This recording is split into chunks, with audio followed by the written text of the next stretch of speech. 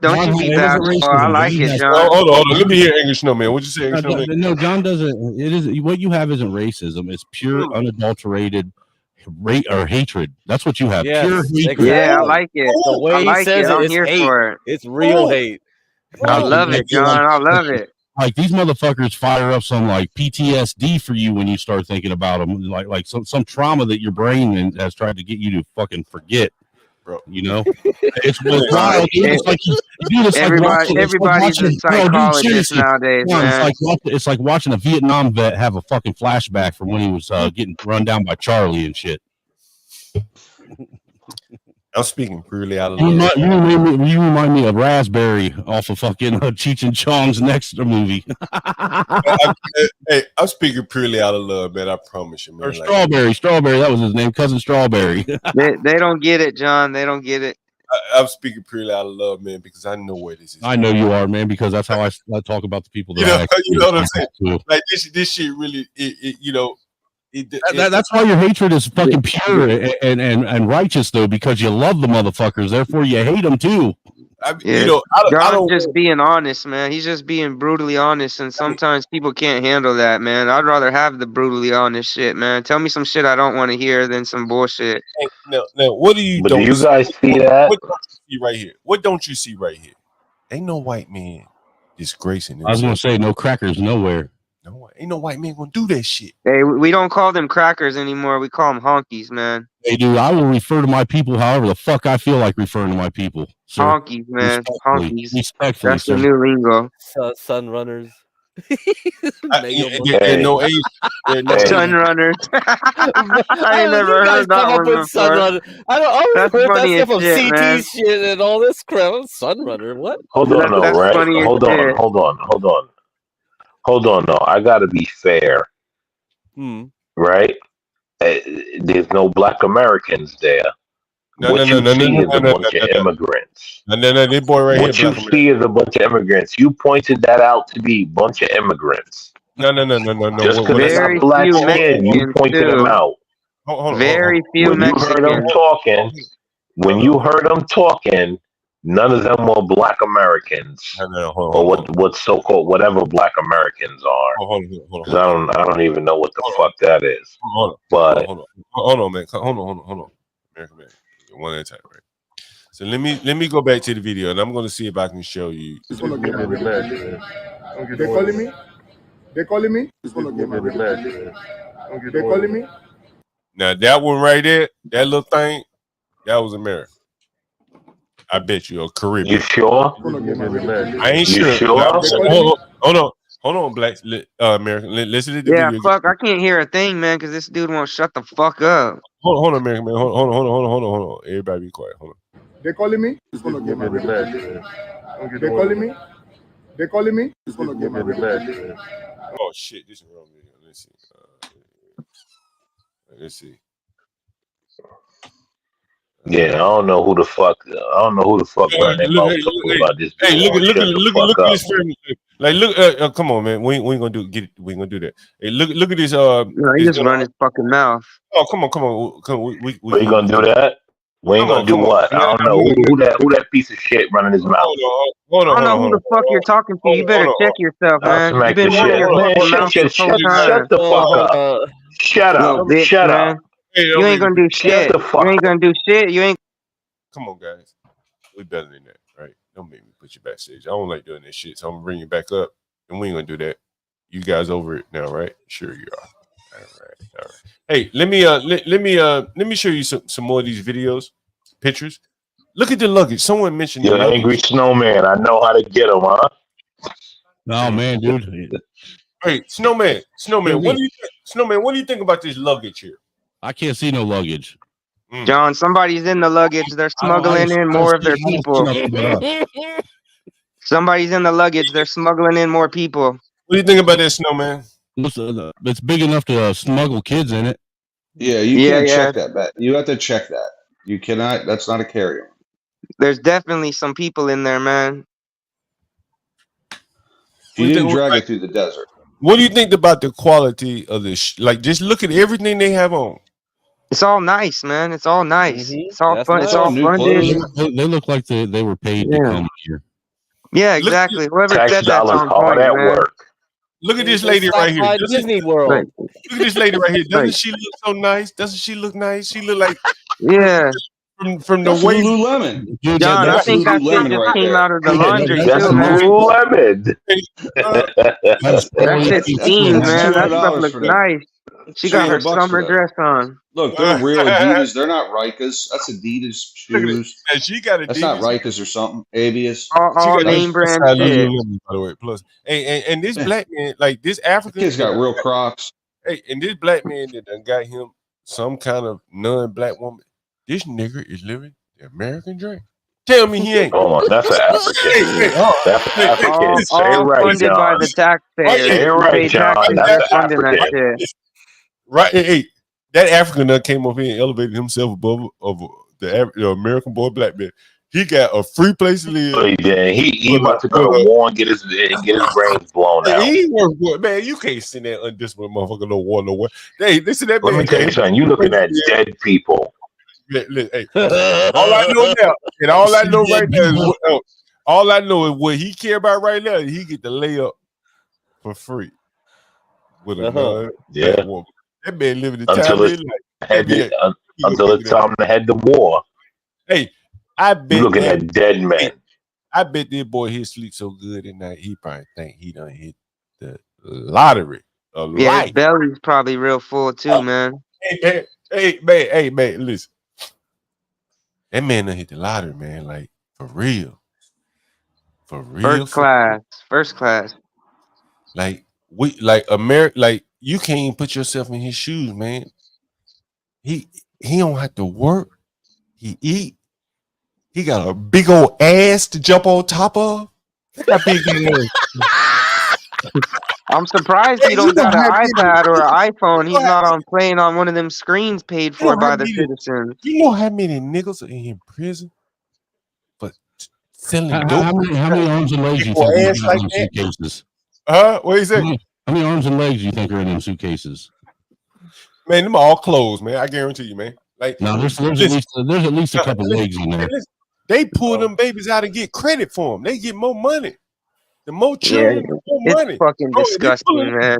Them babies out of them suitcases, dead or alive. It don't matter. Right? How many Armani exchanges are in that thing?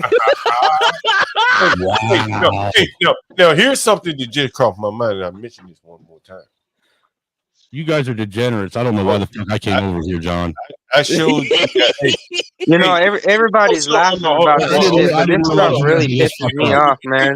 Oh, for real, Cam, for real. Yeah, it pisses me off to see this shit going on in our country, man, and nobody's doing a fucking thing about it. Every day, it's just getting fucking worse and worse, man. You guys are the deplorables Hillary Clinton we're talking about. I'm just saying, this is horrible. Like this, I see this type of shit, man, and it just fires me up, man, because I just know it's going on everywhere, man, and it's to the point where, like, it's just so fucking bad, man. Nothing's being done.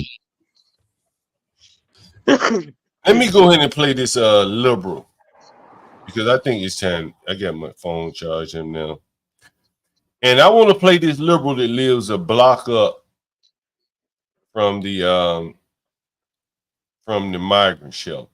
Lawrence, you're an asshole. I don't like country music. What are you talking about? How dare you fucking swear and slander my name like that? I'm trying to think. I know it. I only listen to drill rap because I need my fucking brain scrambled. Mm-hmm. A lot of these migrant men you seeing are walking dead men. I don't know why you say that. Good. Fill the streets with them, man. Let it be known, man. We already told you why. They're gonna die in Taiwan. A lot of them are gonna die in Taiwan. Yeah, that's a war we're not gonna be able to win. Let me see if I can play these. Pick it up, unfortunately. Not only is that a war we're not going to win, that's a war that none of us really want to send our kids to. Yeah. Hey, I'll tell you what, I'm not for it. I don't care who it is, what war it is. I'm not for any average American man going to a foreign land to die and lose his lineage for some stupid ass shit he's not going to gain of, but these politicians with stock in big military industrial complexes. I don't want to see no average man but these go lose aren't American men. But I'm just making a point on the Americans. I'm not speaking on the immigrants. Hold on for a minute. Hold on. I don't care about the immigrants. Hold on, we got to come in from the panel. John, I have a request for Snowman. After you show this, could you play a country song? That's some bullshit. That's some downright bullshit right there. You don't like country music, Snowman, or you do? Dude, I don't listen to fucking rednecks cry. It's all talking about their last breakup. Dude, I don't listen to that shit. I go to the fucking White and Black Manosphere. I go to Fresh and Fit and listen to them cry about all the fucking bitches. Hey, Snowman, did you like their song, the Rich Men North of Richmond or some shit? Yeah, that was actually pretty good. That was a pretty decent song. That was a great song. That was bluegrass. That wasn't country. Let me ask you this question. Bluegrass, bluegrass is good. Snowman, let me ask you, and I know I'm all off topic, Snowman, but you don't come up here very often. So, did you know? I had a white guy from Baltimore. You had another token? Well, hold on, let me finish. Real blue collar white guy, and I mean, like when I say blue collar, like a hand tool working white guy. You know what a hand tool shit like that, right? Yep. Right. And he hated that old rich man, whatever his name song is, right? That Richmond, North of Richmond. And he thought they do like a psyop or something. Like this guy came out of nowhere, made a whole bunch of money, blah, blah, blah. I don't remember his argument. But did you feel that way, or did you genuinely just like the song? Well, first off, I don't take inbred people out of the Appalachian Mountains serious. Okay? You can't take them serious. Their brains are fucking scrambled. It's like fucking mashed potatoes up there. And no, I didn't take that. Actually, I thought it was a pretty good song, you know. And obviously, it's something that he had been working on for a while, you know, put it together because I had a lot of fucking feeling behind it. You know? You didn't see it as like someone was like he was artificially propped up in. No, not at all. Okay, fair enough. No, someone like Tom McDonald is artificially propped up. So you do believe it happens? You just don't think absolutely. Absolutely. Limp Bizkit was one of those industry plants. Hold on. You think Tom McDonald is artificially propped up? Oh, absolutely. Absolutely. Based on huh? Based on what metric? Based on the fact that all of his music is the same cookie cutter bullshit with the same cookie cutter beat behind it with the same cookie cutter message being regurgitated over and over and over again, and people keep listening to it. That sounds like fucking new age pop to me. Oh, I'm not going to argue with you because it is the same cookie cutter. This fucking guy can't write a different hook to save his life. No, at all, can't write a hook to save his life. And I was about to say his fucking hooks fucking suck. They're trash. Yeah, all music today is shit, man. Hey, let me play you guys some more of this video from the Roosevelt Hotel. Again, this is Grand Central Station, Manhattan. All right, let me John's POV investigation videos. I like it. Go ahead. Tell me what you got. I'm gonna flip the camera around. It's that big nigga that they send out to talk. Look at the children and shit. Why are you so scared to record your face? I'm just curious. No, I'm just saying. Okay, I'm not recording your face. I'm recording that way. Look. Yeah. That nigga right there in America, man. These are migrants that are coming in. This is a migrant hotel, yeah.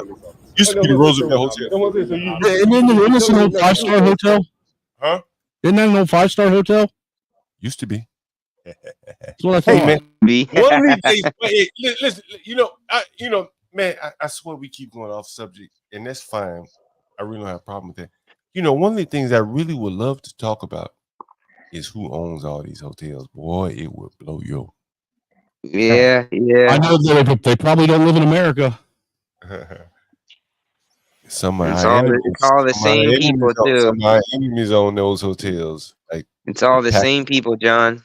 I think the Pakistani airport owns the Roosevelt Hotel. If I'm not mistaken, they own one of these hotels. Maybe the Row. If you heard of the Row Hotel, after COVID, a lot of these hotels weren't doing well, whatever, and this migrant situation was coincidentally, luckily, a godsend. So what's funny is the taxpayers can afford to put roofs over the heads of illegal migrants that don't have have a place to live, but they can't find a way to put roofs over the heads of legal citizens that are homeless in America. That's fucking interesting. You know, one of the intents of this show. Yeah, we got homeless vets. That's what always blows my mind. One of the intents of this show, Snowman, is really to divorce people from the thoughts that their taxes do anything. Like, you can't move these people anymore with taxes. And you know, I've tried to give the story about how I've seen DC change over the years. You know, I told you, Snowman, you may not be familiar, but you know, I live in DC. Right? Yeah, I know that. Actually, I'm curious of what you have seen over the years and how it's changed. Because look, dude, last time I've been to DC one time in my life. Yeah. That was when I was in 8th grade for an 8th grade field trip. Went there for a week. That was back in I want to say 93 or 94. You know what I'm saying? So I'd imagine it's a lot's changed since then. You know, how could I say this? And even then, man, when we went there, the city was Washington D.C. itself wasn't a very clean city. It was dirty and it had a bunch of fucking bums everywhere. And even then, man, you know, John, you know what I'd like to see you cover, which is on topic, is these NGOs and the money moving through them to do this immigrant shit. Hey, man, hey, hold on. I was in New York, and so I caught the train down, right? Mm-hmm. And so when you coming into DC, man, you are seeing money on top of money.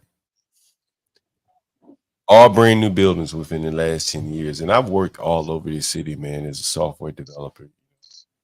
And I used to work more or less in nonprofit role for a while. And there are several nonprofit roles with what Cam the King is talking about. And so when you're coming into Union Station, you think about it as a train hub, right? And so I showed you how the train hub outside of Manhattan looks, or in Central Station, the migrants. But in DC, like, bro, you're right at the Capitol. I mean, literally, you walk out of Union Station, you walk across the street and go up a little bit, you're at the Capitol. And so all around that is brand new development. Brand new. And nonstop. Who do you think's paying for all these developments? Lobbyists. These are organizations that lobby the government so they can afford that Class A office space. If anyone is in the audience, is Ryan still here? Is Ryan still here? If Ryan is, he may have got fucking told. He may have got in trouble. He may be past his internet credit time. Well, if Ryan is still here, he would understand Class A office space, and that's the only thing they're really building in DC. Nothing but Class A office space, because there are so many companies that do business with the government that can afford that Class A office space. All of it, like, again, when you come down the Amtrak, you know, I rode the Acela today, and you'll see nothing but like marquee companies, more or less government agencies, like the American Psychological Association, the National the National Association of Social Workers. I work for several of these companies. Naming some of the ones I work for. Amtrak. You know, not Amtrak's a big one. I worked for Amtrak years ago. That's crazy, John. That's crazy. Right. So I developed like some of the revenue management software for Amtrak, how they would do like somewhat in that time dynamic pricing. Damn. But John, tell Snowman how it's still a bunch of homeless all around. Yeah, that's true, man. You know, I got a video on my stream, and I should show it. But the thing I wanted to get to, and the thing that I think what people in America really don't understand, because you know you're removed from DC, you don't see the machinations of how things are played now, and I can best give it to you by example, if that makes sense, Snowman. Uh-huh. When Donald Trump won presidency, what position did Mitt Romney want? Mitt Romney? Mm-hmm. Didn't he want to be Speaker of the House? You can't be appointed Speaker of the House. You have to be elected. Oh, I have no idea, dude. I'm stumped. All right, fair enough. When Donald Trump won an election, Mitt Romney wanted to be Secretary of State. Okay. Right. Mitt Romney's a fucking moron. He doesn't need to be Secretary of fucking nothing. Okay, fair enough. It's not about him per se, his pursuits, right? Well, Mitt Romney started out his career in Ohio and then fucked up in Ohio and went to wherever he is now. When Obama won presidency, Hillary Clinton could have said, "Hey, man, make me the VP." But what did she say? What did she want to be? What did she want to be? Oh, she wanted to be Secretary of State, didn't she? Right. So Mitt Romney wanted to be Secretary of State. Hillary Clinton wanted to be Secretary of State. One could say Anthony Blinken is more important than anybody else in the Biden administration, right? Right. What is his position? Secretary of State. Secretary of State pretty much has to deal with all of our foreign affairs. You know, don't they have the final say on when like a drone strike or something happens? You get there now. Let me. I'm. A lot of times people say, "Man, you never give a straight answer," and a lot of times shit ain't straight. So you're a very intelligent man, and you can kind of draw a connection. You know, and I'm gonna weave around. But I'm going to give you the story. So one of the things I think is important, if I show you a map of DC, right? And so it'll make more sense to what I'm talking about, right? So let's see, share this tab. And let me say this wise way. If you've ever driven around DC, it's kind of one of the most confusing. It's really weird. If you've ever actually been around DC and like moved around DC, it's really, are you saying it's like, it's not easy.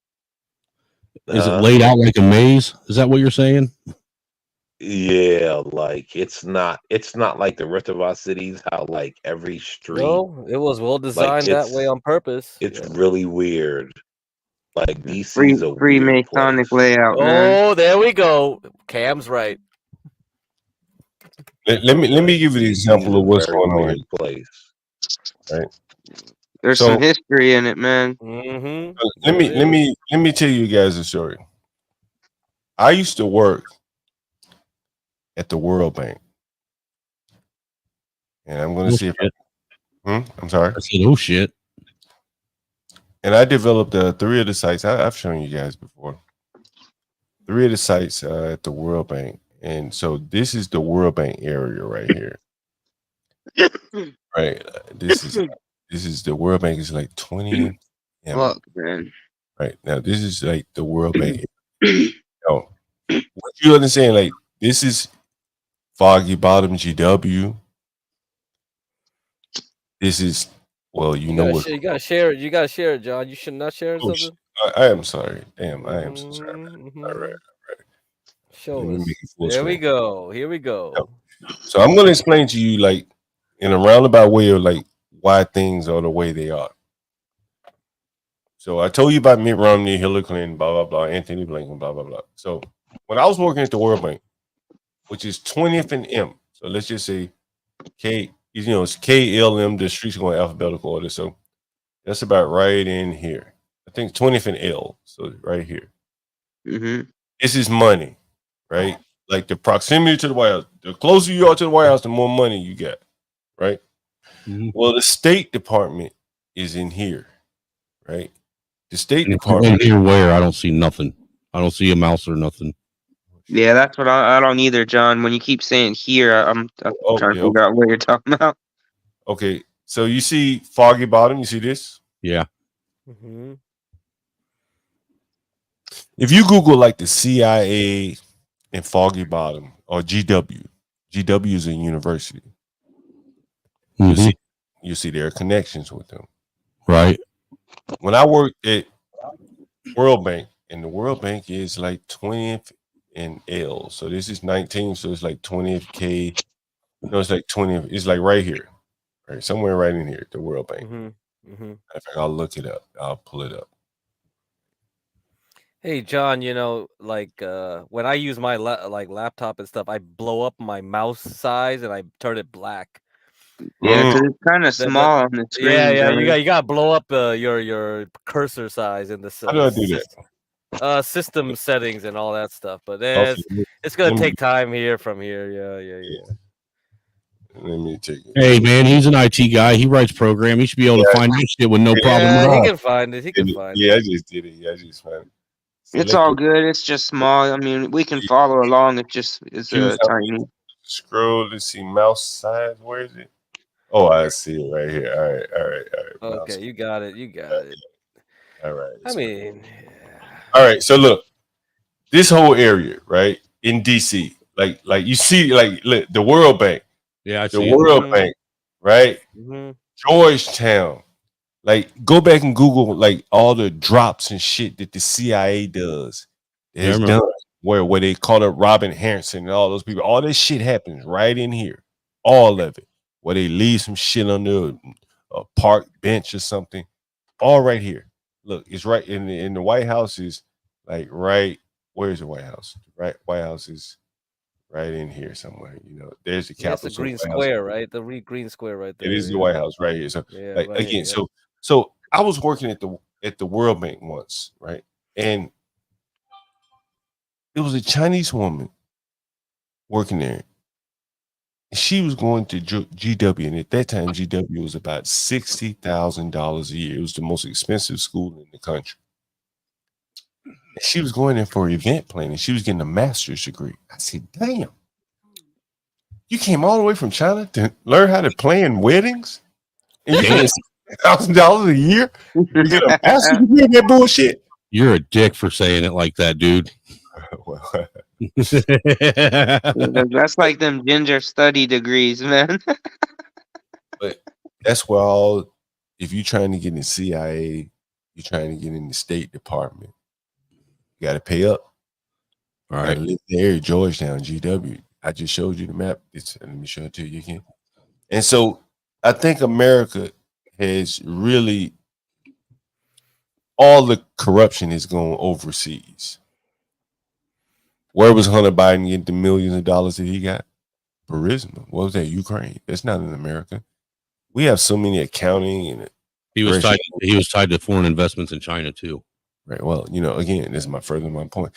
If you start to commit fraud in America, let's say it used to be like the Department of Transportation, where if you wanted to dole out a bunch of contracts and you wanted to, use your muscle, you could be the head of the Department of Transportation. Nowadays, they'll put a black guy in charge of that shit because the big money. Well, does anyone remember Hillary Clinton having that server?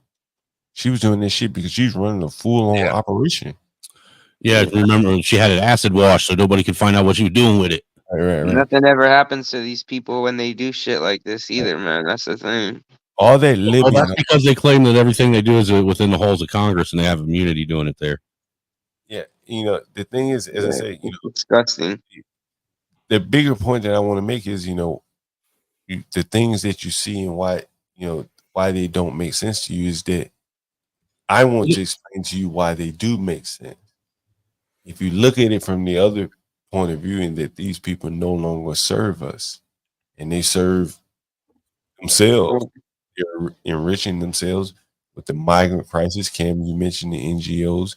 And I talked to you about as you come into DC, man. I was on the train and people were taking pictures of how nice it looked, all the brand new apartment buildings and Class A office space. DC from all the bullshit. That's just all just going to end up being housing for illegals. Yeah. Well, that's why I like what you, John, you're talking about this shit. I mean, it never made sense to me how these people that are politicians, they got $150,000, $250,000 salaries, and they got multi-million-dollar homes. They're millionaires. They got nothing but money. It's all fucked, man. Because they're allowed to practice insider trading, sir.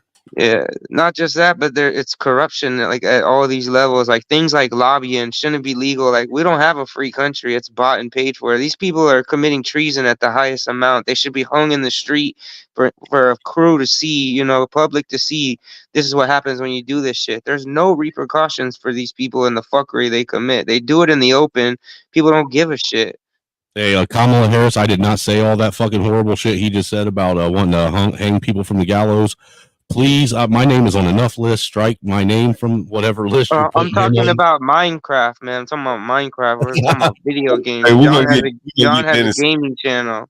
We're gonna get Dennis in here, and then I want to bring up an article once Dennison comments that I really want to bring up that I think it's going to be very interesting to some of you guys. Go ahead, Dennison.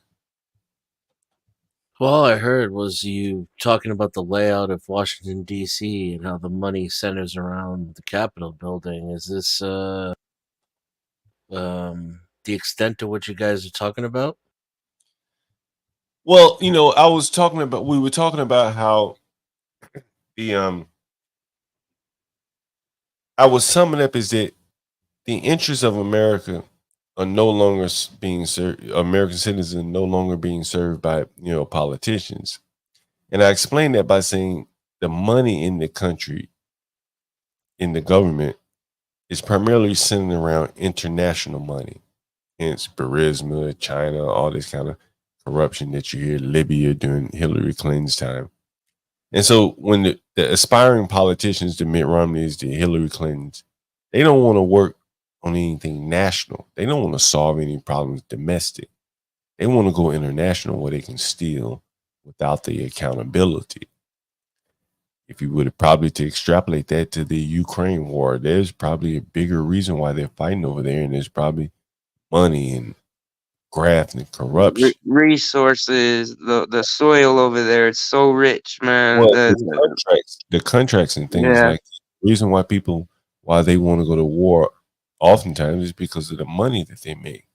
And I think that at this point in time in America, the politicians are more in line with getting wealthy internationally than by getting a vig of the contracts by rebuilding America.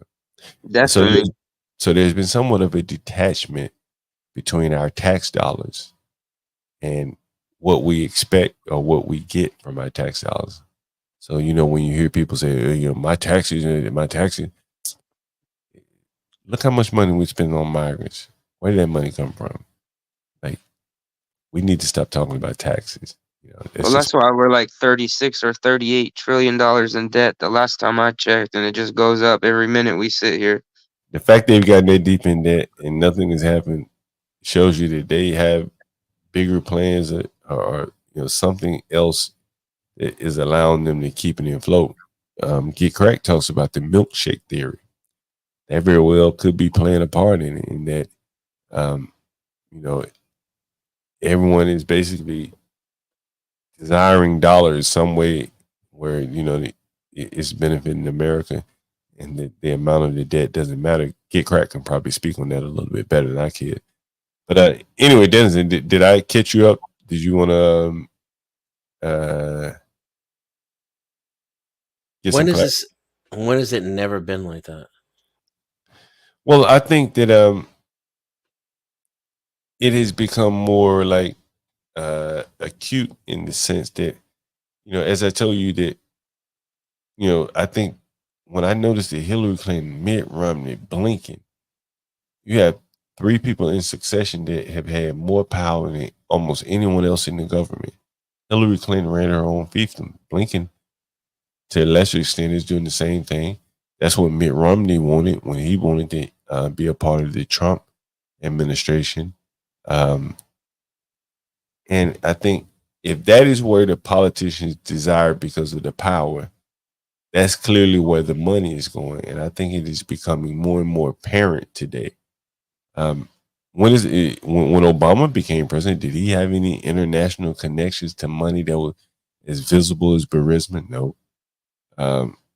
Ronald Reagan, not really. Not that anyone would remember. As I say, when I first moved to DC, it was an achievement to be the first Black Department of Transportation, because that's where you could skim a lot off the top in terms of help building roads and things like that in America. I don't think that's the interest of the government anymore, improving America, because everyone desires to be in the State Department where they can really go get rich. America is all about exportation. Well, we have. Exportation of our resources, exportation of our tax base. Well, we're more invested in foreign nations and propping them up than ourselves. Like we absolutely come last always as the citizens, man. That's just the brutal truth of it. Isn't that by design? Well, what I think is that you ever heard of like a you've heard of like life cycles, and I'm sure Dennison you've heard as well, like a business life cycle or something like that. You heard of Right. Yeah. And you know where at some point you don't invest in the business anymore. You just more or less. Well, what is that called? I forget what it's called. Yeah, and I think know what you're talking about. It's in a book somewhere. There's a lot that people talk about that. Yeah. right, and I think that's kind of where America is right now, where the people who are in Mhm. charge look at it and say, I'm just gonna get what I can get. Right. And Exactly. It's all coming down, and they're trying to, take care of themselves as much as they can. Is what you're saying? Yeah, and like, are there any benefits in building the roads in America? Hell no, they've already pretty much Jimmy It's a rigged. It's a growth thing. They know that the growth engine is sputtering, and they're like, it's not worth it to try to it's like people who jump ship to startup. They're like, I'm leaving. I'm gonna go do my own thing now. And I think that go ahead. I mean, does it have to be that way? Could politicians not? I mean, isn't there plenty of America left to grift? I think there's much more without the accountability or without the threat of being audited. Someone writing a newspaper article about you. You think about how many newspapers have cut their international staff down. They probably most don't even have it anymore. And so if you're committing international fraud or fraud in another country, the Washington Post probably doesn't have a reporter in that country reporting on that. So how would and if the government's up with it, who would ever know? So that's what I think is the biggest contributor to it, is that there's just no more reporting of it. So how would you find out? Maybe some domestic reporting, you could easily track that down. Someone may buy a house, he has a bank account somewhere, Bank of America, blah blah blah. But if the money is offshore and things like that, it's much harder to It track. ends up being a bunch of untrackable emails from John, what's his name, that gets rid, and then he loses his job after he reports on it. Yeah, these people are just enriching themselves. We'll send $100 billion to Ukraine, and then all these politicians here in the States get a little kickback. They get a nice little home, nice little car, just chop it up type of shit. So how do we benefit from this? Do we buy land in Ukraine?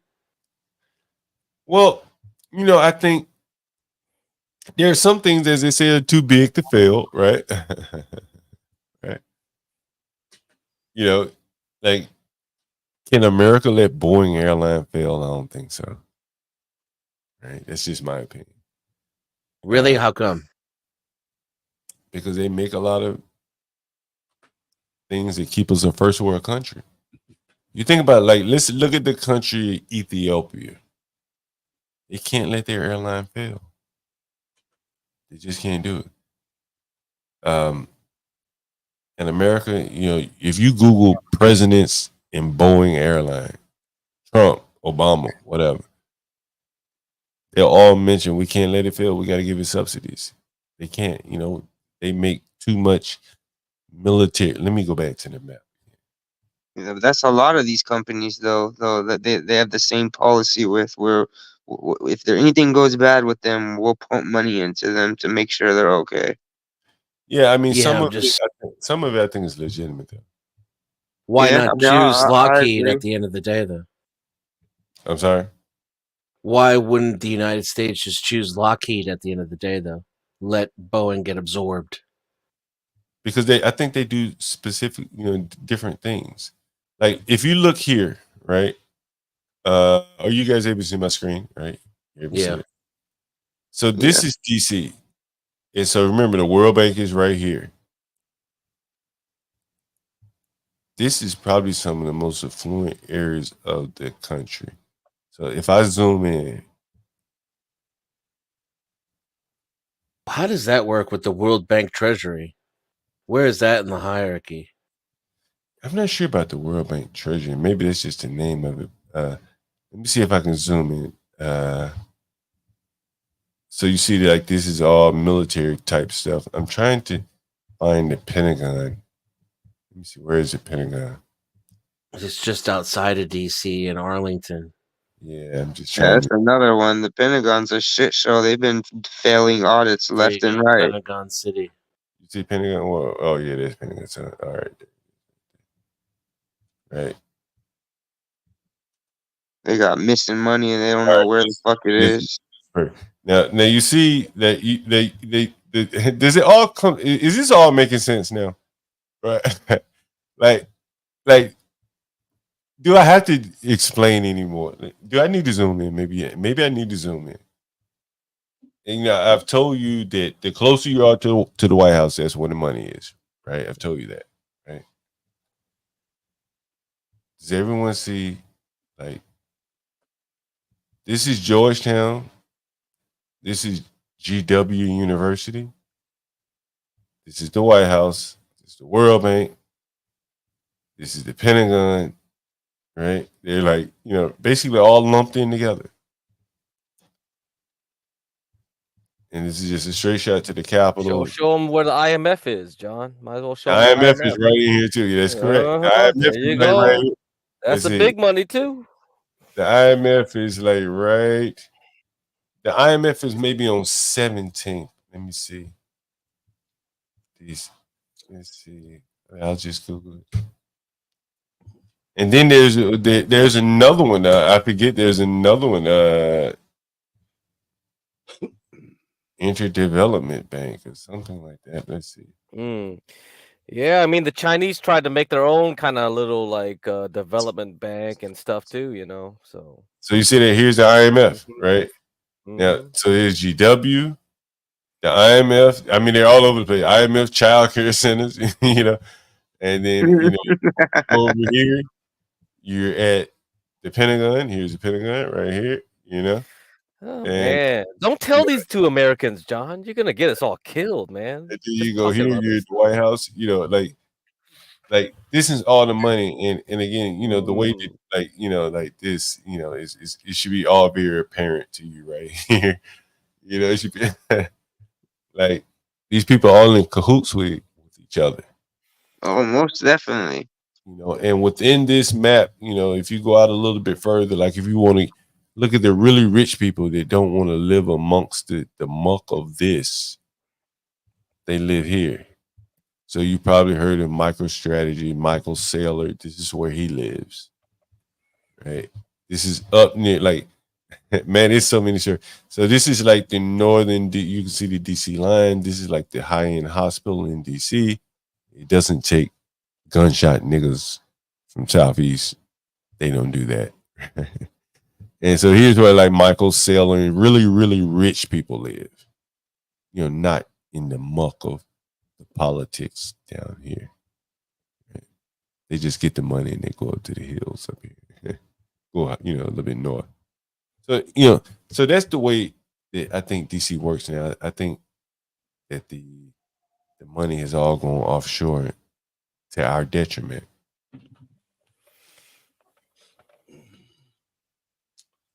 How do we benefit from that? We don't. Not at all. Well, here's one of the things that I think, it is interesting, and I talk about it all the time. The poor people are going to be very well taken care of. Yeah, it's the middle class that's getting fucked. It's the middle class. And so if you're smart, man, you can play poor. Or if you can get rich, if you're above that, then, well, you can keep swimming above. I just think that a lot of people are going to have a hard time swimming above with their American habits. Right. We're already seeing that, though. It seems like in my lifetime, I've just been watching the middle class shrink and shrink and shrink and shrink. Yeah, they can't swim ahead of it, right? Like as I keep saying to people, there are 4,000 people in their shelter, but as sooner or later those men are swinging their dicks, they're gonna have babies, right? Damn. Those are the brass tacks. Shit. Hey, what you want me to write a nursery rhyme? That's what's gonna happen, right? And so then they're gonna have to move to a bigger shelter, right? And the people in the shelter, in the family shelters, as I told you about, they're gonna have children, and then now they're gonna need a bigger place. And so now the government's gonna have to push those people out of the shelters into the to the streets. General housing. No, to the general housing. And they're gonna put them in the streets. You watch. No. No, they won't, man. New York City has a right to shelter law. They can't put them on the street. That's why they keep having to co-op with building owner after building owner to keep them housed because of the law. Now, very few New Yorkers have ever taken advantage of the right to shelter law. But just so happened this law coincidentally was on the books when all these migrants came. It's almost like the cloud pivot. So if I ever go homeless, all I gotta do is move to New York and I'll have a house. Well, now there's no more room. Sorry. I'll sneak in. I've been there the whole time. Nobody's. I'm honestly tired of paying property taxes. This is starting to sound kind of good to me, man. Free living shit. Hey, I want to play you guys before we get out of here. I want to play you guys this damn stupid liberal a block up from the migrant shelter where there are 4,000 people living there. And on his corner, if anyone's familiar with New York, there's a park built by the city. Again, New York, the people, you look at parks like an extension of their home, like an extension of their home. And so here's this park built by New York City. And migrants are outside of the park all over it, drinking, smoking, chilling. I've seen news reports of that. Yeah. And this is in a high-end neighborhood, but the city is hidden it by putting it down in an industrial area. And I'm going to show you I'm going to play the audio of a yuppie liberal reporter in New York City. A yuppie liberal reporter in New York. I don't believe those exist there. Hey, but listen, Angry Snowman, when I play this audio, you're gonna say, man, these people. Yes, it reminds me of Camp of the Saints. You ever heard of Camp of the Saints, Angry Snowman? No, not right off my head. All right, let me go ahead and play this. You guys ready? This is the audio. Let me turn. All right. Yeah, when we were talking to the police we're talking about how, and she's a nice neighborhood. Look how nice this neighborhood to have that kind of shelter down there. What do you think it costs to live in this neighborhood? Easily. I mean, like for rent. What do you think it costs to rent in this neighborhood? Like $4,000 or $5,000. I can get wet, but I gotta go to work. I need that water. It's hot out here. Have you seen that migrant shelter down there? Well, what do you think about it? What do you think about it? You wish it was smaller? It's gotta be smaller. How much smaller would you like it to be? 10 times smaller. 10 times smaller. 4,000 people. Yeah. But where do those people? So you only want 400 people there? That'd be fine. Did you hear that? Yes. He wants something to be 10 times smaller? Yeah. He said, there's 4,000 people down there. I'd be cool if it was just 400 nickels. They about to make the ghetto more ghetto. Hey, hold on for a minute. I gotta get it.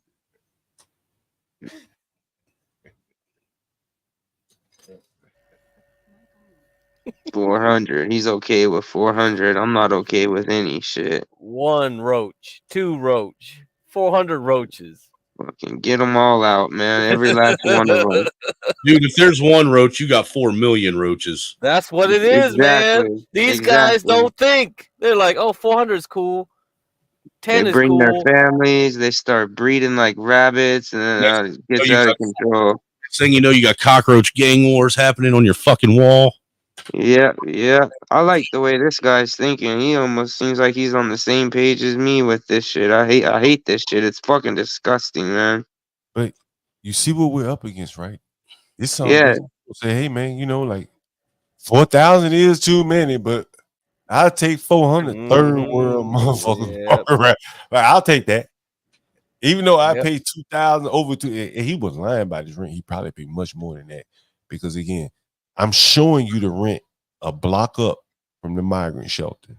That's crazy. Same damn street. John, that's what's so wild about this shit, John, is the places you see these migrants, man. They're in these upscale places, these nice hotels. It's wild where they're at, man. You know, like, does anyone remember those e-bike certificates I showed you guys? Yep, we remember. Now put it all together with the migrant that was riding the scooter illegally, making $1,100. The only way he can ride that e-bike and make money is if he's in the downtown proximity. Mm-hmm. You can't ride this shit from where I'm from all the way downtown riding a scooter. Like, it don't work. But downtown, you can do that and make $1,100 a week. And so the city said, well, we know y'all riding these gas scooters and they're illegal, so we're going to give you free money to buy you an e-bike so the police cannot pull you over. And I've shown you guys the certificate, so you know I ain't lying, right? You know I ain't lying. I've shown it to you. I've shown you the receipt. So anyway, that again is what you're up against, right? You understand, right? The government is conspiring against you. And one of the ways they're conspiring against you is if you look at, how many of you guys own cars? I'm assuming all of us. Well, if you guys know about, if you live anywhere near in the city or the state with higher inner city crime, your insurance rates are going up, car prices are going up, all the regulations and things like that have gone up. Yeah, when I lived in Indianapolis, my insurance was more expensive than when I lived in Fort Wayne. Yeah.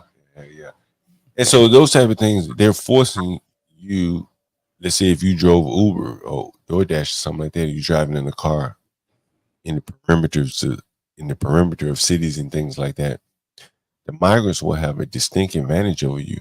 Does anyone remember that video I showed? Well, again, what a migrant was making $1,100 a week doing short order deliveries. I saw that. Man, one day I'll show it again. Does anyone remember that? I don't think I want to see it. It'll just yeah, they don't even pay insurance on that. Yeah, they don't even pay insurance, man. You're subsidizing it. Or uninsured fees and whatever. Yeah.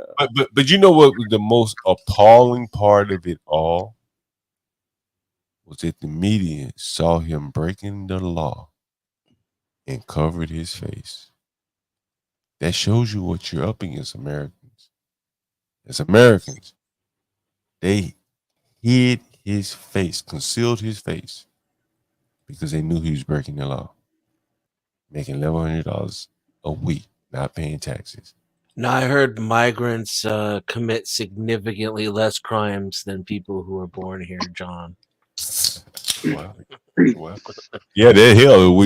Probably because they conceal their crimes. John, you're wrong. It's probably hard to charge someone you don't know what they're doing. How many cops came after you, John, just because you rode your scooter on the sidewalk? Oh man, like 10 cops. It was 10 cops. You right? guys, you said? Police. Yeah, stupid ass Capitol Hill police. Hey, man, so let me finish playing this liberal, man. You know, again, for you people that don't live in the inner cities. He means you people. No, for the people that don't live in the inner cities and don't understand how hardcore this liberalism is. Again, this guy lives a block up on Hall Street in Brooklyn. I'm showing you what a 1-bedroom apartment costs. That shit's insane. Fucking insane. Angry Snowman, did you get a chance to see the building that these fucking migrants live in? No, I don't think so. Is it worth me showing that building that he live in? Are you trying to piss me off? Is it? Hey, Snowman, it's a brand new building. Oh, that means it'll fall apart within a couple of years then. But before it fall apart, there will be some people in New York that will pay $4,000 or $5,000. Look, again, a block, and it's closer to the water. It's like a block from the water. Also, they're going to try and contaminate a river now too. Oh, they're treating them nice, man. They got that bayfront property, man. That's nice. Hey, so let me play this damn liberal. Snowman, your blood pressure might go through the roof today. It might go through the roof, Snowman. Yeah, I'm here for it, Snowman. Well, at least you'll be online. We can come to your rescue. Yeah, you can talk me through it. So this liberal said he's okay with 500 French-speaking Africans from Mali. I'm not okay with 5 seconds worth of French-speaking Africans. Mali. The liberals are just as big as a problem as the illegals. The liberals are just as bad as the illegals. No man, what would you think if 400 Mali niggas? Dude, I'm gonna sit on top. I'm sitting on top of my pole barn with my AR and picking them off. Hey, what? Hey, Snowman, damn! Did you see the military in that damn shelter, Snowman? I did. We really securing the like. That's Snowman, what I came up here on. You guys were talking about that right there, man. Snowman, you know, have you ever heard about? You ever listen to Michael Savage, Snowman? I'll be honest with you, man. I try not to listen to a whole lot of anybody anymore. Yeah. He's an older guy. He's about 80, he's about 80 years old. I don't care how old they are, man, or how young they are. I try not to listen to a whole lot of anybody, man. All this shit's fucking propaganda being bought and paid for. You know, I hear you. I'm with you, Snowman. You know, I pick and choose that. Dude, I stopped. Dude, I'm telling you, John. When I stopped watching mainstream television, 7 years ago, that was probably the best decision I ever made for myself.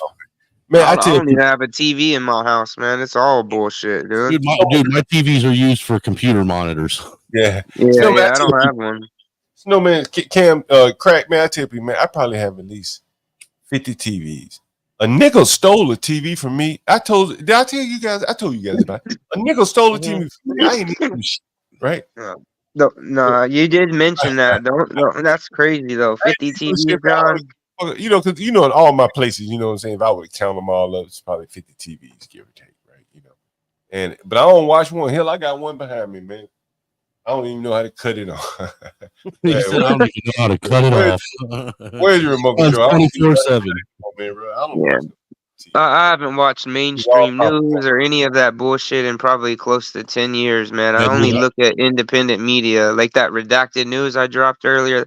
That's probably one of the best independent medias I've come across in the last 15 to 20 years. They're brutally honest, even when they shouldn't be.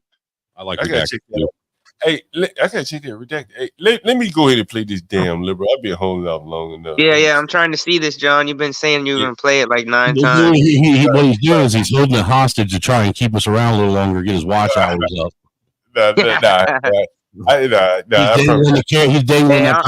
to just bullshit, John. I'll bullshit with you, John. I'm just sitting in this hotel room, man. This is keeping me busy. Man, I promise you, I don't do any of that watch hour shit. You know how it goes, Snowman. You know, I do like talking though. Here we go. 400 people would be fine. Yeah, 500 people.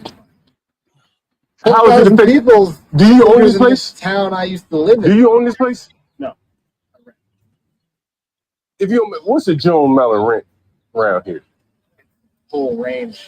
Such a range. Do you pay more or less than 2,000? Right around. And what do you feel like these people living down here for free? I mean, people making all the money here, the people own the buildings. Here, tell them something like this. Yeah. People own the buildings. What do you think about it? $45 million. Yes. What do you think about it? Yeah. It's welfare for rich people. Yeah.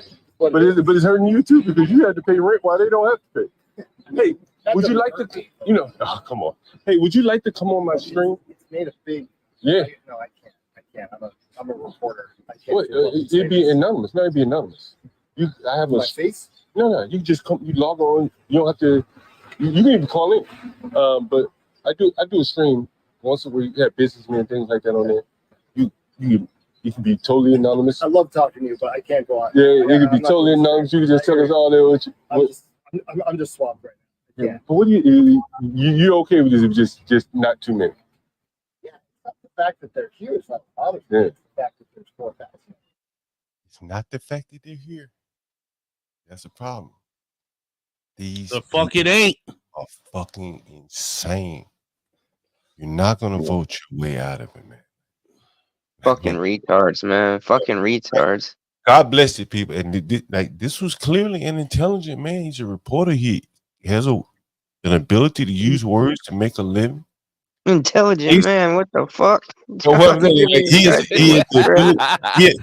saying, he has the ability to make a living putting pen to paper. That's not stupid. He ain't like throwing bricks over a wall. He said he'd be okay with 500 Mali, French, and African. Yeah, then he doesn't realize what those 500 people will produce, the lineage they will have, the family they'll bring over here. Nobody seems to realize that shit. And I know that he's looking at the part that he can no longer go to. And he's That's fucking crazy.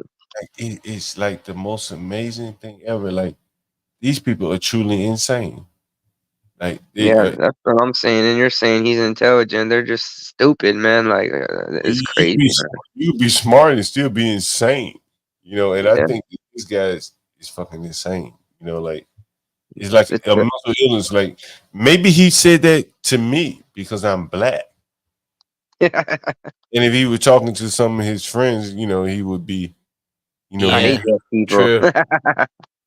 Hey, Snowman, Denizen, I don't know if you saw this, guys. What did you think about this? You know, hey, I don't know what that is. You need to assimilate if you can't understand what's going on. Because how the hell are you going to respond to crime if you can't read? Denizen, read that for me. Recompensa hasta. Yep. $3,500. It's a reward. Looking for Don Julio. Don Julio. Por información con respecto a un homicidio. Read that for me. What they say? Anybody in the chat knows. Reward offered $3,500 for information with respect to a homicide. Mm-hmm. Okay. Homicidio. Like, hey man, listen, there was no English version. Not on the other side. There was no English version. Why would there be? They're just so English people. Do you know what this is? English? What's that? English? Hey, listen, no American need to even comment because you probably don't know the person. Hey, they're gonna have their own damn criminal area of a this might be why the military is there. In something street. They got their own hotline. Calle is not called. It's street, bro. Street. Calle street. I can't believe we won't get any prank calls. Anybody get crap? Put the phone number in the chat. We can't phone number. We need. Hey, no one's been calling. No one's been calling. All these damn migrants with these smartphones. Now one of them will call in, man. Come. Put your bling hotline on. Put your bling on. Call. Yeah, they're too busy spending that $1,100 they get on that prepaid card. They're out shoe shopping right now. Hey, John, you need to put it on the banner. You know what I mean? You got to put the banner underneath and put like the call number and all that shit. Yeah. We need a migrant. They probably a lot of people don't even read the chats anymore. You know, that's how these people are. They're like, what's a chat? Yeah, short attention span, man. You gotta. Let me see if I can let me see if we can get us a migrant. So what are the people doing? Get a migrant call. You gotta offer something for free, John. You got a free room to call in, man. Oh, that's how it works. Yeah, put up ads in. Yeah, make them call in. Jorge from 29th, I got a spot for you and your whole family lineage. Come with all John has got a week's worth of free work. Yeah. Go to. That's where I always go to find them. I'm gonna put migrant and trucker calling. We might as well extend this to trucker calling. All right. You crazy? Migrants and truckers. Migrants and truckers. Migrants and truckers. Calling. That's a hell of a combination. That's like cell phones and used tires. Hey, if you are a trucker hauling migrants, yes, please. We really want you to call in. Yeah, call in. Show us the load. We want to know the head count you're traveling with. If you're a trucker hauling migrants, dope, right? Call in. You know, or if you're a migrant, I'm sorry, guys. I'm a bit exhausted because I just got back from seeing this movie, but to and from the nearest theater, I biked a total of over 5 miles from and back. How you going to let good for you, man? Derail the conversation like that? Better get this. I'm sorry, Angry Snowman. I mean, he just came in here like a fucking wrecking ball, man. He always does. That's Angel for you. And I know John would be like, boy, why haven't you taken a shower? And I would say, well, I'll wait till the morning. And then John would be like, boy, you better be taking a shower in the morning. He's never on topic, man. Never on topic. Angel was already in here, bruh. Angel's a native. He's a real nigga. He's a real nigga. Yeah, I don't know if we can say that. Some things have happened to him where he's been his manhood has been just robbed of him. Oh, but he's good people. They cut his balls off. Hey, hold on, dude. We got to come in up here from Zhang Wei. I think I see her name on Ock Nation. Zhang Wei, is that right? Do I see you on Ock Nation? Who? Not you, Angel. John knows everybody, man. He gets around. Man, yeah, Zhang Wei, do I see you on Ock Nation? Come in here, man. No, yeah, nobody else commented on it, but I seen you earlier with your little lady friend. Was that the lady that's always under the desk that I only see her hand in the video? Whoa. I'm going to have to cut a video. What video you talking about? Every time you at that desk, I see like a little hand come up every now and then, man. Sometimes I seen her in the background. Oh shit! No, I seen her walk in the back room one time, man. She was on camera, man. You didn't realize it. Well, I obviously need to hold on for a second. NYC Majestic sent a $20 cash. I don't know how he sent that, bro. He sent that to me. If I'm not mistaken, John, Angry Snowman is monetized, so that's how NYC Majestic is able to send Okay. Oh, good. I see NYC Majestic, I think, on CT shows. And unfortunately, he wants to know how was the movie, Angel. So go ahead, do your monotone synopsis of this movie that none of us want to go see after you. Without any actual spoilers, it was as awesome as Nina said it would be. It feels like it's a bit better than the first Twister movie of 1996. But one of the Easter eggs, without spoiling the plot, is actually a Wizard of Oz Easter egg within the movie. We get the point. We get the point, man. It was a gay ass movie. No one wants to see. It was like a trans version of the rules.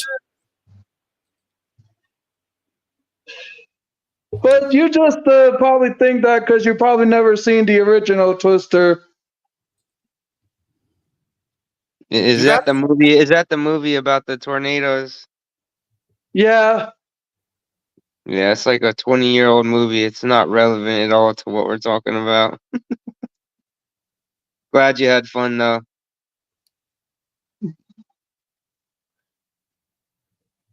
Angry Snowman.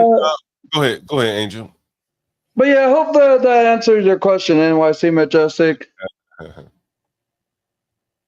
Go ahead, Angry Snowman. I didn't say fucking shit. Let me share another picture with you guys. I want to get your opinion of this. Now, remember, this is the second one I'm showing you here now. Why do you think he's here?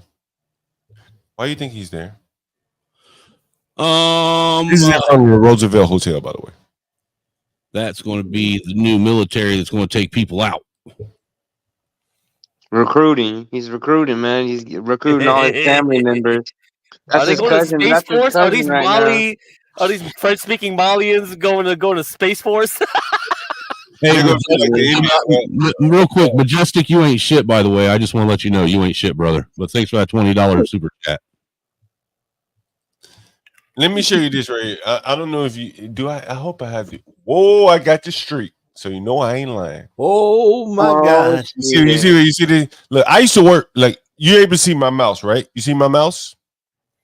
You see my mouse, right? I don't see a mouse anywhere. Yeah, I see your mouse. Oh, yeah, I do. Man, you gotta blow up your mouse, man. Go to the settings, man. Wait, no, there he is. He's sitting right on the corner of my desk. You see that big ass mouse? Oh, someone just joined the chat. Let's see. It's a tiny ass mouse, but I see it. Is it tiny? Do I need to make it even bigger? Yeah, you gotta make it bigger because your resolution is so good that the mouse is so pointer's too tiny. Just pretend the mouse is the black man's phallus. Do it that way. Shut up. Hey, hold up. What's Jon up, Gault? Jon Gault, I need you to drop Snowman. Oh, fuck you, you Negro. Who the fuck is this? Who is that? I need you to drop Snowman. Right. Clue's a homie, even though he's a dick. Even though he's a mouse a little bit bigger. Fuck that dude, man. He talks a lot of shit on his channel. I don't I like do. the Angry Snowman too. What's it I don't like the Angry I talk a lot of Snowman racist. I talk a lot of racist shit too on my channel. Who is this right here? I forget. Man, racism's good. It's needed. Hey, racism is what's selling.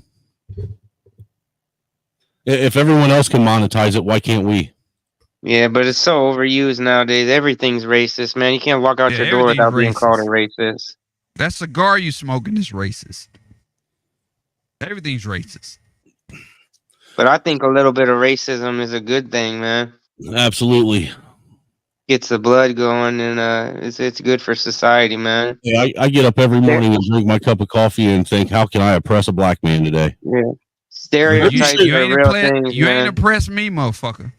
Let me show you this picture. I'm right thriving. here. I'm thriving. So I tell you, like, I used to work right here. You can see my mouse, right? You see this big ass mouse right here, right? You see that? Right? Yeah, it's still small. It's still small though. It's a big ass small mouse. Like you gotta go to mouse like pointer and blow it up real big. There's like a setting called mouse pointer size. You can make it like matters, so huge. John. Size matters. A lot of women are laughing right now. That's the biggest I can get it right there. Really? Man, I Ooh, can buy man. outside I got no fucking girth at all, dude. None. I wouldn't show that thing off, man. Women would laugh at that. Let me see if I can get it. But you see that sign where it says East 40. Mm-hmm. Yeah, we see that. He's 49. I'm 9999. 40. He's 1999. So and 40th 9th Street. To the right there, you can probably see that big that limestone looking building right there to the right, right? You see that? Yeah, right? yeah. That's where I used to work when I first moved to New York. Okay. A software company right there. There were hedge funds right there. What's the name of the company? I ain't gonna tell you that shit, but yeah, come on, man. You watch your LinkedIn shit, all that. You could shit. just Google I'll tell you what though. Was fairly interesting. It was a company that was developing, and this is what really clued me into some shit. I said, damn, like, I'm a boy from Alabama. I said, rich people really live differently. And so it was, I'll tell you the organization. You can Google it if you like. It was WPO and YPO.org. Go Google it. Oh, I remember those. You heard of? Yeah. So I developed. What year was that? Were you working on the Y2K projects? No. I said WPO and YPO. Get crack, Google that shit. I already got that. I remember those. 2008. Drink, smoke. I ain't gonna remember the date and time. But anyway, so I developed like the search engine for that shit. Bullshit. And it was kind of like I call bullshit. You develop a search engine. I develop a search engine. Let's go. How did you develop a search engine? What'd you use? We use He used all the techniques and tools that they taught him in school. You fool! I ain't go to no fucking school, but No, I've done streams on this shit. Hey, go watch one of my streams. We ain't got time. John, How you gonna come up on another man's fucking channel and interrogate him? He can come up here. I created a search engine. I want to see if he's lying or not. That's all. Damn, these motherfuckers never shut the fuck up, man. I created a search engine about this shit. Do I need to pull up my stream while I talk about this shit? So pull it up, John. I created a search engine. Good. That's good. You want to know you know what the name of it is? It's 7search.com. I figured you called it Google. Shut up, Snowman. I created a search engine, so if you tell me you created a search engine, I need some receipts. You know what I'm saying? 7search.com. That's my receipt. Check it out. You see my name at the bottom of the credit. I don't know what your motherfucking name is. I'm not discounting you, but anyway, so what the fuck was I talking about? You throwing me off. You're talking about working for WPO and YPO. To hold you to so right there in this picture, right? So in this picture here, why the fuck is it? Right here, this limestone building to the right was a company I worked for. And the project, one of the first project they had me work on was this the website for it was an organization, WPO and YPO. I don't even know if they still in existence, but anyway. So it opened my eyes to like how rich people live. And so one of the things that we were developing was like the abilities. Let's say if you were Tom Brady, and Tom Brady was a member at the time, I know because I had access to the database, so I can look up all the people. And you needed a plane to fly your daughter back from Paris to the United States. Then you could just go on there and have access to a plane. Let me look the website up. Let me see if it still exists.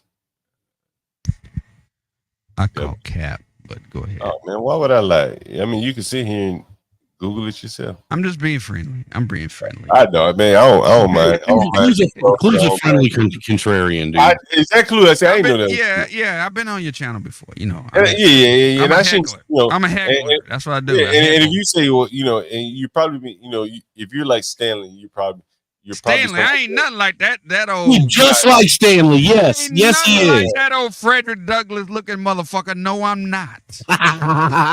No, I'm not, sir. He said that old Frederick Douglass looking motherfucker. Frederick Douglass, and I like Stanley, but he's a Frederick Douglass looking motherfucker. Yes, he is. Stanley's a whole fucking moronic piece of shit. I can talk like Stanley. What? See, Jon Gault. You don't read books, so you don't know what the fuck you're talking about. Yeah, you don't? Snowman, I'm not listening to you because you are a stupid motherfucker. That's what you are, Snowman. You're just a dumbass Negro that can't read.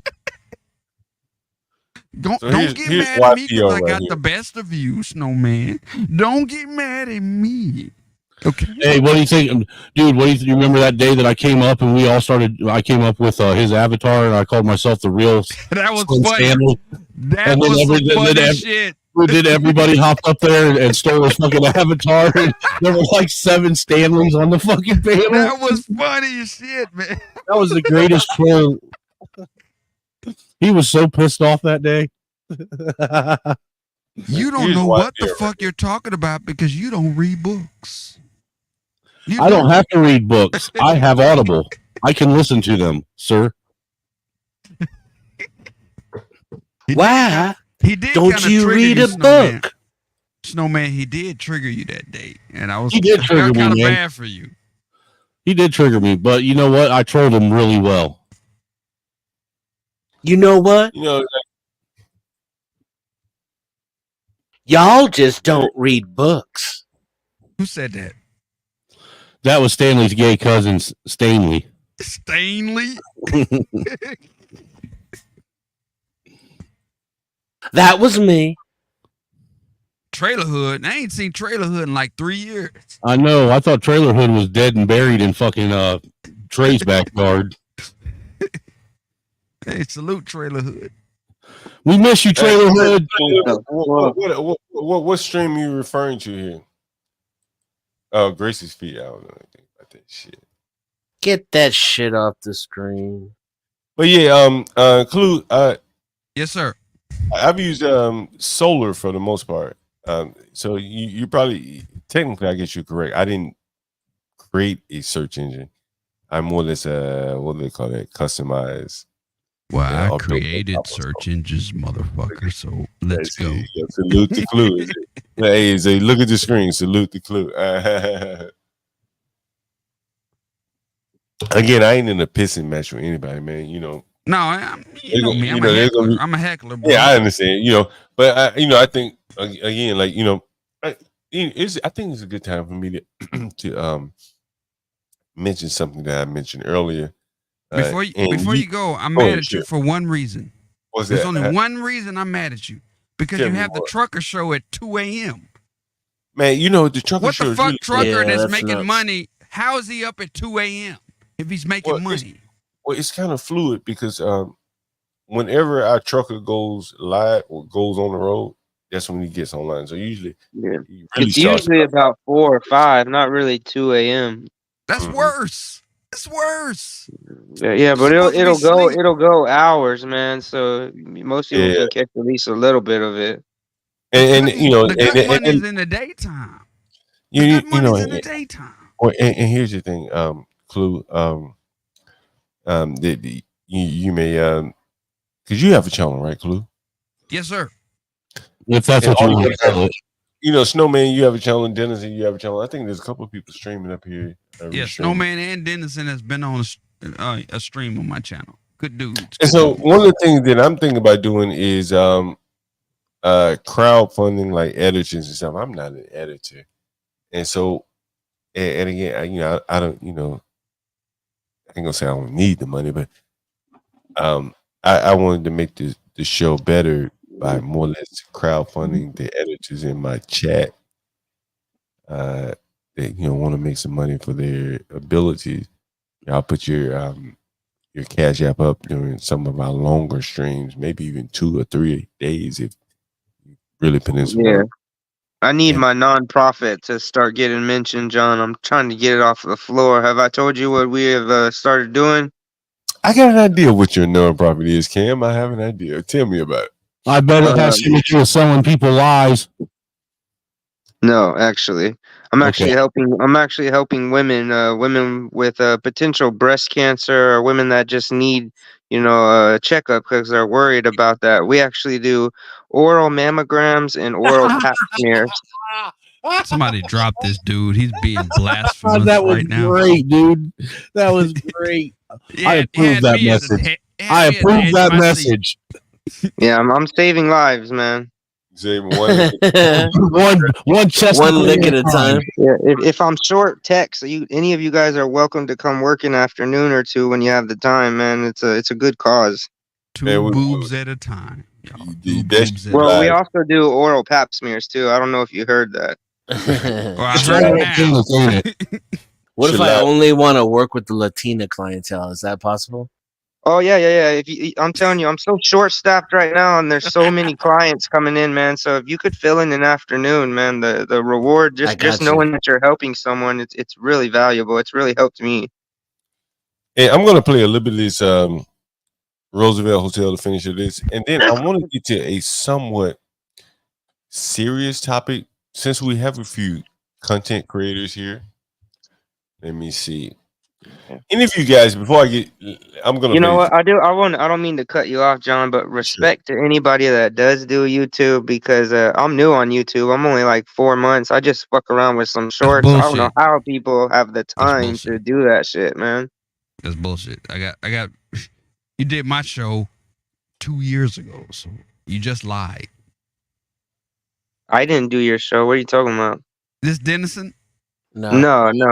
Oh, my bad. Oh, shit. I thought Dennison was...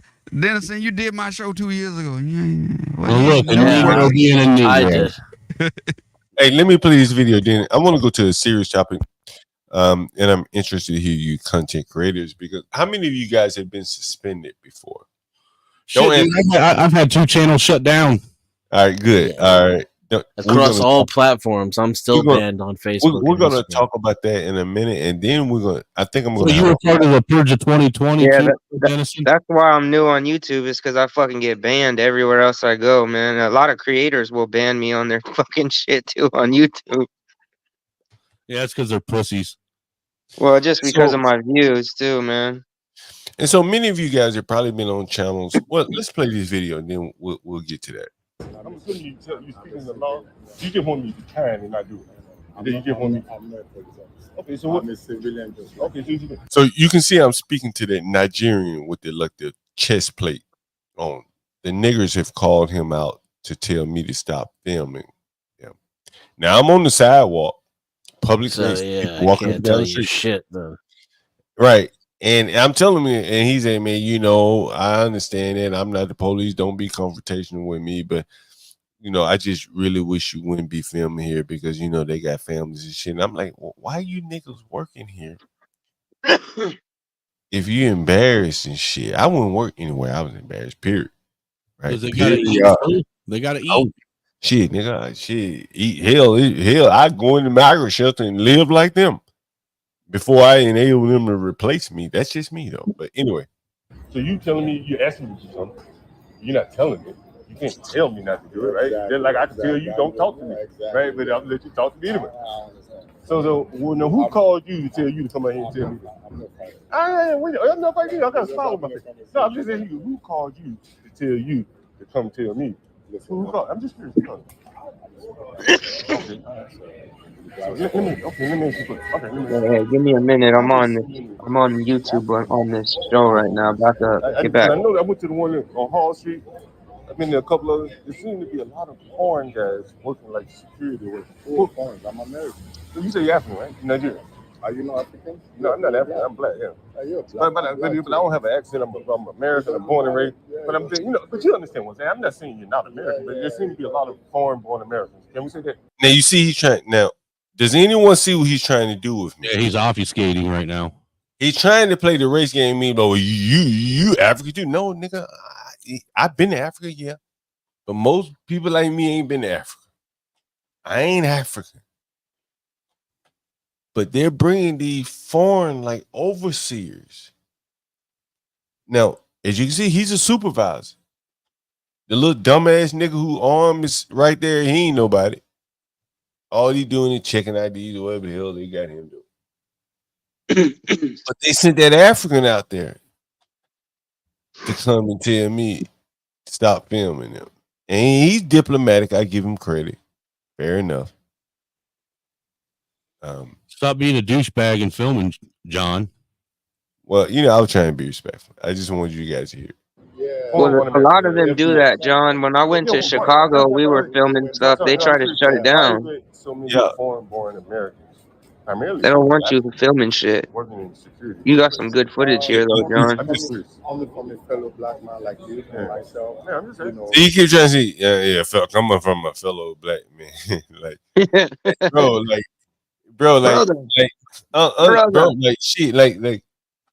you not American, bro. Like we ain't the same, fool, bro. Like, nah. You can go to your country and just fit in and ask for it. They're not gonna put John, that's what's so dangerous about this. And all these people coming from all these different countries, we as Americans, we have a certain culture here. None of these people feel the same way we do, have the same views we do. It's crazy, man. This shit's just getting worse and worse. You hear the white man, he talking about, I take 400-500 of these motherfuckers, molly ass niggas. You hear they done sent this damn Nigerian big buck to come and more than try to intimidate me to tell me to move on off a public street. Yeah, fuck that. You got me fucked. I keep trying. I've been on CT stream. I'm like, man, one of the things I realized, like, everybody just don't come here and just say, well, yeah, I agree with all 10, 12, 14, however many amendments there are. 27. People that just don't come here and adopt that shit. Right? You know what I mean? Like, if you thought in your country I could marry a girl at 12 and you got here and you first off, you ain't gonna check the law to see what age you can marry a woman, right? Hell no. Right. And so you said, well, shit, I found me a 12-year-old. It's legal in my country. Why the hell can't I do it? Makes sense. Over here, you're going to jail. And see, that's what I'm saying. These people come over here. They don't share our culture. They don't share our principles, our morals, our values. It's fucked, man. And that's what I'm saying. Like the liberal who says, I'll take 500, man, 500 can turn into like 10,000. Yeah, that's what I was saying earlier. They start breeding. They bring their families. They bring their cousins over in the little minivans and shit, man. And then Don Julio flies the whole family over on Spirit Airlines. And he like, yo, well, at least the food is spiced good. At least the shit spicy. It tastes good. I go down and buy me some shit off the street. Yeah. Yeah, that's another thing. They setting up all these little businesses on the street, man. Like, hey, so I wanted to preview a did I play the rest of this here? Did I play the you know, let me finish playing in. I want you guys to hear this motherfucking African. I'm sorry for the delicate ears out here, but I want you guys to hear this African talking to me. We all Africans, you know. Yeah, okay, fair enough. Yeah, we all Africans. We all African. Like, why are you playing the racial game? I mean, what would he have said? My brother. Cam, Snowman, what would he have said to you guys? Because you couldn't have played that we all Africans with you. What would he have said to you, Snowman?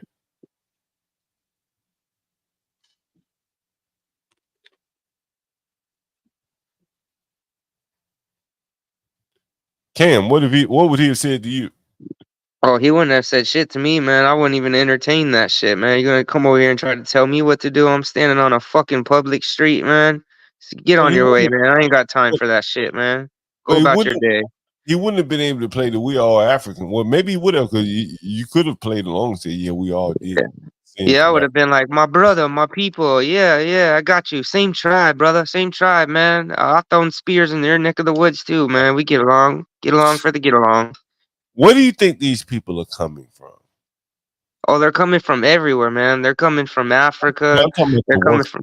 I'm talking about the workers. Yeah, they're coming from those hotels, the shelters, wherever they're all packed in, living in, man. They get free work, you know. They get them cards to spend money on, freeloadable debit cards. It's crazy. All right, let me play some more of this. You got some good footage, John. Blacks,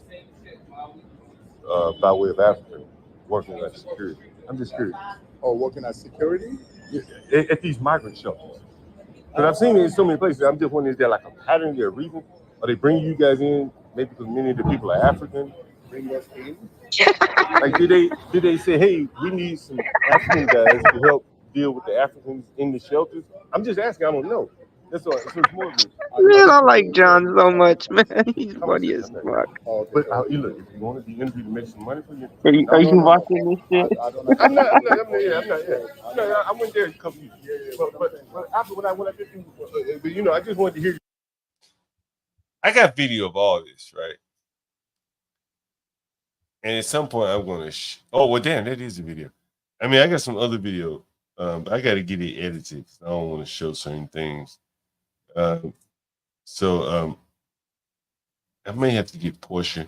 If anyone wants to crowd, if we want to, if there is any editor in the audience want to make some money, I'll put you on our longest stream. Typically, we go probably 10, 12 hours on some shows. We'll put your Cash App up. You can make some money editing this out. We'll talk offline on how I want it edited, what I need. I can edit. Who's that? Dennison? Yeah. Dennison said, "Give me that bread." Hey, there you go. That's what it's all about. Show you about making that money. You know what I'm saying? Like, you know, I don't want to go to AI or like some damn Fiverr or somewhere, some dot. Nah.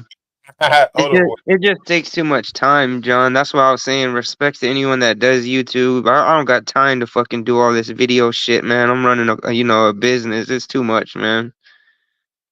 Well, what I wanted to do is like,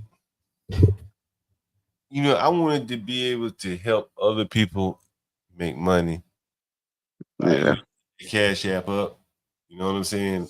And you know, if they do something really slick, it may catch someone else's attention beyond me. Yeah. Did you hear that? That's why I like what you're doing, though, John. You're also propping up other people, and not a lot of people do that, man. Man, my girl asked me the other day, maybe a week or so ago. She said, "Have you got tired of this shit yet?" And I said, "Damn, I just bought like $300 or $400 worth of equipment." And either you're in or you're out, right? Yeah, In for most definitely. what they call it, in for a penny. What they call this shit, right? In for a penny, out for whatever. I don't know. In for a penny. Anyone know what I'm talking about there? In for a penny, whatever. But anyway, so yeah, but go ahead. I was just gonna say, man, like at that point where it don't really matter. You know what I'm saying? You're more invested in getting message out than this other shit to talk about in the open. The fuckery going on, man. I think if you want to monetize something, there are many other ways to monetize something. Oh yeah. But if you focus on money, honestly, I believe you'll end up being very myopic in your approach. This is my thought. It will be different. I've done streams on that, and once I get more YouTube analytics, I want to talk more about that, about like why certain people talk about certain things, and I want to be open. I'll show you my analytics. I've shown it already, but I'll be able to give you a little bit more once YouTube starts to give me more in-depth analytics. I'll be able to show you more, and I think that's why so many people end up kind of in a feedback loop where they end up talking about the same things. If that makes sense. Yeah. Well, I think we're having some very important discussions on this channel, man, that need to be talked about, man. I hope we can keep doing it before they shut me down or something.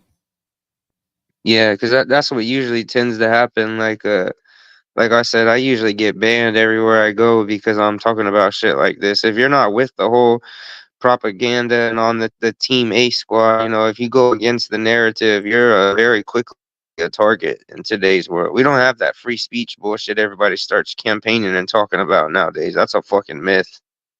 Hey, Get Cracker, you still here? I wanted to show this article, and I'm curious to know what you think about this. Get Crack may have taken a cat nap. Okay, what's up? Yeah. All right, you said it looked like he took a cat nap over there. Get Crack, you took a cat nap? Oh, I'm here. I'm still here. What's up? Man, you sound terrible, Get Crack. All right, here's because I'm doing something else, but it's taking all my bandwidth right now. So, all right, here's an article that I wanted to talk about. Get Crack. I'm pulling it up. Let's see if I can find it. Give me 1 second. I'm looking for it. Get Crack. You probably were on Grace's stream. You watching it.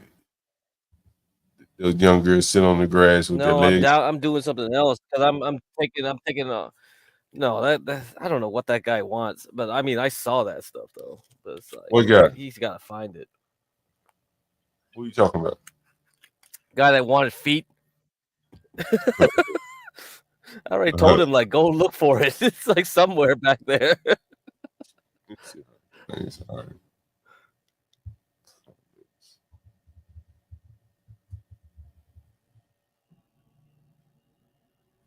Yeah, I'm looking for the article. I want to share it with you guys before I get out of here tonight.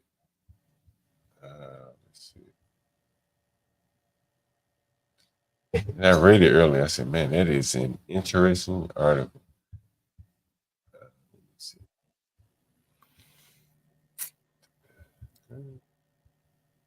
Let's see. There's someone joining here. Ryan. Okay. Free oral pop. And we got Angel. Okay. I don't know who this guy is. Let's see. This is probably a porn bomber. No, it's me, Cameron, John. My connection is shit. Oh, all right. Let me pull up this article. I want to hear your guys' comments on this. Wait, hold on. Since you said it, I'm about to show my penis. Don't do that. Oh, Don. Free marketing. All right, I'm pulling you up here now. Yeah, I thought about calling you, John, because I'm at a bed and breakfast in Colorado, but I didn't know if you had, this area under wraps like you do everywhere else. No. I don't think I've ever been to Colorado before. Oh, it's nice, man. You'd like it out here. The scenery is fucking beautiful. I've been riding the motorcycle, man, up and down these mountains, man, just soaking it up, man. Are you still riding that motorcycle? No, I'm at the hotel now. Earlier when we were talking on a grid stream, I was making the descent down because I didn't want to be out there at sunset, man, or after sunset, with the shitty headlights I got. I mean, are you still riding the motorcycle after all of that? You had a wreck on the motorcycle, right? Oh, yeah. I'm not going to let that take away something I love, John. Every time I get on a bike and I'm on the highway just with the wind bitch slapping me in the face, man, I'm just at peace, man. How bad was the wreck you were in? It was a near fatal wreck. I actually was pronounced dead twice. I was revived twice, and I was in a coma for almost 60 days. Damn. I had 4 surgeries, and I spent about 10 months in the hospital. I had to learn how to walk again and everything. They originally told me I would be a vegetable, but thank God, by the grace of God, to this day, Yeah, man, I you can were move on and shit. respirator for 60 days. Yeah, that's why I'm all crazy, fucked up now with my voice and throat, because most people won't eat, like, if you're on respirator that long, they would say like, nah, man, this guy ain't gonna make it or some shit. That's crazy. Where were you when that happened? It destroyed my vocals. Like, I had to have that surgery recently to debris all the scar tissue. I was actually on the highway, John. I was making a trip to from Dallas. I was in rush hour traffic, and I was stopped. It's literally bumper to bumper. This lady came through at 60 miles an hour and hit me from the back. I'll have to send you some pictures. I originally dropped some in Grace's Discord of me on the ventilator and getting medevaced by the helicopter. I actually had the helmet was fused into my head, John. I had to immediately go into a 8-hour surgery and get the helmet removed from my head. Hey, do you think it was a good idea to even have the helmet on?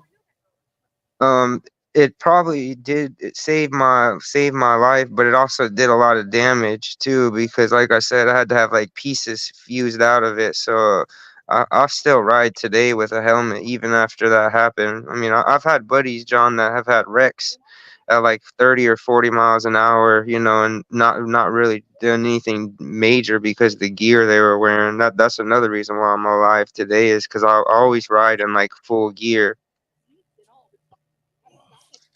Say what? You riding for what? Full gear. Even if I'm going 10 minutes up the road, I'm in full protective riding gear. You mean all that body armor and shit? Yeah. Just because I've had so many close calls and now that wreck. So what that dispose you protects you from what they call it what they call the shit when you road rash? Yeah, skid. That's what it really helps with, and it's not really for high impacts. It's if you go down on the bike, it protects you from skid. All that gear is really plastic. You can find some aluminum, metal, but mostly it's just plastic padding, and it's not for high impacts. It's for if your bike goes down 20, 30 miles an hour, not 60. That lady hit me with a Ford Explorer, man, and I never went into shock. I was awake the whole time. I didn't actually pass out until I got, sorry man, I'm getting winded. I got to the hospital, and we landed. Hold on. Angel, let the man talk. Go ahead. Yeah, I was just gonna say, I hope you feel better. We got to the hospital. I never went into shock. I was praying to God to go into shock, because they say when you go into shock, you don't feel any pain, So I was awake for the helicopter ride, and then once I got to the hospital, they started cutting all my gear off, And as soon as they started like messing with my helmet, you know, because the back of my helmet was like stuck in my head. I'll have to get some pictures to you and shit. But as soon as they started fucking with my helmet, I just went black. And the next thing I know, I woke up and I still thought it was July, John, because that's when my wreck was. And my family was telling me they were there. I woke up, you know, I was in a different state, so I didn't know what the fuck was going on, John. I was like, damn, how'd y'all get here so quick? It's like a 6-hour drive. And they were telling me, you know, it was like damn near past August and shit. I thought they were fucking with me, John, until the nurse came in and she was like shocked I was awake and shit. And then you know, they told me the whole story of everything, how long I've been there and shit. Damn. Wow. Well, I hope you feel better soon, Cam. Are you the same guy that goes in like underneath the account, Cam the King, over on CT Stream? I've never been on CT Stream, but yeah, that's my name. Well, nice to finally hear from you, at least. I mean, I know, like CT, like has been wanting people to be on camera more often, but it's great to hear you, and you seem like a respectable man. Yeah, thanks. Definitely doing a lot better now. I mean, I still ride bikes. I still ride dirt bikes. You know, I'm getting around. It was a really hard, like, first year, especially just because how active I am, you know, and being stuck in a hospital for 10 months. I don't wish that shit on my fucking worst enemy, man. Like, it was shit. I had 4 major surgeries, and then I just had. Hold on. What kind of surgeries did you have? I had my I think it's either called the C6 and C7. They were unplugged in the wreck, and that's what like you use like to control your arms, you know, and like hands and stuff. So when I first woke up, I my arms and hands, like it just wasn't working right. So I had like it's basically spinal surgery. Then I had a external fixator, I think is what it's called, on my leg because I had broke my leg in like 2 places. I had to have surgery for that and have that like taken off and stuff. And then I also had 2 hand surgeries, so a total of 4 surgeries. And then just about a month ago, I had my chest surgery and my vocal surgery done because being on a ventilator that long, I had all this scar tissue in my vocals, and it would just hurt to fucking breathe. You know, I waited like 2-3 years to do it, so hopefully it'll heal up better. But like the last 2 weeks, you know, first week wasn't bad, but the last 2 weeks seem to be kind of fucking me up a little bit. But I'm also doing stupid shit like smoking cigarettes, you know, being a lot active when they told me to really not do shit. You know, I'm like going up high elevations and I'm supposed to be like not doing a lot, like, you know, slow breathing, shit like that. But I just got too much to do. Can I like say something to you, Cam? If they try to tell you that you won't be able to do something for the rest of your life, don't believe that. Because I remember watching an episode of Shark Tank where a guy who used to be a rodeo championship rider, and he fractured like some part of his back, and the doctor said that he'd never be able to ride again, and that he'd have to live with a bad back for the rest of his life. So he got trained as a certified rodeo rider, and proved that he was able to still do rodeo years later. And I just think a lot of doctors try to advise someone like yourself or the dude on Shark Tank as though we have to live this way for the rest of their life, which ain't true. You can still do what you want to do if you put your mind and determination into it and not give up. Yeah, I've been yapping a lot because John's been asking a lot of questions about my wreck. But Angel, you pretty much summed it up. Like, I really feel like the human body and the human mind, especially the mind, is just capable of shit that we don't even understand. So if you got something in your mind and you set a goal, and you have a strong mind, you'll achieve it. Definitely. I 100% co-sign what you just said. You made a really good point, Angel. It's definitely mind over matter in a lot of cases. Yeah, because it kind of sounds like the doctors think that you're going to live like this and you won't be able to be as active anymore, but you are still able to put yourself into that kind of thing where if you want to ride bike again, hey, get up and ride the pedal of a bike or ride the motorcycle of a bike or whatever you want to ride on. They can't make any determinations for what our life is like at all. It's all what we put ourselves in terms of motivations into, and proving the people that say, oh, you'll never be able to ride a bike again, oh, you'll never ride rodeo again. Okay, I'm gonna go ahead and get back on and prove to you at the next North Dakota motorcycle event. I forgot what it's called. But Sturgis, and go to Sturgis and prove you wrong. Yeah, I definitely agree with what you're saying, Angel. Like I said, I really think the mind is powerful, and I just made a decision, like when I did wake up, that there's no way in hell I was gonna live the type of life they were telling me. I mean, ever since I've had my own property for years, I can't be a fucking vegetable. I gotta mow grass, I gotta edge, I gotta take care of animals, I got acres to take care of. So I had to get determined and really work for it. Well, the people think that you would have to live like a vegetable, because if not, I think you're more as a solid carrot that is tough and strong, Cam. Yeah, that's funny. But yeah, I don't mean to totally go off the rails there, John, but you were asking some questions about it, and it's an interesting story. I was real boring before this happened, so I kind of have a cool story now to tell. Hey man, I know you don't mean to be rude, and at times you're just being sarcastic and joking towards me in CT's chat a lot, Cam. But I don't know why you keep saying. Yeah, I don't know why you keep saying CT, because I've never been on his stream or nothing, bro. I really only get on John's stream.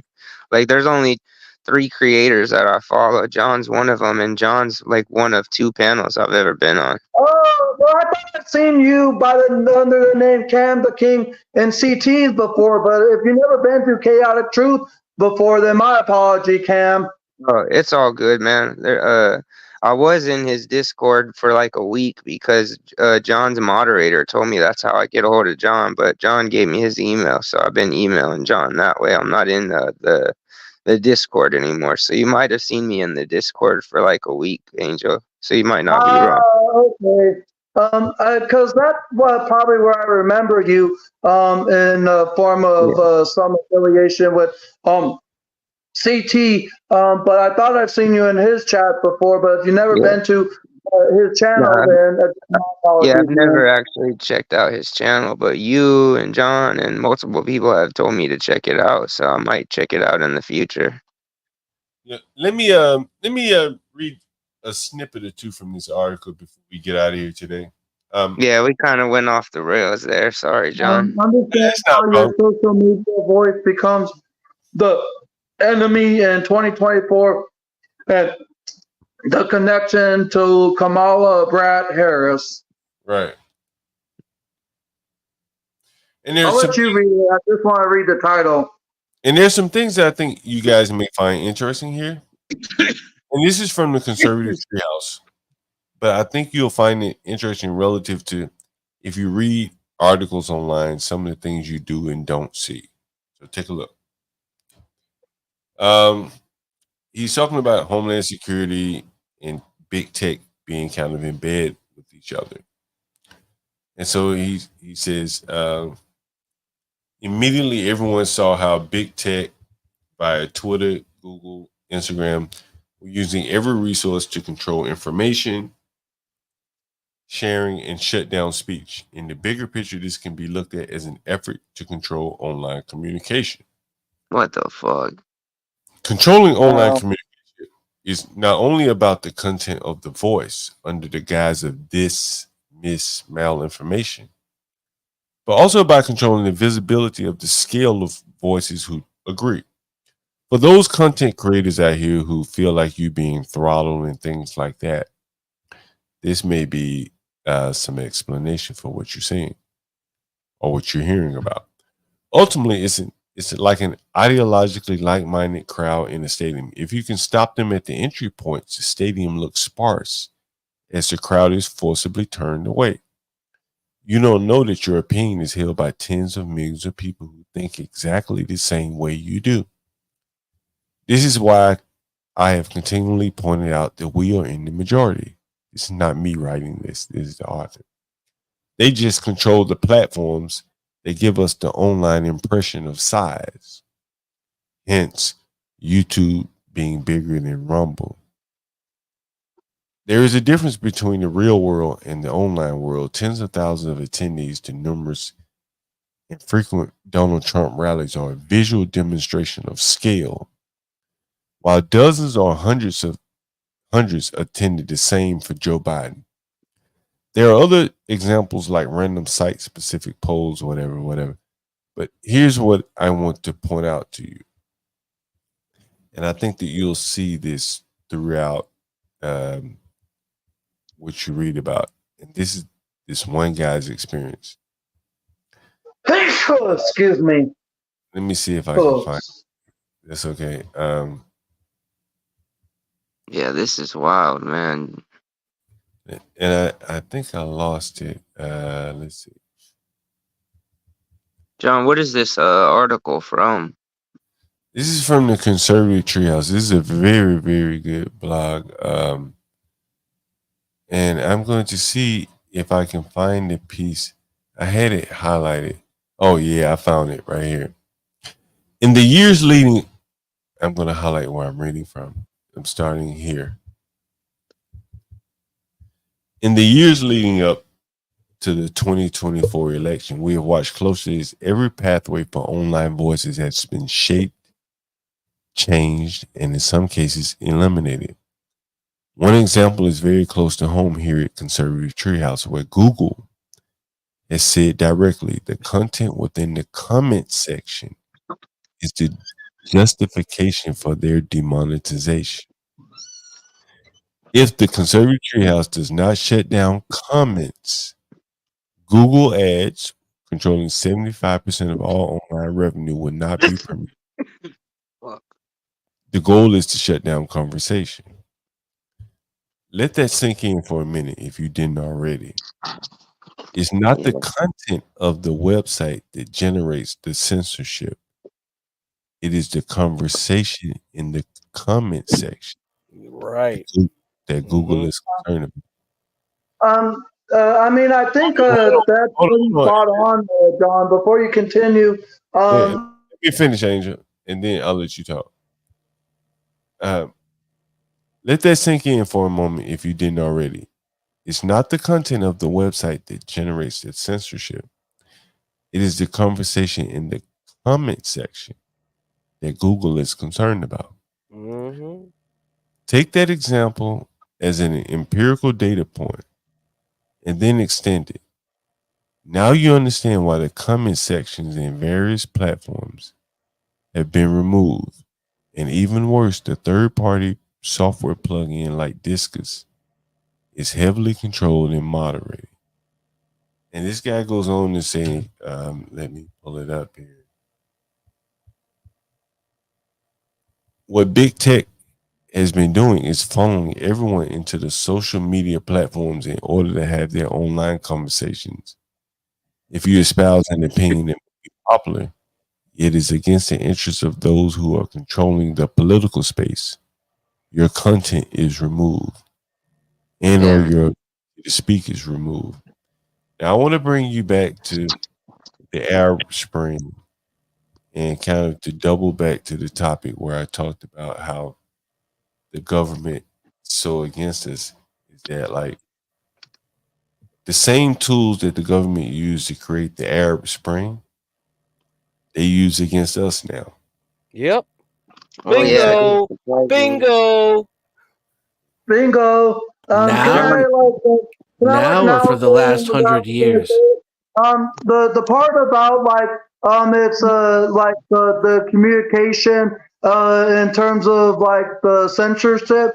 The last like 24, 36 hours, a lot of content creators, especially for those that talked about yesterday's opening Olympic ceremony, has had their videos blocked, including CT stream earlier with co-hosted John. If you weren't there, his stream got blocked by the Olympic Committee, and so it seems like any Olympic video from yesterday or from this point on that ain't affiliated with the Olympic Committee is having their like videos be blocked because of copyright because of them, and it kind of goes with what you were reading in terms of it ain't the content, it's the communication. Well, again, from a software developer standpoint,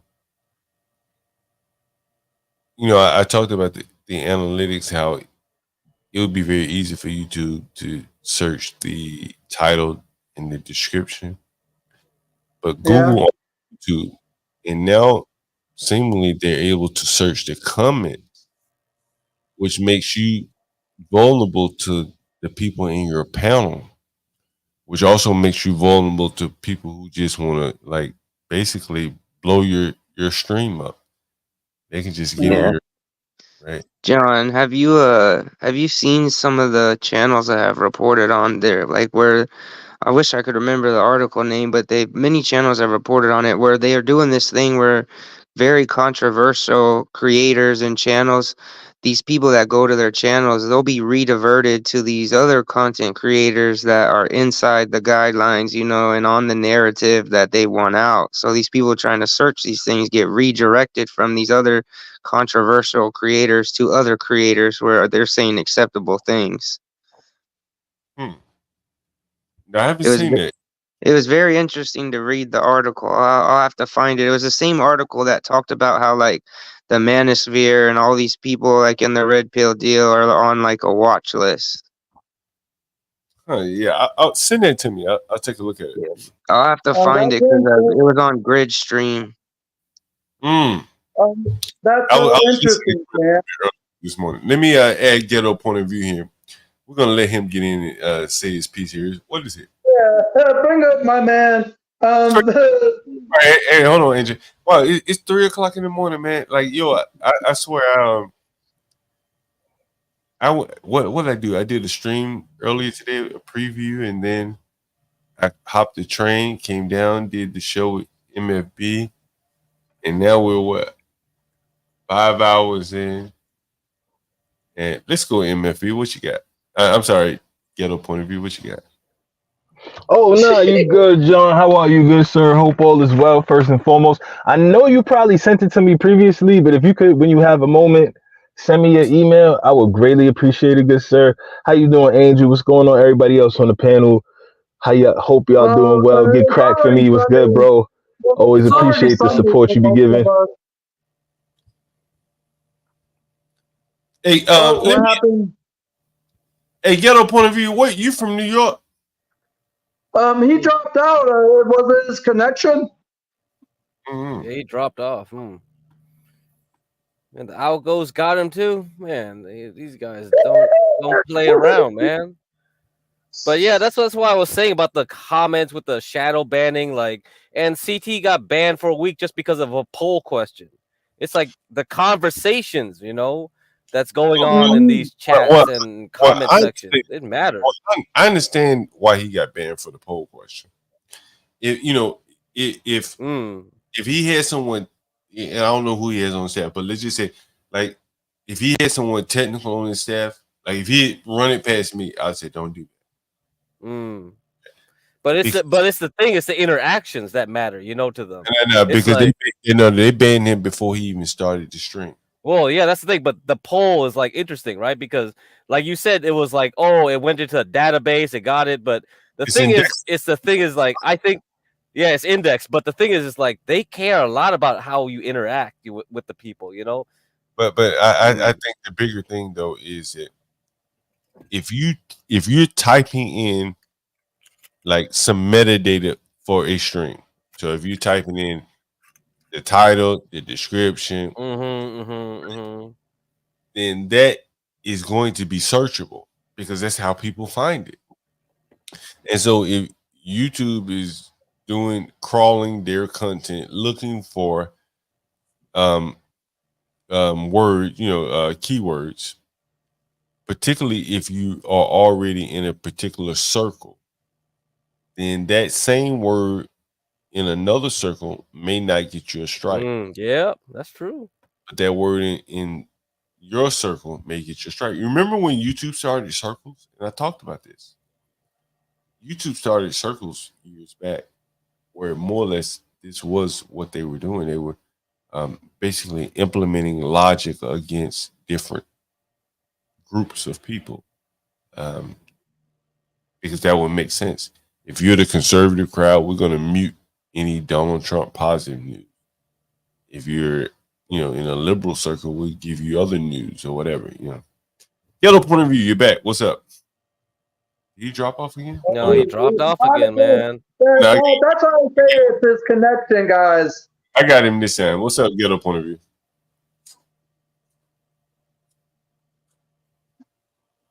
Yellow point of view? We see you, but we don't hear you. You're on mute. You're on mute, Ghetto.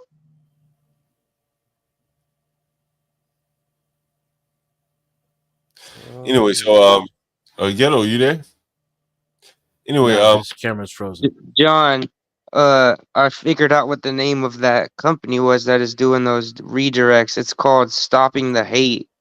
It's like a group where they've been doing these things where like members from the manosphere, viewers and stuff, like people will go to see these people's content and then they're redirected to positive influencers is what they call them, like people that check these boxes. But there's many groups like it. This is just one of the articles he had shown that day. I can't find the other one. The other one was way better because it lists so many of the people, not just one group. Hey, hold on for 1 second. Lawrence, are you still in the chat? I'm curious to know because I want to run a topic by Lawrence. Diverting hate is the other one. Sorry, man. I'm just researching while we're talking. I know it's off topic. Hold on for a minute. Lawrence, I see you in the chat, man. Hey, you want to jump on the panel? I got a question I want to run past you if you have time. I actually love and appreciate Lawrence. I think I've known him for like 4 or 5 years. Around the very first time I had first met another YouTuber that I know he subscribed to. But Lawrence, I would love for him to come up.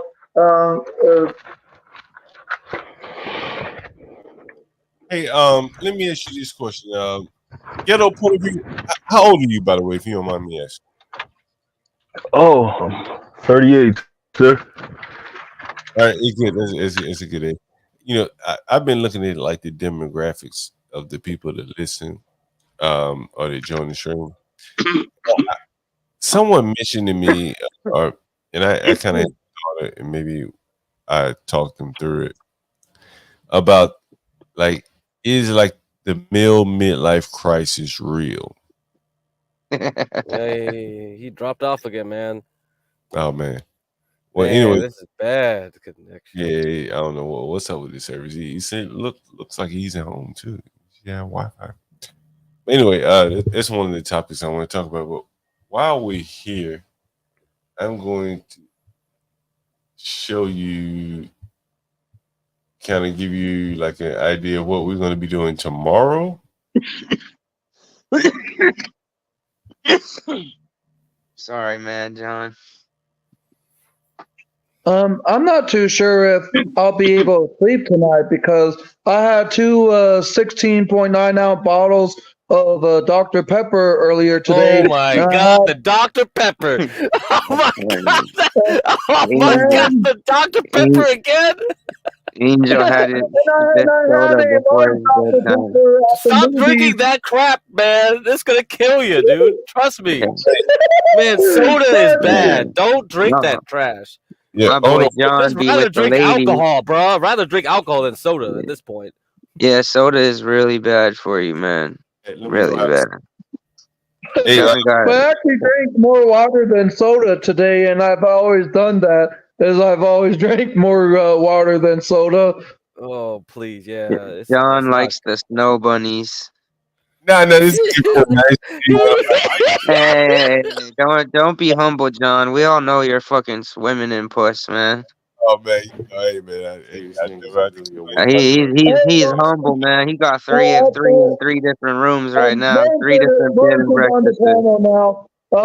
John, I think Lawrence is on the panel. John, you would make more money if you didn't house all your girlfriends at the rooms you have. All right. I did a stream on that. Hey, let me. I want you guys. I'm gonna scroll to the end, but I'm gonna narrate a little bit. This was me at Drink Nightclub, and this is Jenny from the block. She's like a free spirit. Sound good. Blah blah blah. Hey Jenny. So anyway. And so anyway, we're going to be doing a show. I have a show that I want to talk to you about. And so I'm going from a business owner standpoint. I know some Jennies from the block. I have an updated camera this week, man. Just walked in. Oh man. Oh man. So look, John is so smooth too, man. Hey, look, like, I want you guys to really pay attention here, like what. Like, I don't know how long I've been doing this, but it's been, 2 months now, right? 2 months. And we got 2 people on camera. We got 2 cameras, right? Where we're broadcasting remote, 2 cameras. With the call in too, it works. With the that's right, get cracked. You called in. That's right. That's right. Get cracked. You on the phone. Want to call in? Anyone want to jump on the? Yeah, that's right. Get cracked was on the phone. Like, look at it. This is almost. Hey, you gotta give it up. This is damn good, right? Is that why the Airbnb reviews are going down, man? No. So we're gonna be doing the reviews. And he's paying for the room. Like, you're gonna get a 1-star review. It doesn't matter how nice the place is. So we need to convince these women, Jenny, right, to put out, right? And one of the ways so one of the ways we're gonna tell her the show is convince these women, to whatever, however you want to finish that. Man, that's a great idea. So anyway, there's gonna be some cutting involved. What I want you guys to hear toward the end Who does is this right here. Always working to make the experience a little bit better every time you come. I think this is a good point to end. Let me see if I got 2 evils. Right, so if you had to pick one of yeah. This is what I want you guys to hear. I can't wait myself. So anyway, thank you guys for joining. Thank you for having me. Oh, you're more than welcome. I wish no one. All right. Yeah, what's up, Get Crack? Head up. So you guys can tell NFB tonight, and Jenny's back tomorrow. Jenny's back tomorrow. That it? All right. Hey, Jenny, can we put your cash up tomorrow? Oh, one more thing, Jenny, I wanted to tell you. Have you been down to the shelter at in Crown Heights? In Clinton Hill? So I went down to the shelters in Clinton Hill, 47 Hall Street. You know what it is? I know where it is. Okay. Yeah. How often do you go down there? Probably not very often. Actually, I drive that way to Flushing to get on the bridge. Right. So I know what you're talking about, the migrants. The migrants, yeah. So I went down there yesterday or day. Man, it is really, really. I'm really surprised that the New Yorkers are allowing this to just go on like this. It's all over, from here to Harlem, to the Bronx. Yeah. But I mean, this was the most I've ever seen. Have you been to the Lower East Side? Where are they in the Lower East Side? And these are all great areas that they seem to be putting these people. That's very interesting. But yeah, so one of these days we're actually, we may talk about that. The Crown, hey guys, what do you think? The Crown Heights rise from a very Jenny, would you say you kind of woke? You're liberal, right, Jenny? Long time. You're what you don't like Trump, right? Is that fair? No. You wouldn't vote for Trump. No. You'd vote for, let's say, de Blasio over Trump. Is that fair? If de Blasio was a Democrat nominee and Trump was a Democrat, which one? Oh, de Blasio. De Blasio, right? And Biden, Kamala versus Trump. Who are you voting for? If you the lesser of two evils. Right. So if you had to pick one of the two, which would you vote for? I just want to pick Kamala, right? And what do you think about Kamala, by the way? I think they're all puppets. I think whoever got the most money's gonna win. Yeah, I don't even think my vote matters. Yeah. I hate it. Wow. It's an evil empire, and it's gonna keep on doing what it's doing. There's never any solutions to the problems. She's gonna keep Democrat, but she's gonna keep on Democrat. She said to you just in, she vote for de Blasio, a man who was offering people cheeseburgers. She knows her vote doesn't count. Oh, it's cheeseburgers? I thought it was fries. It was just dumbass fries. It was burgers and fries. Oh, burgers and fries. They upped the offer. They upped the offer. Hey, get up on a view. Get up on a view. You in New York? Well, I'm having a little fun around the country right now, but that's home base. Do you remember when them damn debit cards didn't even work? When them niggas got them shots for them debit cards. Ooh, they got debit cards? Damn. Man, they got debit cards that didn't work. They got CBD when they was gonna get actual cannabis. Wow. Man, that's right. Hey, does anybody hold on. Goddamn. Does anyone get up on the view you just brought back? So I forgot that. Does anybody he offered joints and all that, and it was CBD joints. Damn, CBD joints. What a rip! Just for that. Oh my god. Mm-hmm. Damn. They were giving migrants free weed. No.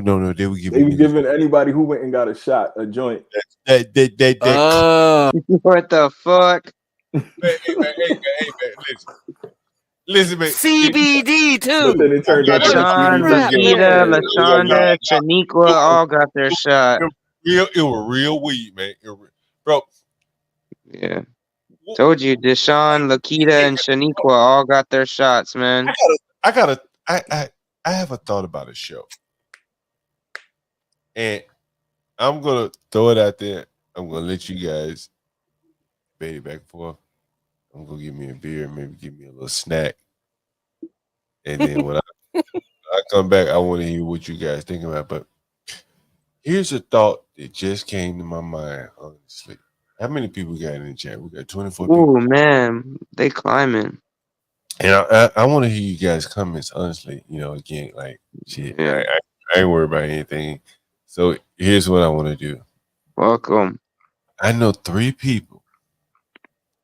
Know that would get on the panel. That would pass. Right? And one of them I know took 4. And he is, let's just say, if he killed 100 people, you couldn't execute him because he's mentally not able to be executed. Is that fair to say? Mm-hmm. Yeah, he took 4 of them shots. He took 4 of them shots. Fucking retard. Jesus. Oh man. But you couldn't even kill him if he killed 100 people. And his brother took at least 2 or 3. You met his 2 brothers. They were right here one day. I was on CT stream. You guys remember him? And I don't know if his other brother took him. I'm sure he did because they were offering $50 and $100, whatever the hell. And between those 2 people alone, you're probably talking about maybe 8, 9 shots, right? And I would love to, and I know this story because I've asked him before, because it's almost like a litmus test for me in terms of where you stand in the world. And I would love for you to hear the story of a poor man, a low IQ man, and how he felt bullied into taking that shit. Man, I've had motherfuckers, either it was their liver or their kidney, I can't remember which one, collapse, man, no lie. And I remember I had a white dude, the motherfucker, he was religious as hell, living in the ghetto, not far from where I am now. And he said he didn't want to take it. And he was a Trump supporter. I'd never forget. But the nigga like black women. He white boy, he like black women. He had Lawrence. Lawrence over there looking like a black man. Lawrence, you look like you about 45 years old. Anyway, Lawrence, you about 45 years old over there. But anyway, and I remember him taking it, and the job that he took it to keep, he ended up leaving. I said, damn, you took the shit and you ended up leaving the job. Why not just stay? And then he moved to another job where he had already taken it, so he could get the job and keep it. And that job went out of business. It was a restaurant. They was crushing the restaurants. So it's like, damn, you took all this shit to stay in the industry that was collapsing, the restaurant industry. And then he had kidney issues or something like that. I was like, damn, like, and I remember him talking to me like, how he regretted, because he was a much more intelligent guy than another guy that I had who was just stupid. He just would take it, and it fucked him up. What was he gonna say? He's stupid. But this guy was a little bit more intelligent, but he felt bullied. Operative word, felt. And he took it, and if I say what I really feel, here's what I say. I think that it is the equivalent of I'm going to be politically correct. SAing someone. Does everyone get the reference that I'm making? Right? Like, that's how I felt, honestly, bro. Like, if you tried to make me do that, I would feel like you SA'd me. You know what I'm saying? Like, and people take offense to that, but I feel like for a man who got any honor and respect in himself, like, to do that, to bow down, and then you end up sick or you lost your job or a combination thereof, you should almost feel like you've been SA'd. That's how I look at it. And to this day, like as I said, it's almost like a litmus test for me. When I look at me, and you hear me sometimes like, hey, did you take that shit? And then from there on, like, I put you in a circle or a basket. Anyway, that's enough of what I got to say. Anyone else got anything? I mean, that's a pretty fair point you're making, man. Like it is almost like you had to, bend over and take that one. There's no two ways to mince it. So yeah, that was rough. Yeah, I honestly, I don't really criticize people for taking it. Some people I do. Like women, I don't really. Hey, if you're a woman, you took that shit. They got women, they got children and kids and shit. They got to handle it. They got right. And I someone blame either the men or the lack of men in their life for them not being able to resist. Bro, I'm gonna show you guys a picture. I know we're going long here, but this is a really good picture I want to show you. And it's a very personal picture.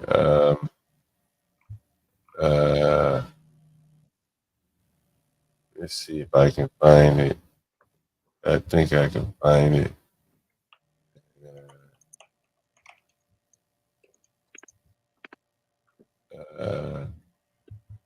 I know I got it. Let's see.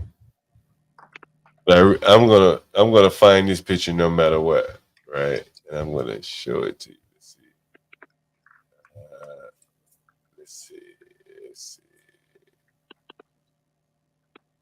Give me 1 second. searching for it. I think I found it here. Give me a second. All right, let me see. See what account I'm on here. Okay, I'm on the right account. All right. Let's see. That was about 2020. Oh yeah. Man, you know when I first moved to DC. Man, give me one second. Hold on.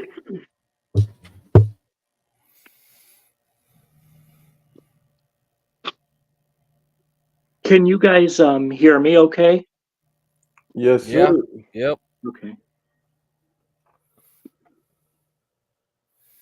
Kinga.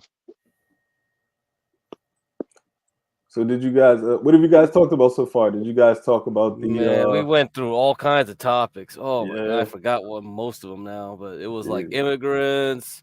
We had a theory about Taiwan being invaded in the spring next year. It's like we went everywhere. I was like, oh my God. Very interesting. Very interesting. Yeah. That's a good one. I don't know how did it even all start? Like we just came on here to talk about the MFB like doing his private eye stuff. He was following this Saudi chick who was cheating on his fiance, and they were like, oh my God, in Mississippi, like they're probably like the only 3 Saudis in that town where it was like 85% black. It was like, what the heck? What's going on? Crazy. Like none of this makes any sense. I don't know what's going on, man. It's weird. Man. Sound like you're having fun though. You talked about the Olympics at all or not yet? Oh, Olympics. That was on CT's channel. He was all talking about that. Like, yeah, you saw that stuff, right? With the Dionysus, like the purple dude, like the god of like wine and drink. Like, what the fuck is this, man? Yeah, I saw it. It's all pagan shit, man. It's all some pagan shit. It's like, what?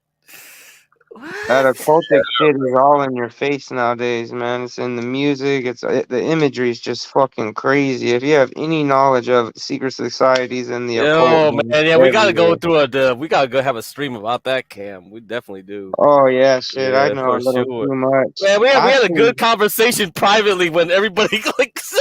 John cut off the stream, and we were like the only ones on Streamlabs. And then and my browser was like running out of memory because stupid StreamYards, and I was trying to close some tabs, and I accidentally closed our tab, and it was like, oh shit, I booted myself off. Fuck. Yeah. After you left, I was like, damn, man, the conversation was just getting better and better. Well, it was a good place to end it. We were ending it like on. You were saying like John was like the next. Yeah, we were praising you, John. John, you're the next YouTuber that will make it, man. I'm sure.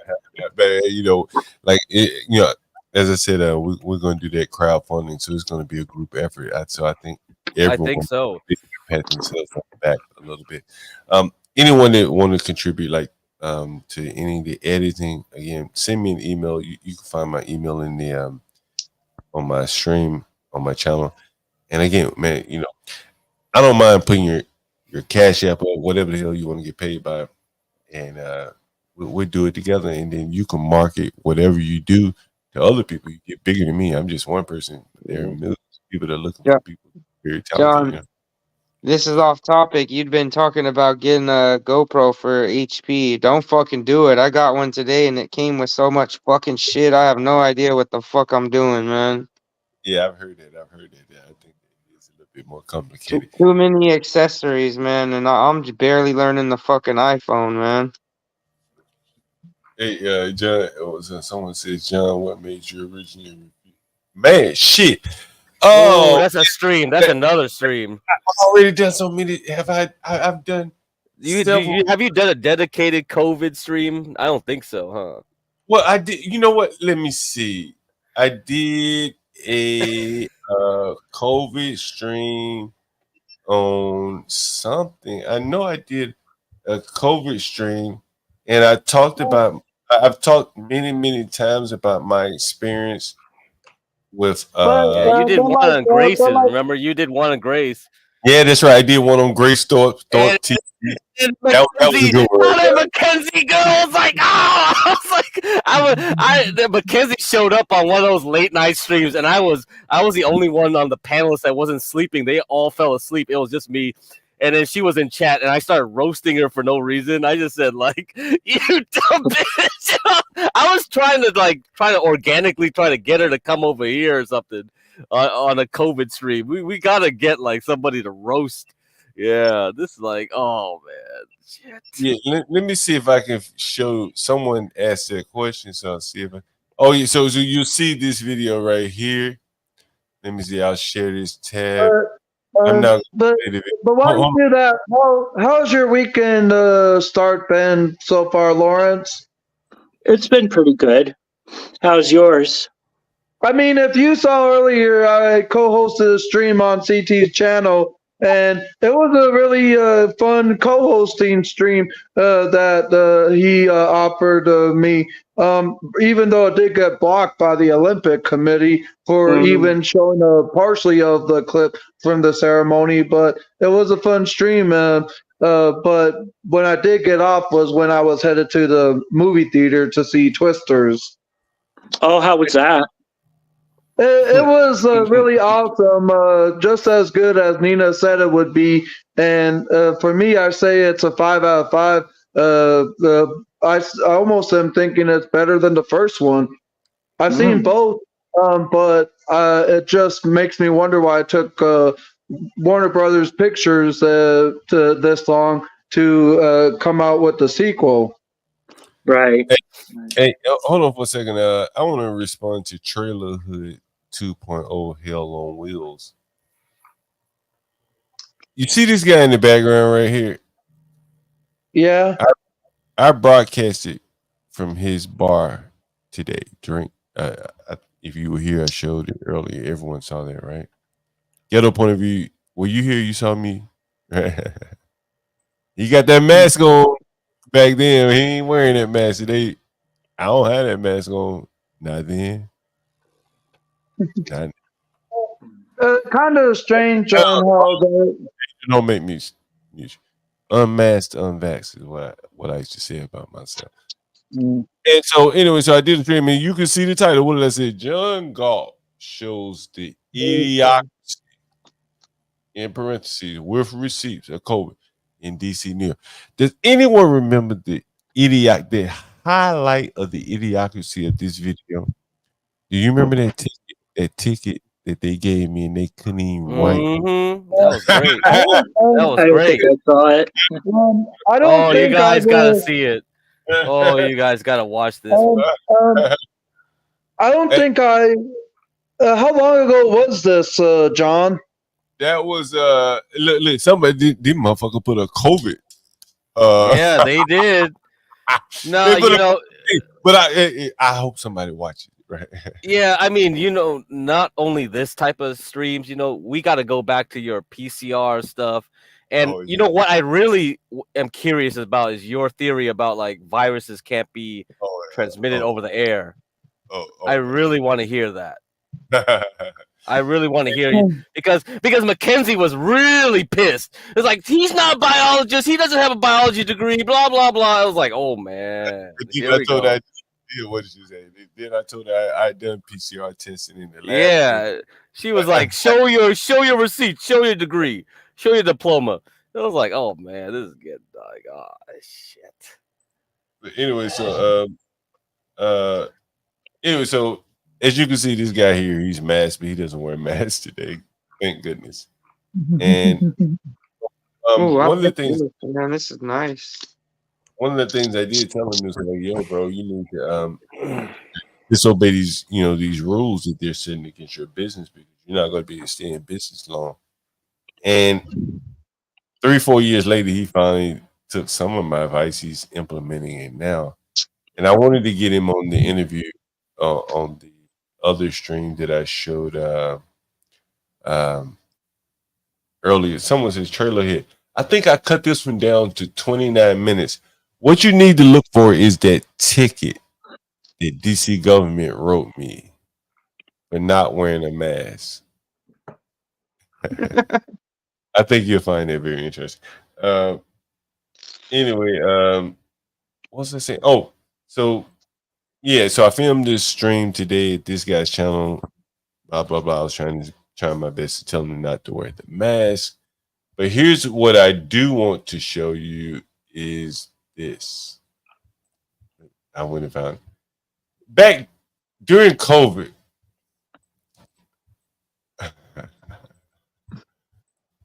Oh man. I don't even want to talk to you. Thank you, John. But yeah, I might have to put this shit on. I'm gonna have to clip this shit because you never know who's listening these days. You know. Nah. Well, you never know who's listening, but no one's listening right now that I would care about at 3:41, but they may be listening. John, I just want to say this, and don't take it like personal or make it sound like I'm being inappropriate, guys. I'm just doing this for you. Yeah. What's up, burrito, brother, aka that lady. You need to put some hot sauce on that burrito of her. Oh man, this again. Listen, man, I've told you guys many times, right?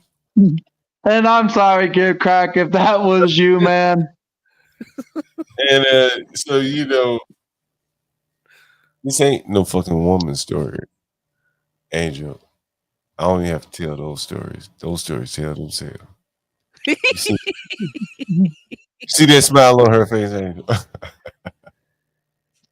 Angel, but this is a COVID. Put some hot sauce on that burrito, brother. You know she looks good to you.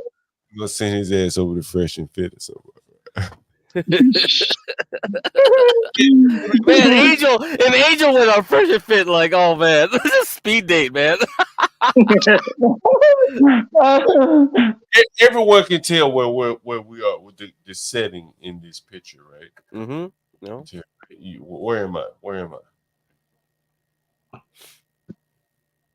Can everyone tell where this picture is being taken? Yeah, this picture's in John's closet. All right. If I had to guess, it's some type of shoe store, John. Okay. Walmart. Let me go. I would say Home Depot. Okay, yeah, that's definitely not a shoe store. Nike. No. Lowe's, maybe.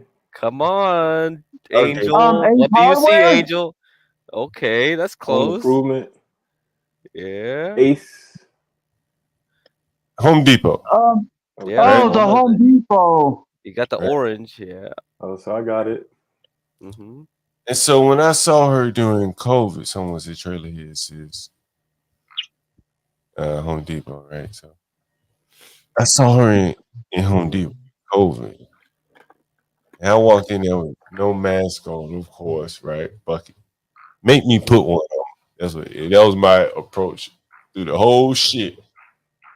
Nigga, you want to lose your job over me putting a mask on? Well, let's do it. Put one on me, nigga. You see it, right? You lazy motherfuckers. You don't do anything else in Home Depot. You walk around with some bitches hide. They ain't doing shit.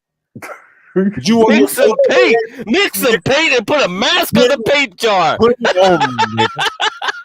Put it on. You want work, nigga? The government done told you this is the job you need to do. Put one on me, nigga. You won't stop anybody from stealing. You won't do shit. You won't help a customer find shit. But you want to put a mask on me, nigga? Put one on me. Do it. So I walk in there, motherfucker, like, do it, nigga. Find me a nigga in Home Depot want to go to work today and put a mask on. One of these some bitches won't make their $12 an hour. Find it. And so when I walked into it now, dude, I dated this woman for years. Understand? She's 40. Just in this picture, she's in her 40s. So you know what kind of woman I get when they're in their 20s. I've been that kind of nigga. I be trying to tell you people, I don't fuck around. So I saw her in Home Depot, Is that a motherfucking mask in her hand? Yes, it is. What's in her hand? Can you motherfuckers in the panel see what's in? I wouldn't have, if I had to guess without you telling me what it was, John. I would have Anybody guessed. see her motherfucking hand other than Angel? Angel, I know you can see. All right. Hey, Daniel Nixon said, what's in her hand? Daniel Nixon said a mask. And can anybody else see what's in her motherfucking hand? You understand? Yeah. Anybody else see what's in her motherfucking hand? Anybody? Somebody said, look like a store after it be look. No. This is we back by the blind section. Those are blinds over her left, right, left, right. It hasn't been looted. It's during COVID. Niggas weren't looting Home Depot. This is back during the back. I saw her motherfucking ass with a mask on. I said, no. You were too pretty to man dating me. You had that fucking mask coming your pretty face. Leave that for these ugly ass niggas. Take that mask off. And what did she do? Where the mask at? Where is that?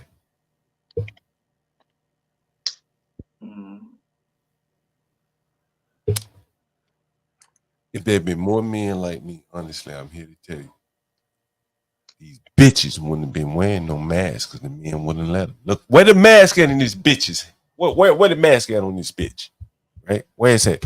Let me zoom in on this motherfucker. Let me see if I can. Where is that? Where is it? Can y'all see? John's gonna be like, take that hijab off, bitch.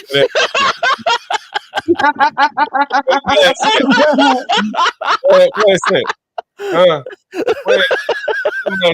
She double mask, bro. Like, bro. Without a man, she bowed down and wore the mask. Without a man in her life, she bowed down and wore the mask. Wow. When I went in that Home Depot, what did she do? She took that motherfucker off, right? And then she did this. That's what she did. That's what she did. That's what she did. Like, none of that COVID shit would have happened. The men were strong enough to resist. The women would have fell in line. I truly believe that. She worked at a company out in Arlington, Virginia. I showed you guys what a map is. And I'll never forget. She called me on 495. She broke down crying. Motherfucker pulled over on the side of the road. I guess they had just announced that vax shit had been lifted, where you didn't have to get the damn vax. And she called me on the side of the road crying, saying her whole family had turned against her. But she didn't want to get that shit, and she resisted. And I was the only motherfucker that she could call and talk to. Crazy. Stand strong. Don't take that shit. And she was able to parlay being out of work until they finally uplifted. And when they finally uplifted, I guess they announced on the news, that motherfucker pulled up on the side of the road, started crying. What did she call? You? I am that nigga. Anyway, you are that nigga, man. You are. Man, hey, ghetto point of view, what you got, man? No, that's dope, man. I do agree. I do wholeheartedly agree with that. If there was more defense, a lot of the kids and the sisters wouldn't have got caught up in that, because so many kids got caught up with the myocarditis situation too. Like a lot of kids got hurt. A lot of kids that wanted to play ball. A lot of kids that wanted to go back to school, wanted to go to their after school programs, wanted to go to their summer camps. Yeah. So they didn't really have nobody in their house to, put a foot down. So that's definitely real. Yeah, man. I'm just listening to the dope conversation.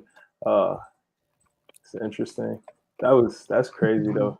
That's weird. It ain't even over though, in my humble opinion. I think they about to come back harder. this next winter. Yeah, it's psychological, man. They keep doing it. 9/11, this and that. They just keep pushing. It's like, God.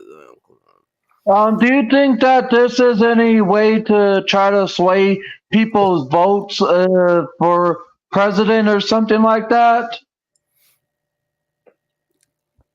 Maybe. I mean, in what regard?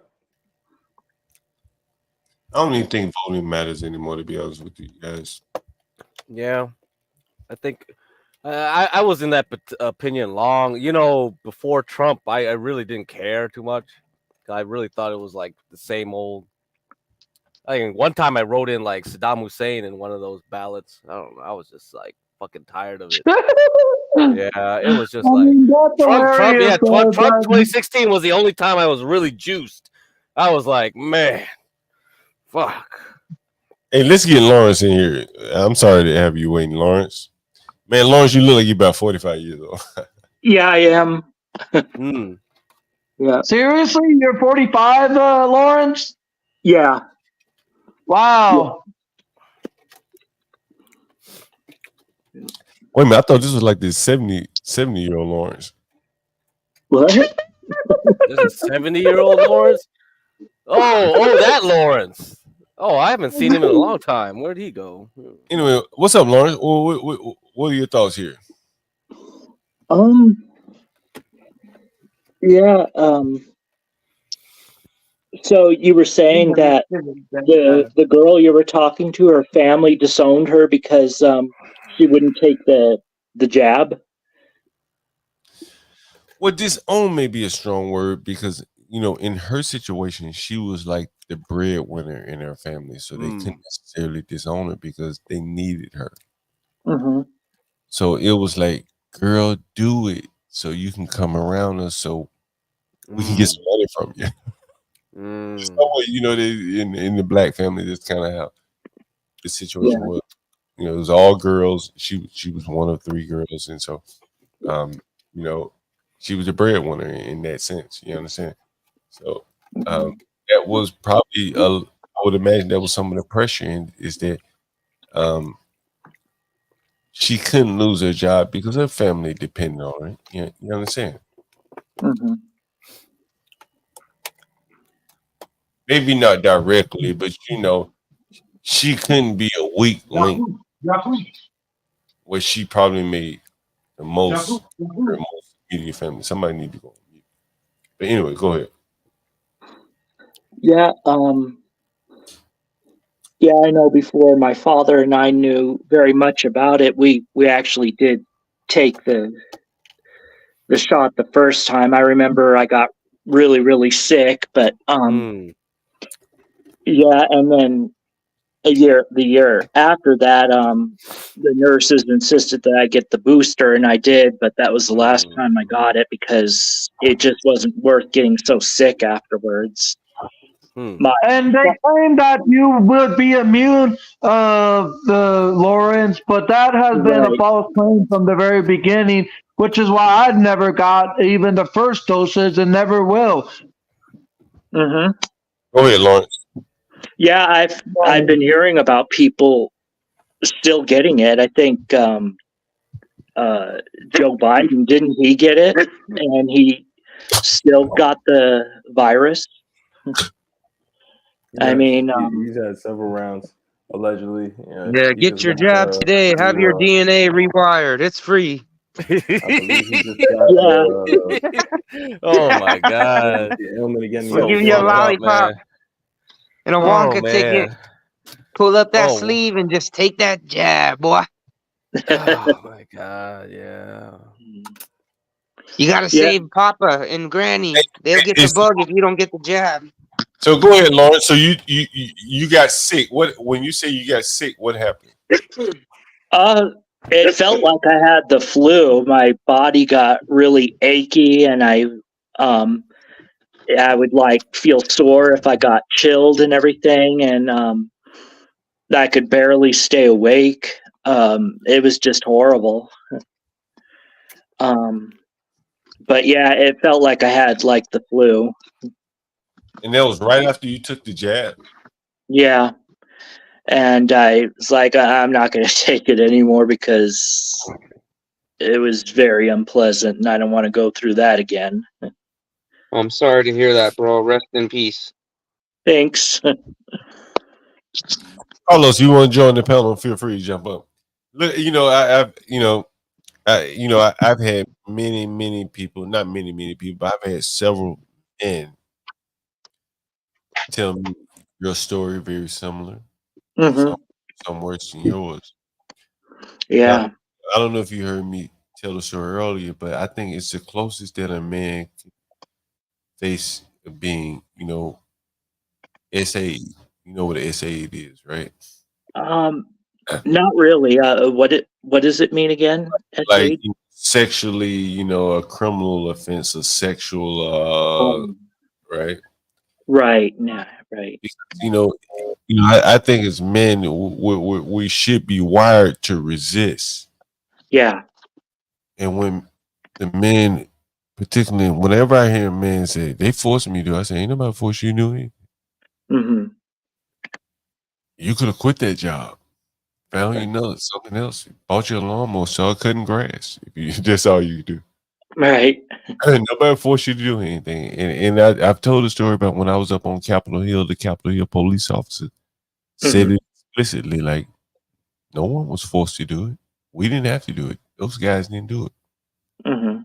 I would argue that they probably were protected because they also perpetuated the J6 hoax, right? Right. You can't make somebody who's going to perpetuate a hoax for you take a damn experimental shot. They might talk, right? They might revolt. But if you exempt them, then hell yeah, they might go through with a coup. Considering how much money they're going to get paid, And I think that's the things that, like, from the outside looking in, your mail get delivered, the streets are somewhat paved, airplanes ain't crashing down in your neighborhoods. You think everything worked fine here in DC. But if you look behind the scene, bro, like, as Lothrop Stoddard said, civilization is just like a sheer, like the veneer on top. Below lies the third world. Right. A crude way of living. And if you look at like the person who's in charge of the Capitol Police during the J6, one could reasonably come to the conclusion that they put a stupid motherfucker in charge to perpetuate a hoax. Maybe, right? Could you see that? Yeah, I think I can. I mean, that would be one of the ways you would effectively pull it off, is if you put someone on this not so intelligent in charge. They wouldn't know what, right? And I think those are the things that you don't see outside of the Capitol. If you live here,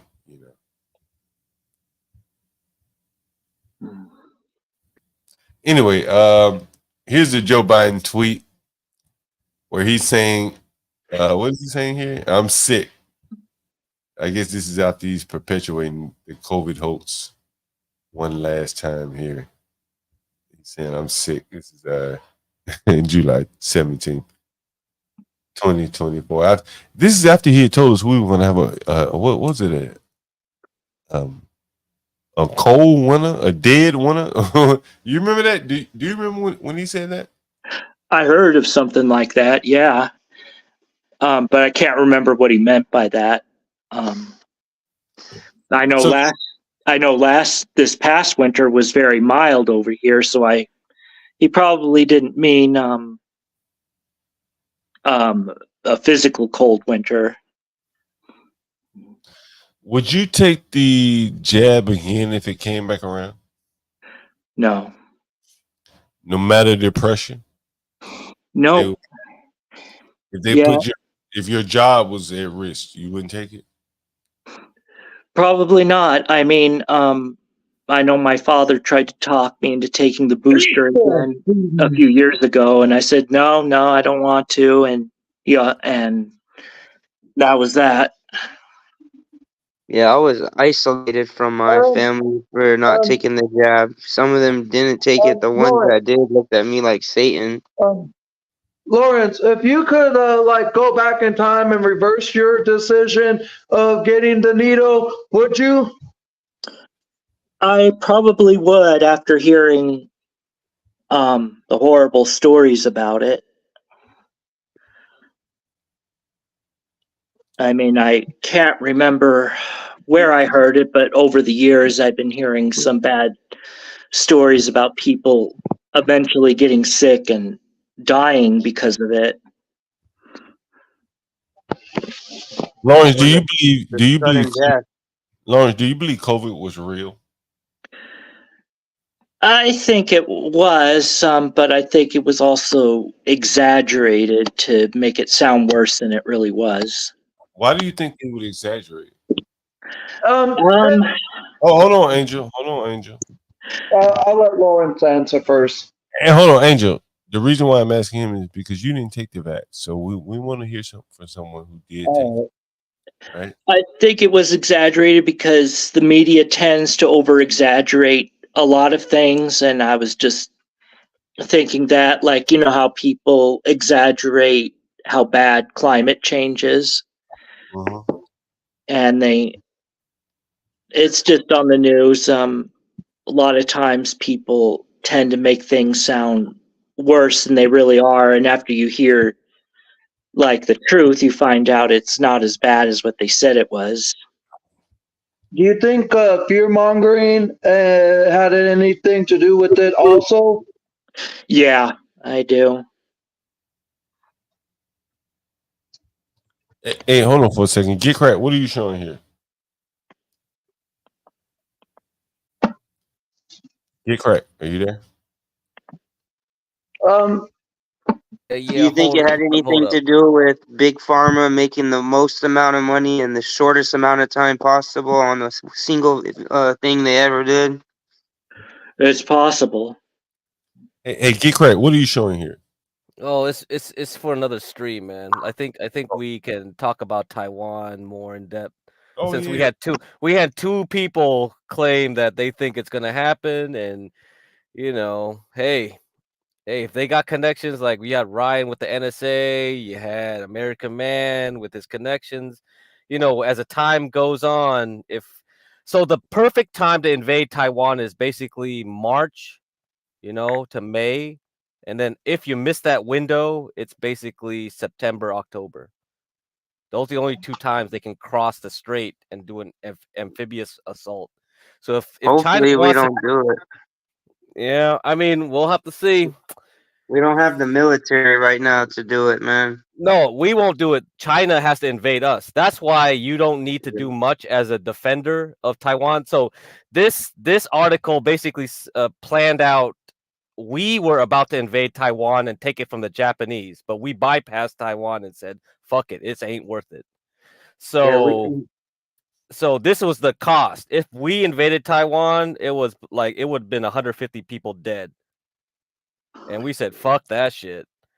We lost like all the war games we played against this to try to map this out. We constantly lost in these war games we tested. So we'll have to see how China wants to do us here. If we're the defenders and they're the attackers, like they'll have to come up with some, because they want to take Taiwan intact. That's the problem they have. They need to take it intact with as minimal casualties to the populace as possible. Because if they come in hard, yeah, it's not worth it in the end. That's the question. Get crack. You want to do it tomorrow morning? I'll do some research. Oh, you want to do some research? I mean, I've known about there's a whole bunch of articles. People have all kinds of theories. And it's just like, man, that's why we spend so much money trying to tell Taiwan to move all their factories over here in Arizona, Ohio, all this. But it's American workers can't work like Taiwanese. Oh man, I've been to Taiwan. I've been to those factories. It's like there's no way Americans would tolerate working in those conditions. It's a fucking slave factory, man. Maybe we should do it. John, What's up? you know who some good sources on the matter is? Scott Ritter and Colonel Douglas McGregor. Yeah, I've heard both of those too. Highly decorated. Scott Ritter is a past nuclear inspector. He inspected all the nukes for like Russia during like the height of the drama with them, and like NATO nukes and stuff.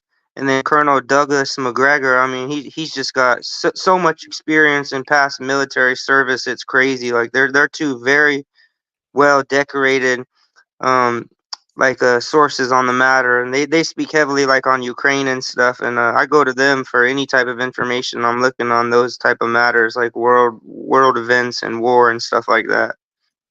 You know, the Ukraine thing really doesn't even interest me, to be quite honest with you. Mm-hmm. Like I feel like it's just a money grab. Oh yeah, it's all about money. It's not even worth my attention. What exactly is going on in Taiwan? Oh, yeah. So much, man. So much to try to get into. Well, right now, like, oh man, because we have a theory about the migrants, and they were like, okay, well, why are they there? And if we are the new Rome, we're taking these migrants to do more of our military work. Then yeah, we're gonna do some crazier and crazier type of operations than we've done before. Rome never fell; it just moved to the U.S. Yep, we are like the fourth, fifth Rome, I guess. Hey, let me share a picture with you guys. Let me see if I can share this. Okay, let me show you this picture. Oh, well, I'll start with this one. Right. I know these. I know these ones. Yeah. Many people during the height of COVID, I had a thought like, damn, like if you're breathing 98.6 degrees out into a mask and it's 45 degrees outside, what's going to form in that mask? It'll be condensation, right? When condensation forms. Right? Am I wrong about that?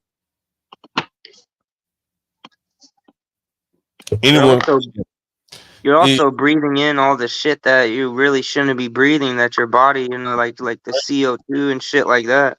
Yeah, that's true. But there will also be like among, if you wanted to just focus on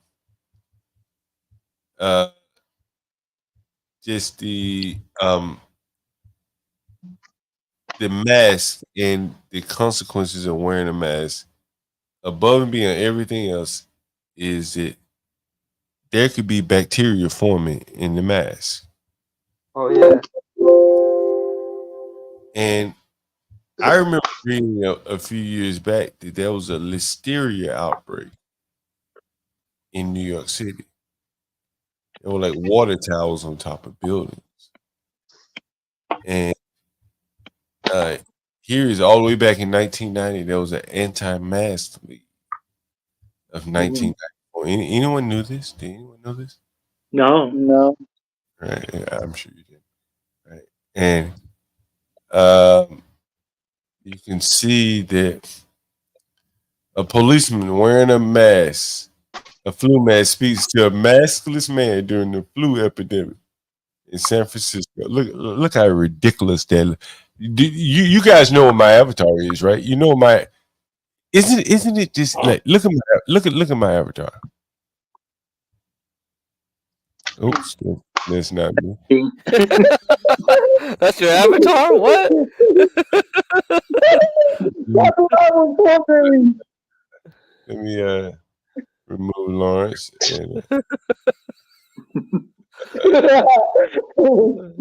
John went transracial, man. What the heck?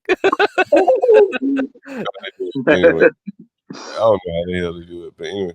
So if you saw my avatar, it would be now I got this big ass mouse. I can't. I can't get myself. Wait, so your mouse is actually big, but when you show it on screen, it's still small. It's like, what the heck? Hey, Something's wrong. Crack, leave him alone. He's not a shower. He's a grower. I knew you were gonna say that. I knew you were gonna say that. I got your back, John. Always. Let me see if I can put myself. Let me see if I can put myself. Oh, I guess I have to do this. Let's see. Oh my god. Okay, all right, whatever. Yeah, Craig. All right, what was I about to say? Damn, oh yeah. So if you look at this right here. Mm-hmm. Oh, my avatar. Yeah, let me show you guys my avatar. So now you almost lost your train of thought, huh, John? What was that? You almost forgot that you want to show us your avatar. Yeah, I almost forgot. That's what I was joking about, John. Let me see. I got to stop the camera. How do I do it? Stop camera.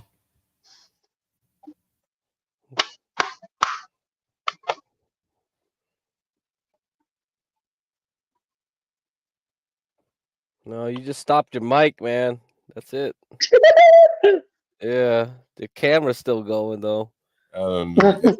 Anyway, what my picture, my avatar is me without me with a police officer in Whole Foods, where he's wearing like a.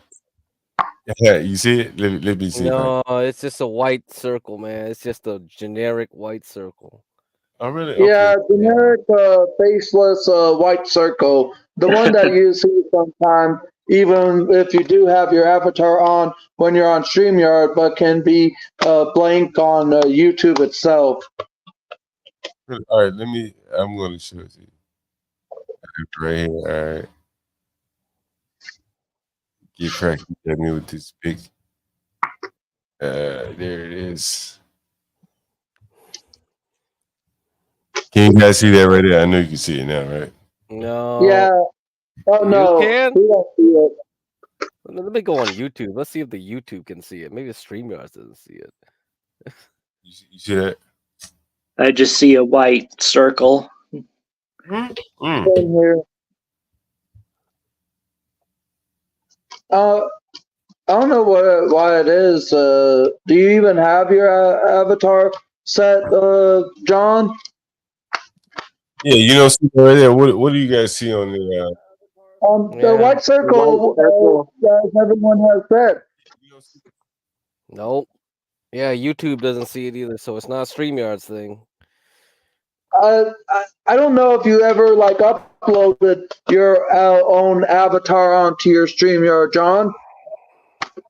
Yeah, the shit show is always one of my favorite parts of the show. Someone says a white circle here too. Damn, that is amazing. That is amazing. Yeah, I know, man. This is how streaming is, man. But anyway, the picture of me that's showing here is a picture of me. What do you guys see right now? We see your camera. We see your camera on. You see me right now. Now, what do you guys see right now? Yeah, the white circle. Damn, I wanted YouTube. I wanted YouTube blocking this. I don't know if it can. Well, even if you do have your YouTube account connected to StreamYard, that still doesn't mean that your avatar of your YouTube channel will show up on your StreamYard. That's true. He's right. But you have to upload your own avatar onto your StreamYard, where you like when you go to edit audio avatar, there's a little plus square where you could add your own like picture of yourself or anything of that matter. Yeah, you're right, Angel. Let me see audio. Yeah, there's an edit audio avatar on the somewhere. I don't know. painful.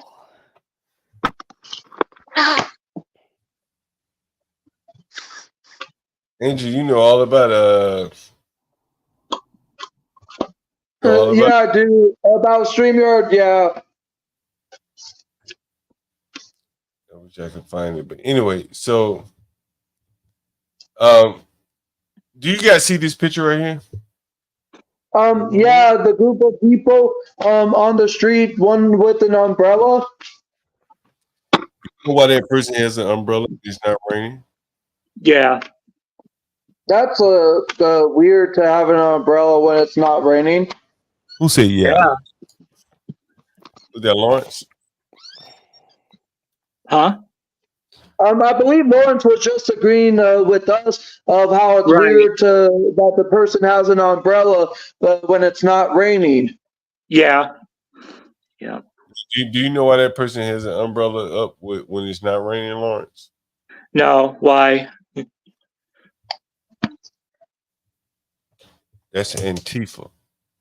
Oh. Right. Really? Yeah, they'll do that so they don't get like spray gas or their face ain't seen shit like that. It's all fuckery. Man, I forgot about Antifa. Man, it's been so long since I heard about this. Like all that Like, shit. why do you think this person has? Why do you think this person has a helmet on with no bike? Yeah, same thing, huh? Same thing. Well, she has a bike. Oh, well. But why do you think? Like, look at this person. Why do you think this person has an umbrella? Look at this person right here. Look at the helmet this person had. I could see it go two ways: to obstruct their face from cameras or to protect them from like tear gas or something that they're being assaulted by police from. Now, yeah. Now, this is in DC. This is downtown DC. You can see how nice it looks. Right? Look how nice it is. See how clean that is, right? Now, what you don't see is the police are escorting them down the street. This is during the height of COVID. Yeah, rubber bullets would solve all these problems of these people congregating. You don't understand what I'm telling you. Behind these people is a police escort. Oh, they're welcome. Tifa is a part of the government, bro. That's what I'm telling you. Oh, It wouldn't doubt me. I wouldn't be surprised, man. I mean, with all these three-letter agencies, man, they're known for propping up groups like this, funding it. Let me ask you, if you decided to get a ragtag bunch of your buddies and decided to walk down the main street with no permit, what do you think would happen? Oh, you'd be in trouble. Get arrested or ticketed. How long before the police tell you get your ass up on the sidewalk? The first person with a cell phone that sees you and calls in. Why do you think the police are escorting these people down the street? Because it's a welcome thing, and a lot of these groups are funded by, big government. Follow the money always is what I say. How do you think these people can get out here and do this shit and not have jobs and shit and travel all over the fucking place? There's obviously funding behind them. Do you think some of these groups are also funded by George Soros?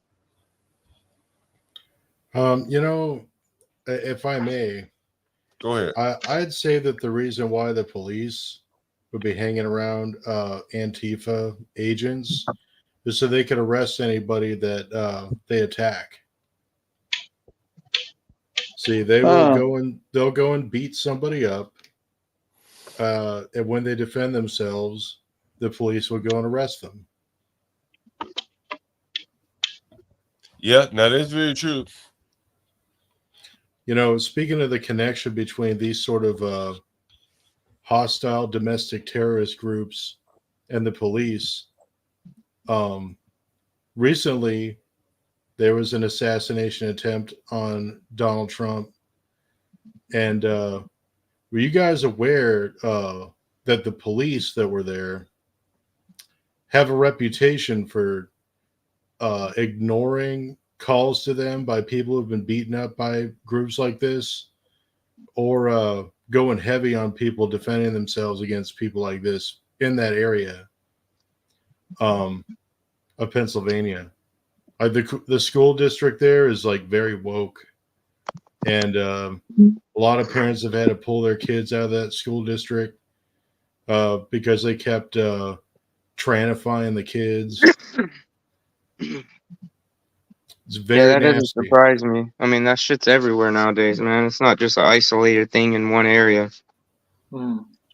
Amy Stuffins, think again. I'm still here. I was just muted for a little bit, but I'm still up here, Amy. I don't think people realize like the push there is to push these certain things in society, the backing that these stupid ideas have, the type of people that are pushing them, and just how popular this stuff is. I mean, it's everywhere nowadays, man.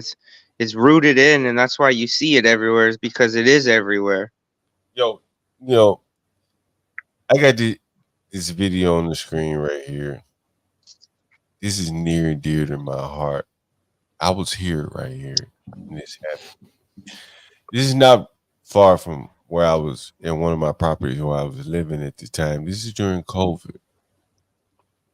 And I used to go to this restaurant every day. And again, I was here. It was a taco restaurant. It's called Taco Habanera. I'm going to Google it just so you get, like, I often get people to say, man, you lying. You're not telling the truth. You're bullshitting. You're exaggerating. And so I said, like, let me just make sure that I always show as many receipts as possible. But you guys that really think I'm bullshitting, I challenge you to take a look at that COVID video that I did. So anyway, here's Taco Habanera, 14th Street. You can see the tab here, Taco Habanera. Images. Let me make sure so you can see. This is it right here. This is exactly it right here. So you see this place, right? I want you to make sure you can see it. So I'm not telling you any fibs here. This is the place, right? You see it? Boom, boom, boom, boom, boom. Right? Notice all of this right here, right? Now I'm going to show you another picture, and let me see if I can find it. Oh yeah, John. You know why I think when you said people be saying that you're bullshitting and they don't believe it. Think about it. For these people to accept these things, it kind of rocks their whole worldview of this whole, the government's here to help me and everything's good and dandy. So you're shedding light on some shit that, like, the average person, if they have to accept these things for factual things, it totally shifts their worldview. It's kind of hard for somebody to get out of their mind of thinking. So they'll reject truth, when it's right in their face, because the norm is better, even if it's uncomfortable, than the unknown. I want you guys to take a look at this right here. Like, now, what you guys don't understand is, like, does anyone see the? I'm going to go get another beer. Man, I've tried to forget this whole time, this whole era of retardedness, but this is like, oh my god, you reminded me of this crap. No, I'll never forget. I'll never forget these people. Never let these people get away with this shit because I'll never forget the way these fucking people behaved. Like, try that shit in my city, man. Try that shit in my city or my business, man, and I'll send roses to your fucking family. Look at this shit, man. Now you know what?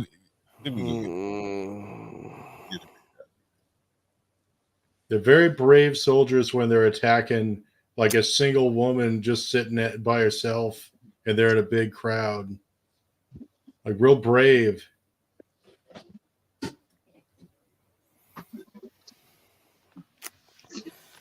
But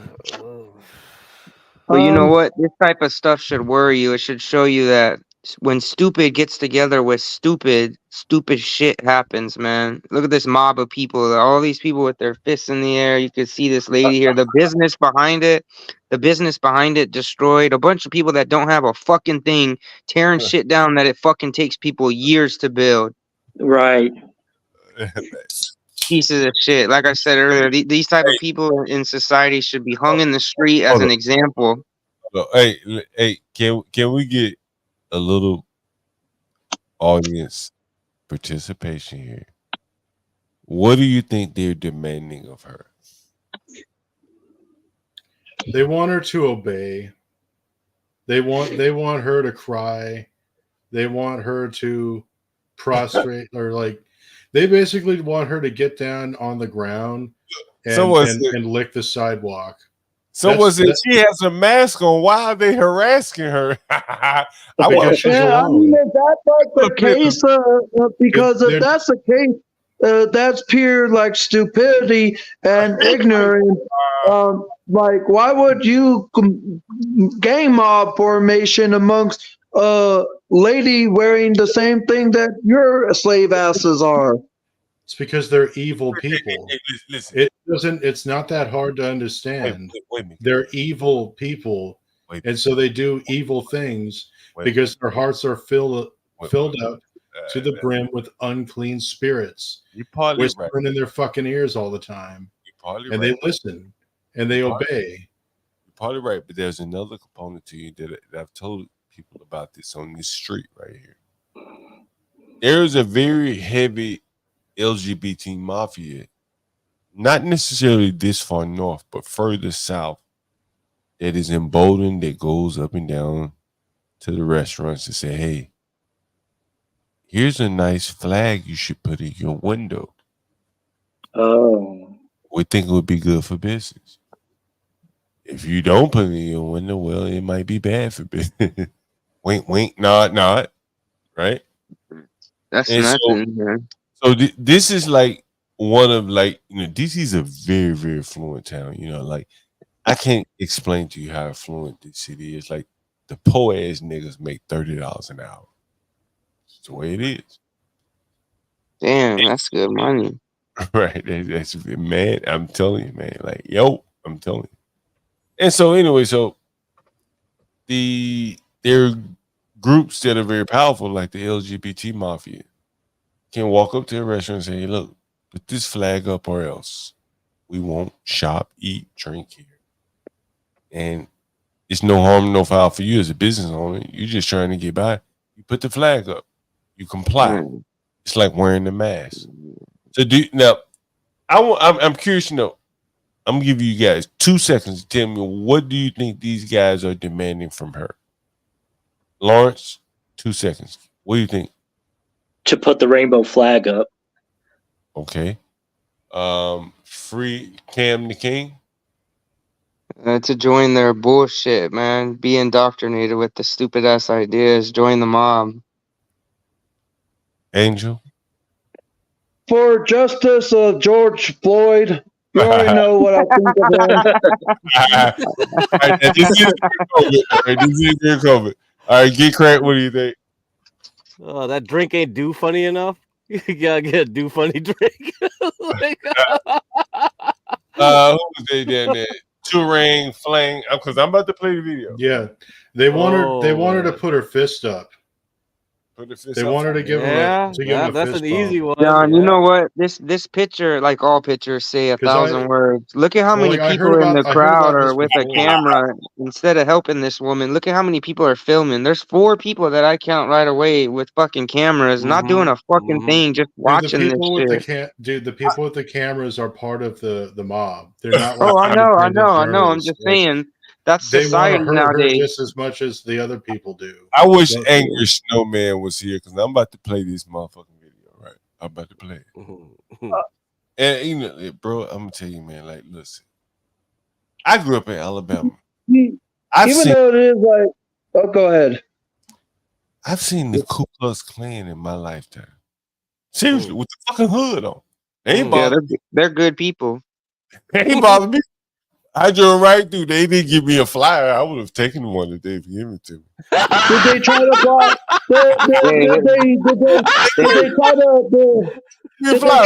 They have good cookouts, man. They get together and have some good cookouts. I like the John, uniform, man. It's easy. You don't have to pick what you want to wear every day. You just put the sheets on and fucking go. John, I want sheets. John, White sheets, man. You're right. I like white sheets. Nothing but white sheets for me. Yeah, I like it. I'm down with it. The eyeballs are the hard thing, man, because they're never level when you go to cut them. But John, two quick questions. Two quick. Yeah. Make it quick, Angel. We're about to get into this video. First is, did they ever block the road or any form of destination that you were going from you? Well, no, but they did shoot people. Look, the KKK isn't something to be looked up to. It's just the same as Antifa. It was a government-infiltrated and controlled organization. It's just their advertisement was geared in a different direction. They all are. Yeah, but it was just the same as any sort of group like that. Any group, any big group at that, every single one of them has some type of Fed influence in there, or somebody in there infiltrated. A lot of these groups, they do these crazy radical shit because they're infiltrated by federal people that push them to do these things, and then they act upon it. It's all fuckery, man. Half the time the group was made by the feds themselves. Well, in the case of the KKK, it was originally developed by people that Nathan Bedford Forrest hung out with, but he didn't actually found the group. But I know that. Basically, it was like a Civil War veterans advocacy group at first for there was Confederate mass veterans. numbers too. Have you ever? I'm sure because you sound educated on them. Have you ever seen the old videos of just thousands of them mobbing in the streets, man? Before they went super crazy. Dude, that was long after Nathan Bedford Forrest had nothing to do with it. Yeah, and disavowed them by that time. They were totally just controlled op group by that point. In the 30s. He spoke about how they just went so far left, and he had never intended for it to get to that. Now, John. Hey, they dug up him. They dug Nathan Bedford Forrest up, right? They shouldn't have. He like many of the Confederate Civil War commanders was a good man. Yeah. I mean, I'm pretty sure they dug his ass up in Memphis. That doesn't surprise me. It was disgusting to see them tearing up monuments that have been standing, since the beginning of our country, man. It fucking just wrecks me to see that shit. Bro, man, what would be going on that here? Let me show you. Oh, man. I don't mean to just rant, John, but these are some touchy subjects. Myself, bro. Listen, let me tell you, so you ever heard of Jason Kessler? Anyone ever heard? I've heard before you. Anyone ever heard of Jason Kessler? Yeah, I think you mentioned him before. Yeah. Yeah. Anyone ever heard? No, I've never heard of him. Even if you did mention him before, it was probably on a time when I wasn't up here. All right, let me see if I'm gonna find something. Didn't you do a stream on him? He's I want to say he's some type of franchise owner or some shit, unless I'm so far left. Now, someone Google Jason Kessler, Kessler,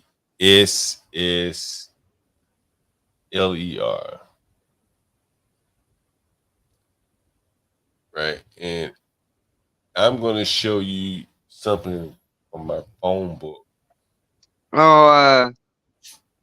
I can't Google right now, but I remember you doing something on him, John. I could have sworn he was some type of franchise owner or something with that law place, wasn't it?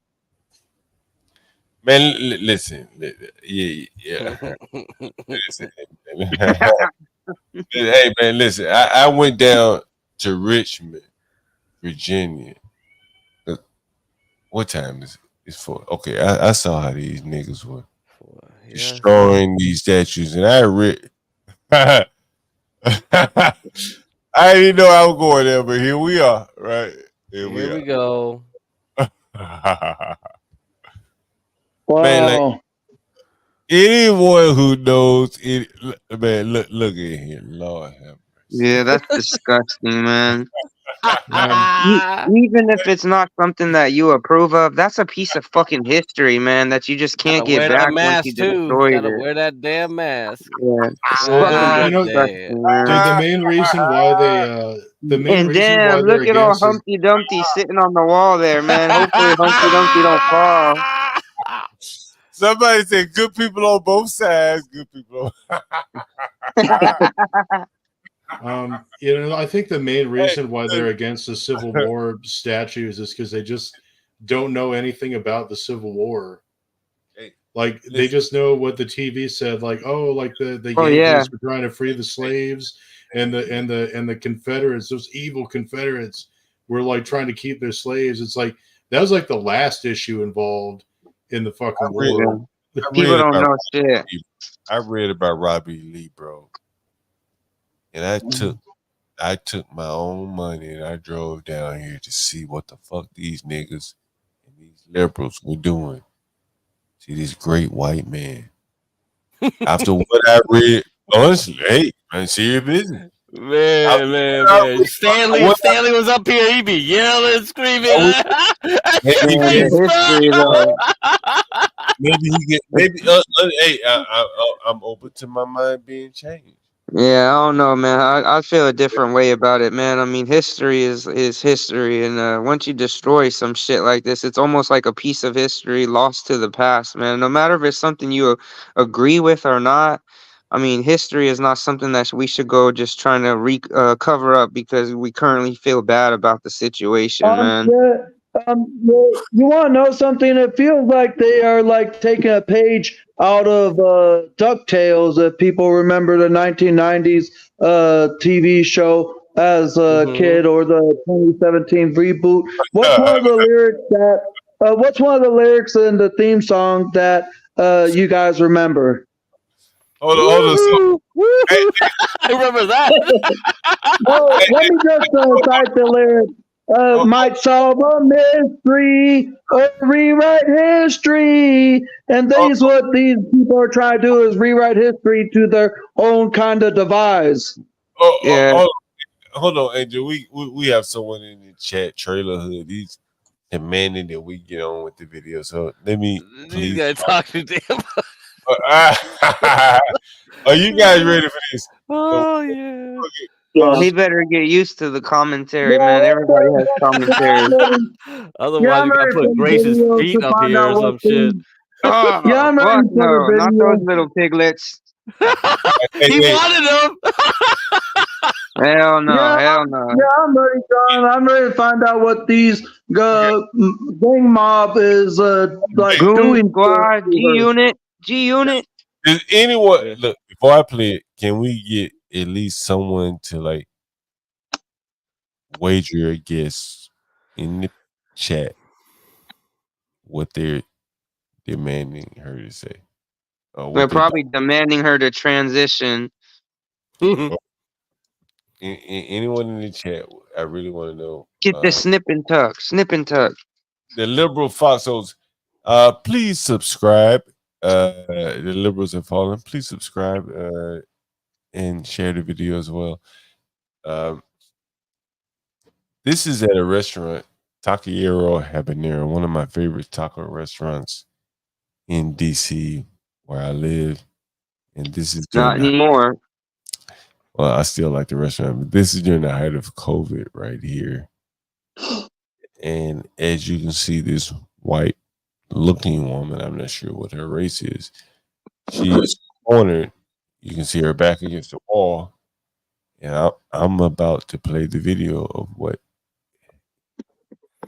they are demanding of her here. Let's see. So, someone says, I think the all-seeing guy is correct. All right, let me play the video. You guys ready? Let's go.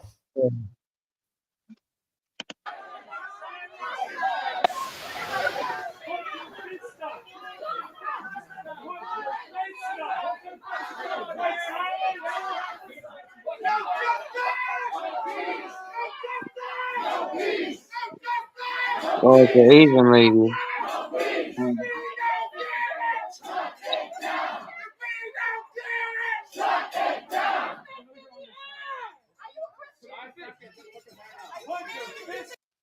Are you Christian?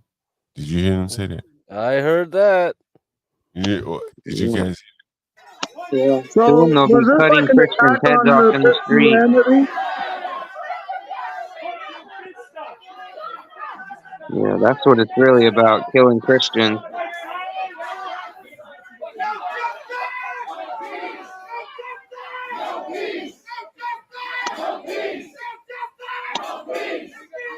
Good will be called evil, and evil will be called good.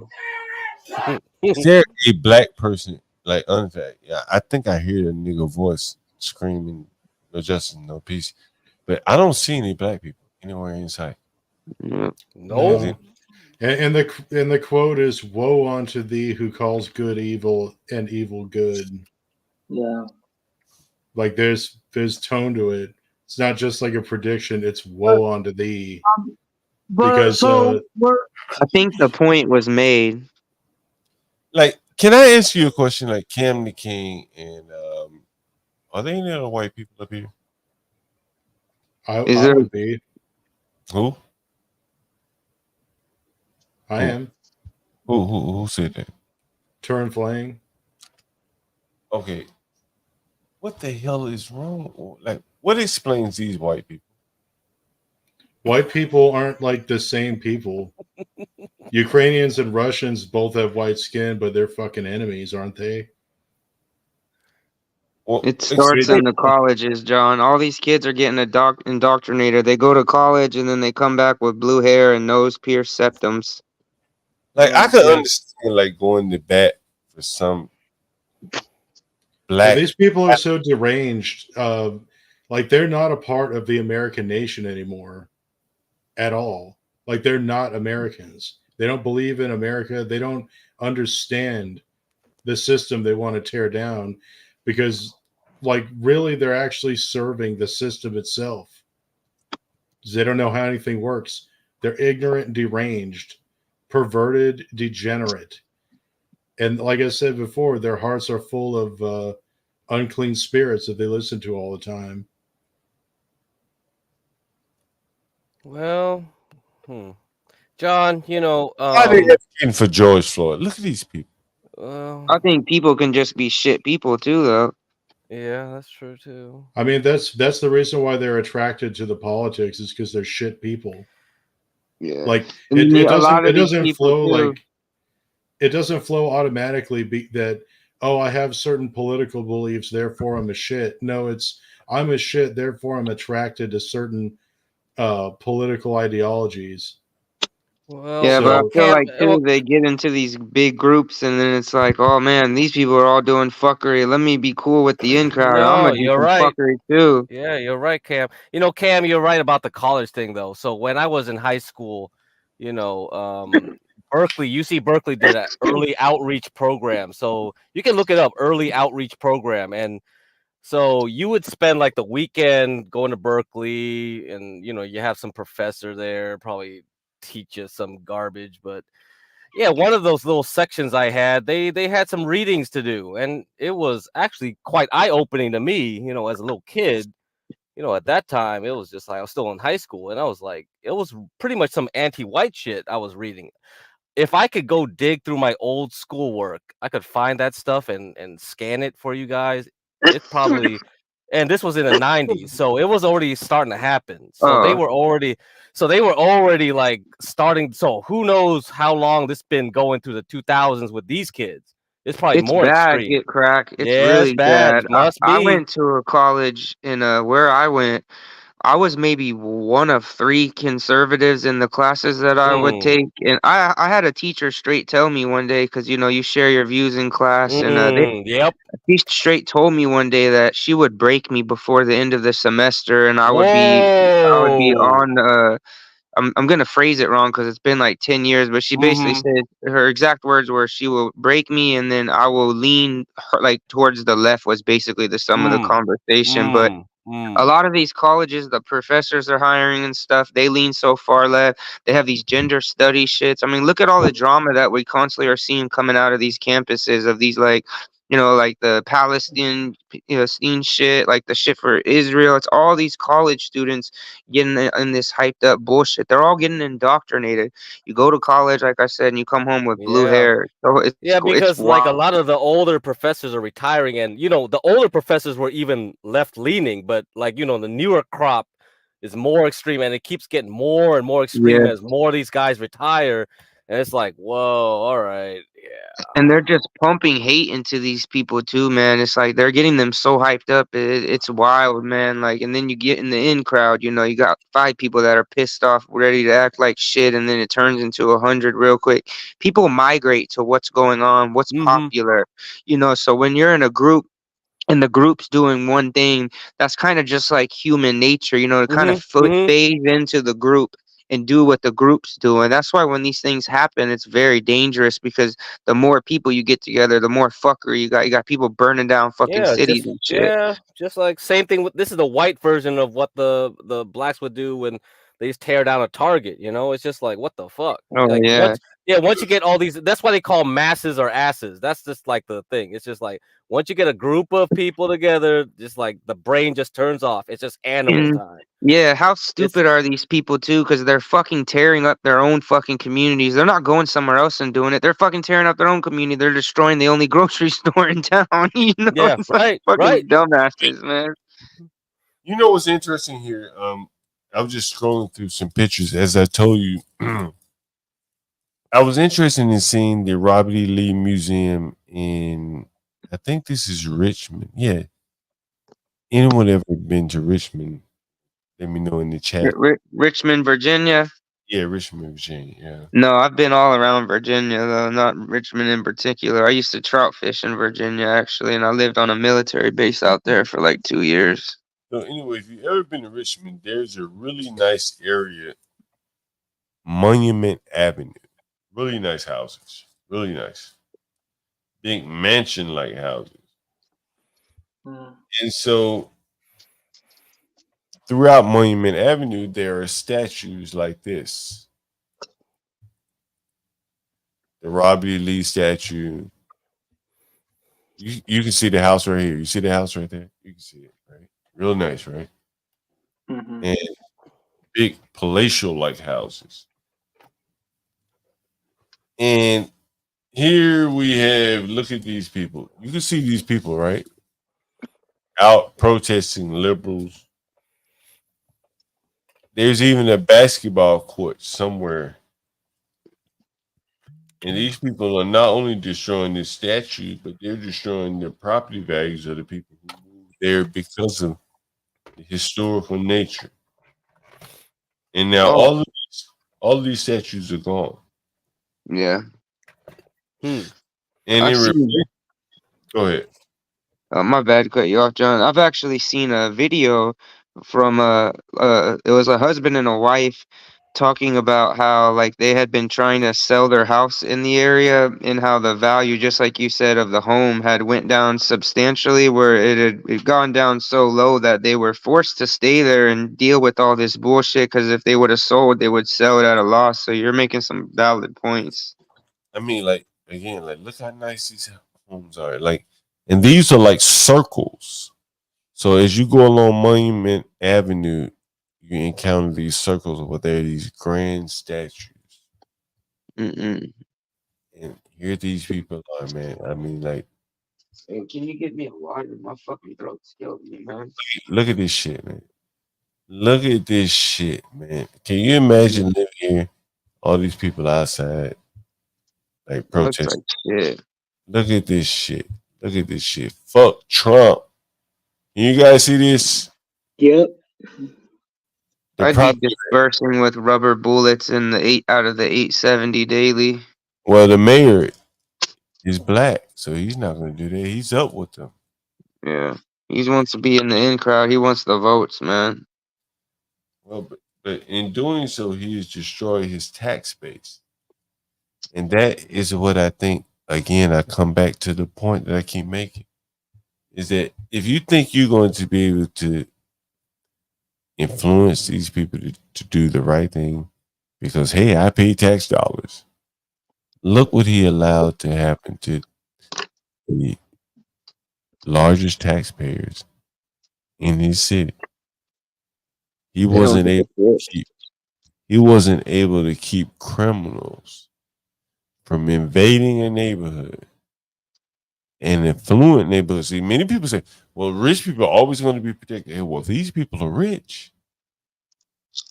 Google what a house used to cost on Monument Avenue 5 before George Floyd. Hundreds of thousands of dollars. Maybe even $1 million. I would imagine close to $1 million. Oh yeah, Maybe even more. John, isn't a lot of the homes in that area like Victorian style, like really expensive homes? Like I've seen some Google pictures. Yeah. And Yeah, I thought so. you know who statue? Do you know whose statue they replaced him with? Whose statue they replaced all of the? I'm sure it's some woke shit like Oprah or Ellen DeGeneres or some shit. Oprah. No. You get a statue, and you get a statue, and you get a statue in your name. All the Yeah, woking. No. Dylan Mulvaney. It was Dylan Mulvaney. I got it. Oh man, no, please. Who do you guys think they replaced all these white men statues with? I'm curious to know who you think it was. Either there's really never gonna be no statue, or some actual like black representation. Little like Nas Harry X. Tubman. Didn't they replace one of them with a giant spoon? Shoveling shit. Look at that right there. Do you know who that is right there? You know what it is? Who is that? Who is that? Geronimo? Oh, it's Django. Oh, it's Django! Django! Oh, how could I miss that?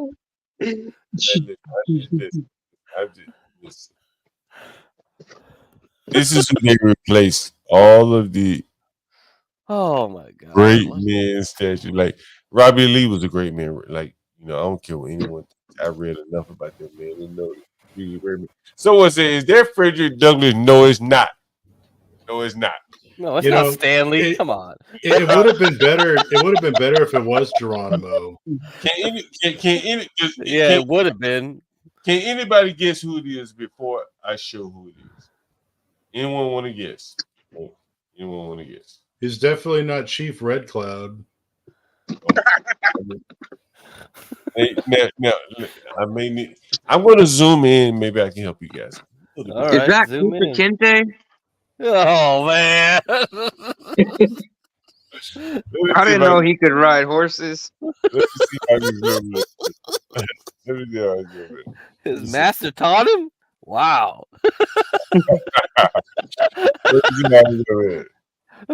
This stream's gonna get banned, bro. Yeah, John, they ain't gonna let me give commentary on your videos no more. YouTube's gonna send me a message.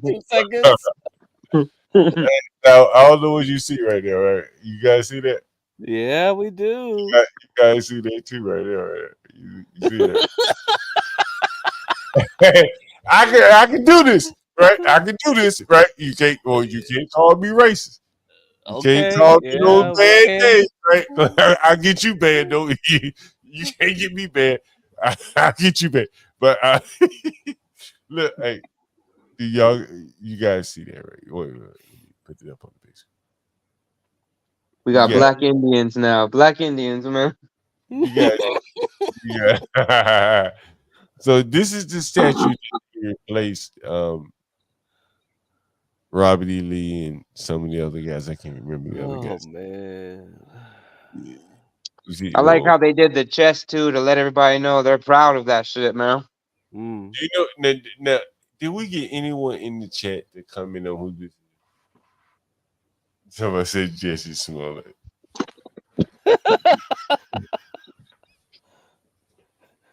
Someone else said who said Nat Turner. No. Chat's funny sometimes, man. Somebody said, who is this supposed to be? Yeah, I read it. I'm gonna go ahead and show it to you. Oh, bro. Bruh, man. I want y'all to Google this because, and I hope this name rings a bell with you. Okay. Rumors of War is the name of the statue in Richmond, marks a monumentally is they're using a play on the word of the street where those former monuments stood. Mm-hmm. Any idea what nationality? Yeah, we know. Come on, man. Move on. I leave it alone. Anyway, hey, let's see it. All right, you got. I'll let you guys read slow, so I'll be right back. Kehinde Wiley created rumors of war in response to the line of Confederate statues on Monument Avenue in Richmond, Virginia. Kehinde Wiley. Kehinde.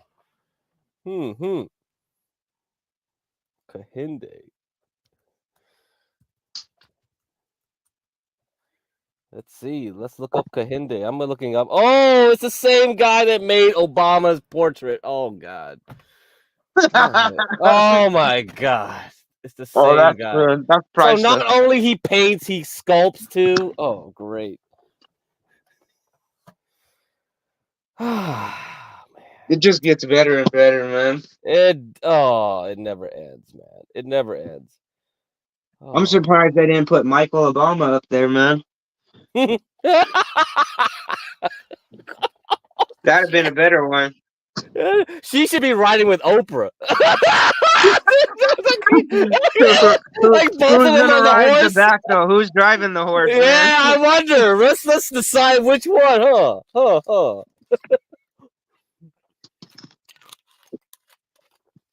This is ridiculous, man. This whole shit's ridiculous. But yeah, when I was in school, it was just like the whole thing is like, come on, I'm an Asian kid, and why am I reading this trash? It's just like, I'm just here to learn math, bitch. Like, why are you teaching me this garbage? It's like, come on. Shit, you're never gonna use. You learn in school, like the exactly. Pythagorean theorem. Yeah, right. Black history. You never use any black history on your circuit. You designed the circuit. It never was important who created that circuit. Or whatever. Yeah, who was it? Yeah, right. Exactly. I don't know. I don't know. Kahinde's law. What was Kahinde's law again? Oh yeah, you stick a fork in the outlet and get zapped. Hey, I forgot to tell you. I don't know if anyone knew this. So the guy who created this statue, I spoiled it for them. Sorry, man. I spoiled it for them. I looked it up. I looked up the name and I spoiled it. Yeah. That's truly amazing. I don't know what you guys think about that, but I think that's amazing. It just gets better and better always. It is terrible. Oh man. Hey man, anyway, so look, we got tomorrow. What tomorrow? What did I say we have? Get crack. What do we have? We have Jenny on the block. You're gonna have Jenny, and then were you doing something else? Like, man, you were doing something else, maybe. Was that it? Was that it? Block tomorrow. See Jenny on the block tomorrow. Ken Watson, since I'm back in DC, we'll probably do Ken Watson on Tuesday. You guys take a look at the upcoming streams. Ken Watson is a guy you're really gonna want to hear if you're interested in business, or just the personal life aspiration story. The man owns his own plane and flies it, right? What else? Oh, tomorrow, you know what? I forget, right? At 1 o'clock, I think tomorrow, we're going to interview a guy from this shelter right here. Let me see if I still have it open. Let's see. I thought I had it open. Let's see. Got that shelter. I thought I had it open. Let's see if I have it open.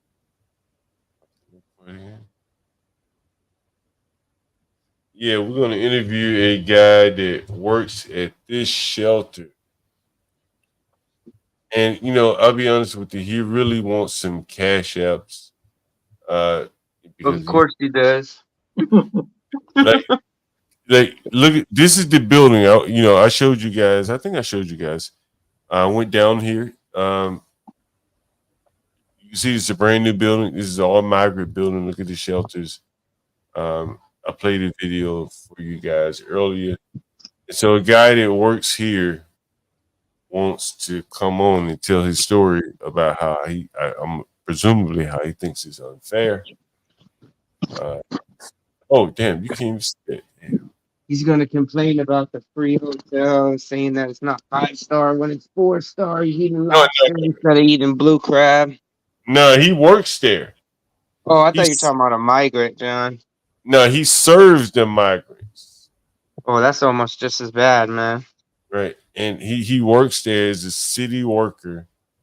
And this is like, look at that brand new building. Look at all those motor scooters. 4,000 people live on this one block alone on one side of the street. Fuck.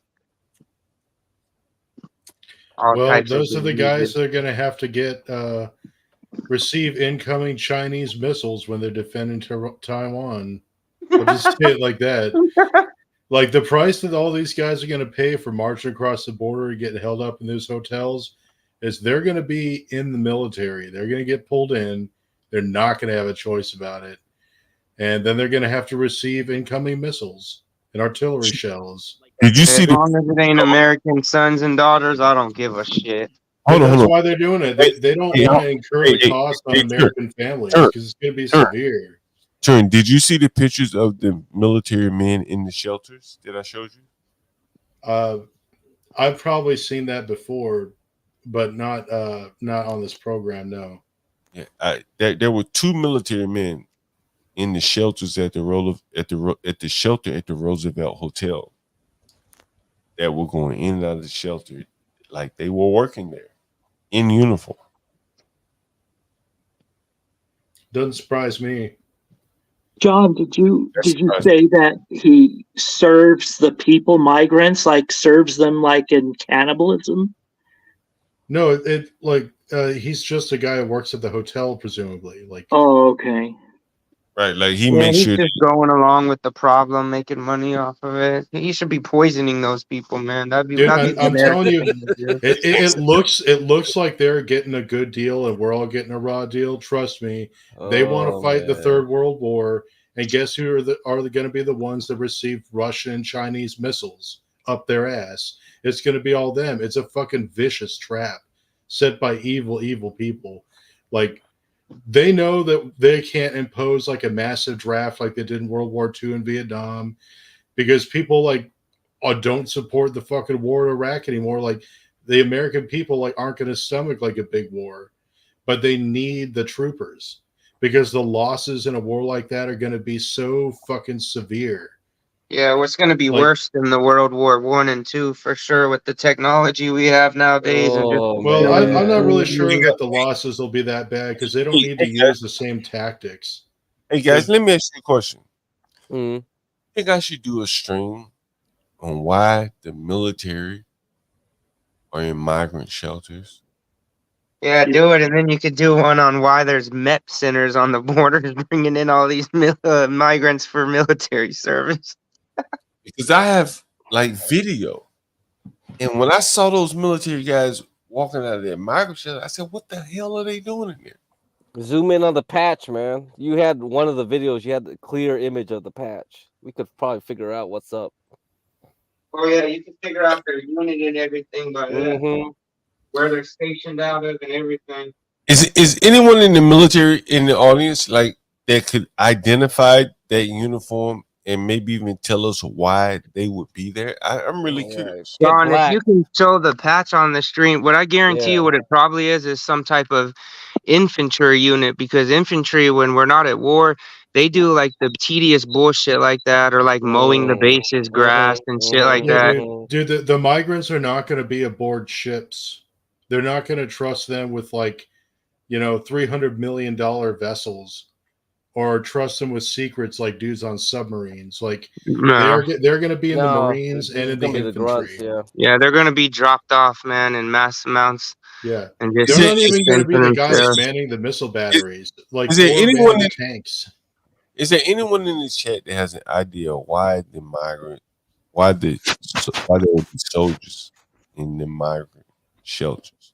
And I've shown you that has anyone heard this on the news before, that there's soldiers in the migrant shelters? You won't. There's no way you will. People would be in an uproar if they seen that shit, man.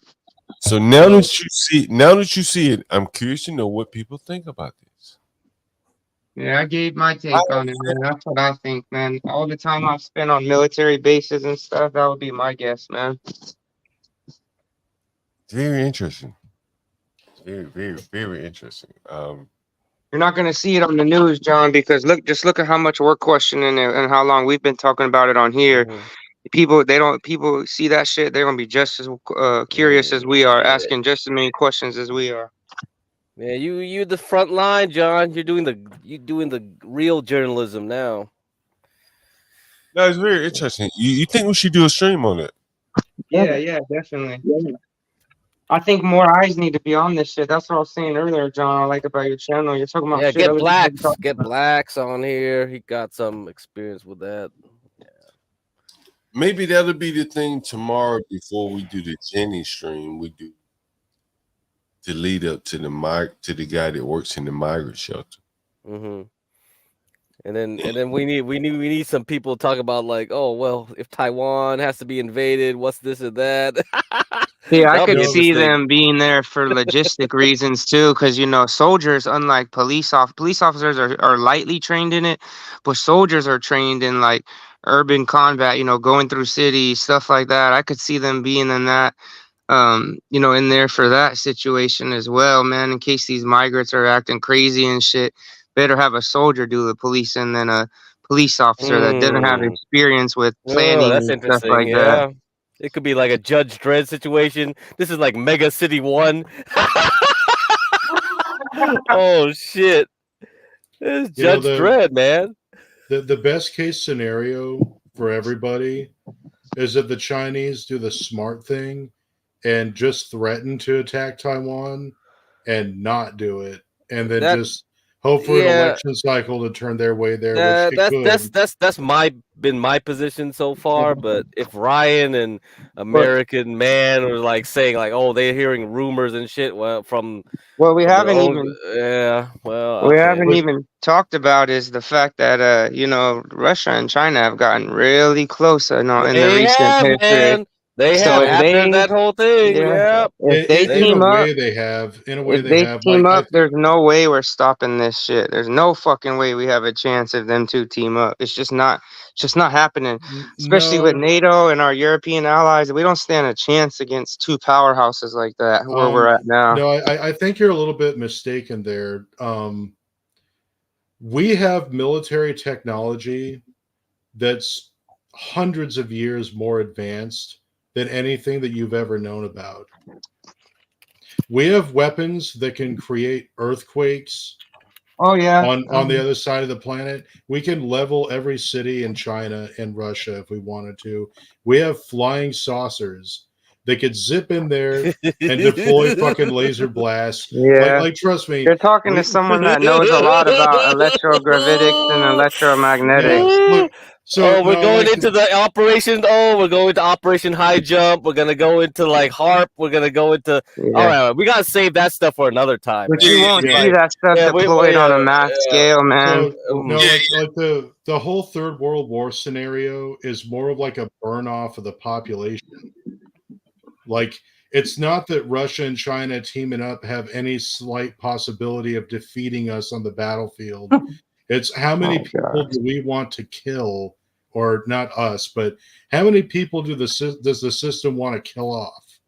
So they'll just let a fucking war play out at this point. Because they have weapons that can end any possibility of a war instantly right now. Yeah, but we're not the only ones that have that technology as well. Yeah, that's true. Yeah, not to mention the nuclear weapons. Like that's old hat at this point. But Yeah, nukes those are kind of old. Once you start getting into studying like electrogravitics and electromagnetics, it changes everything, man. It's gonna be a cyber war. We're gonna get ready to roll up this chat for the night. All right, guys. I'm gonna get Crack his last word, and we're gonna give Lawrence an extended last word. He's been silently patient over here. Anyway, get Crack. Go ahead. What you got? No, nothing much. Let's think about like how we're gonna talk about Taiwan and all that. And that probably is an interesting topic. Get Ryan's and American Man's opinion if you can find them. Get them on the same page. What was the topic I mentioned about the migrants? What did I say about the migrants? You're gonna say like they're gonna be the foot soldiers, right? I think that's we had a consensus on that. That's the idea. We all had seemed to have come on the same wavelength without even saying anything. I say something more recent. Like I asked, why is the military right? Right. You think that's a topic worth exploring? Yes, I think so. Yeah, big time. Figure out. I just wonder how long it's gonna last on your channel before it's pulled.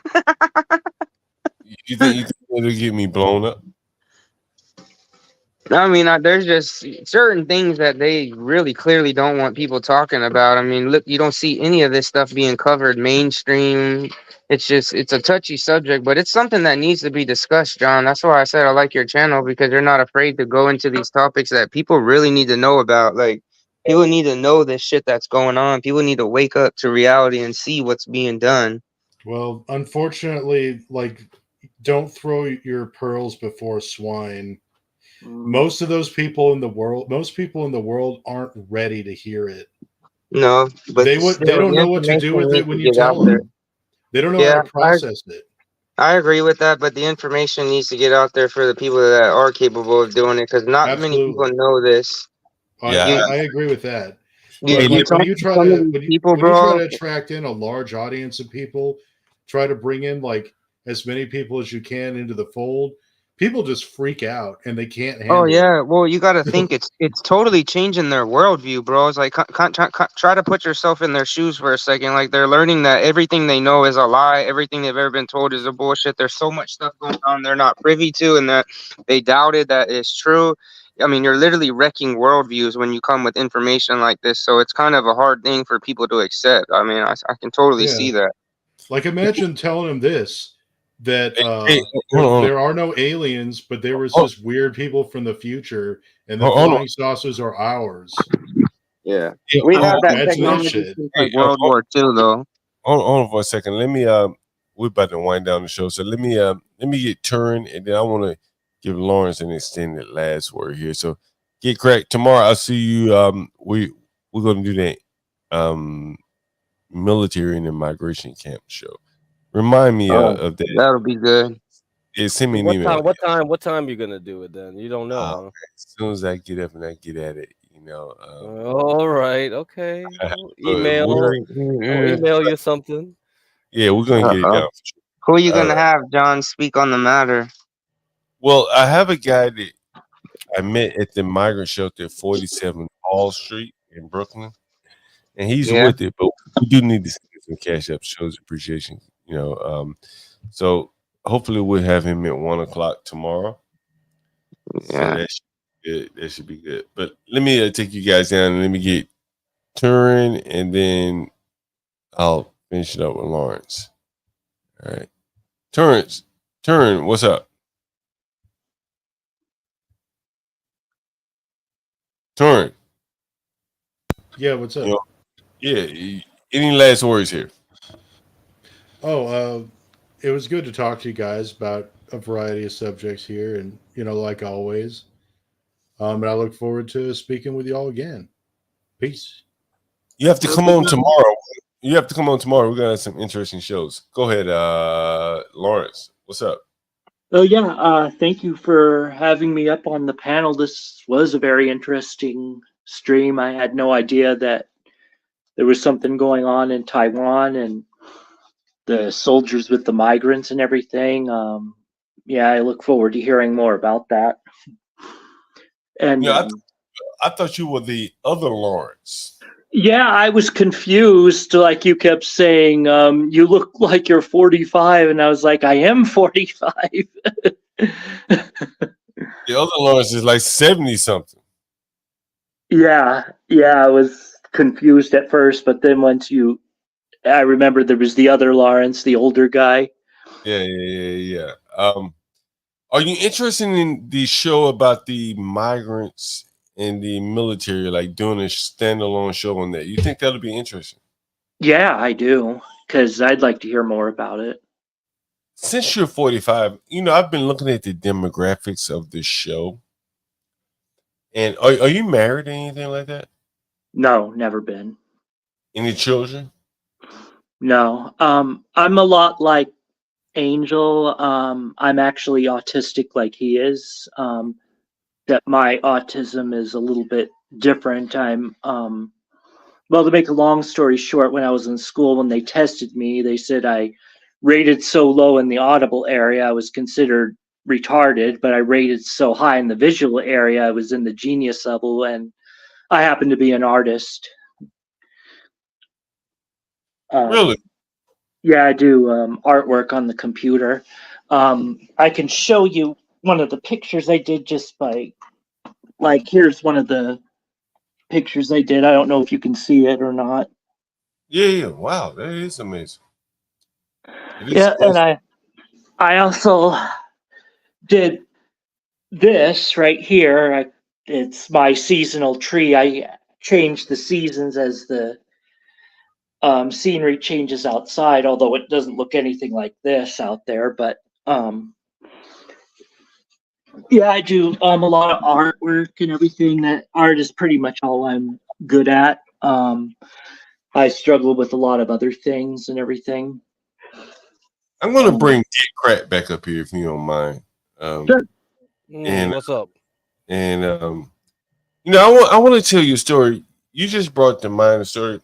It was something that I actually wanted to do on the stream. I don't know if you saw this stream. There were two guys that were sitting right here on my couch. I think it was on CT stream. Yeah, Crack, you probably I think saw I it. remember that. No, I don't. I probably didn't come into CT's circle until after that point, man. No, I brought you. That. I brought you back up. I brought you back up, Cameron King. Anyway, so that guy, he could draw very well, like you,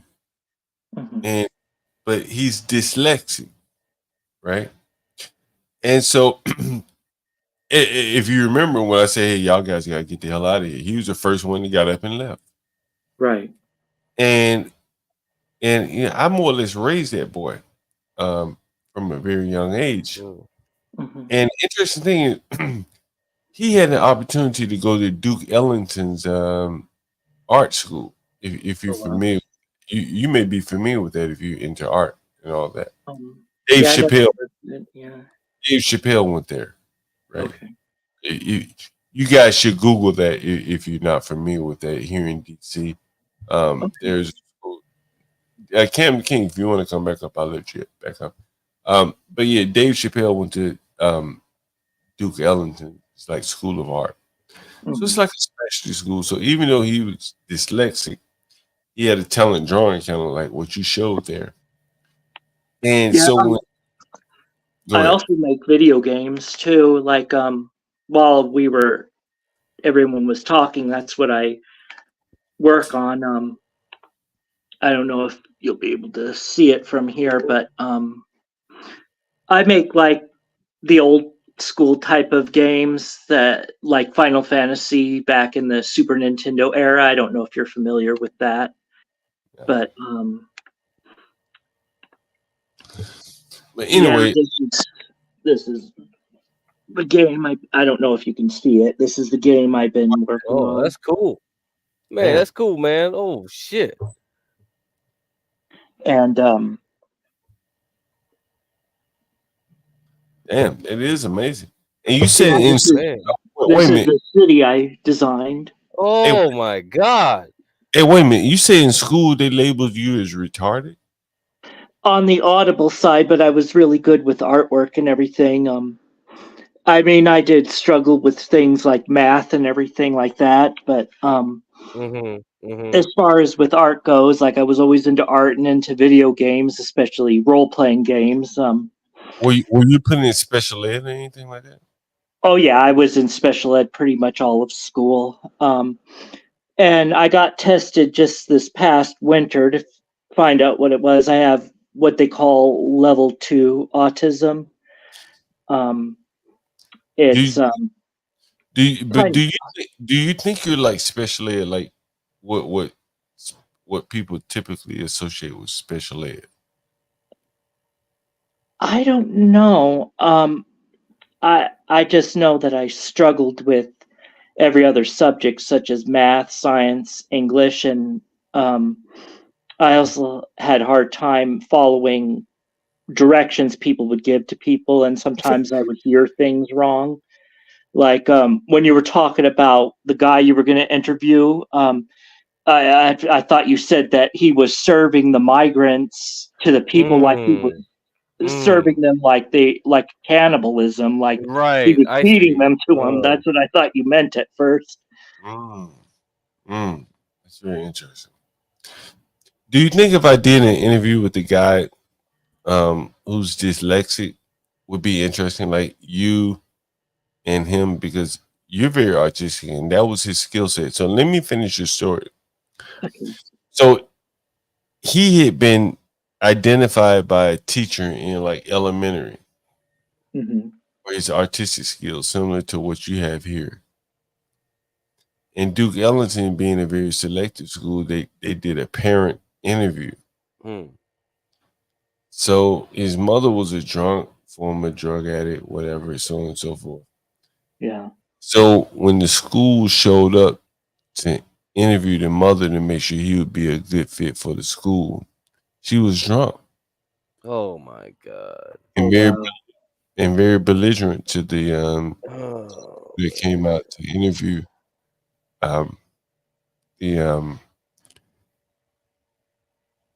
the Duke Ellington staff.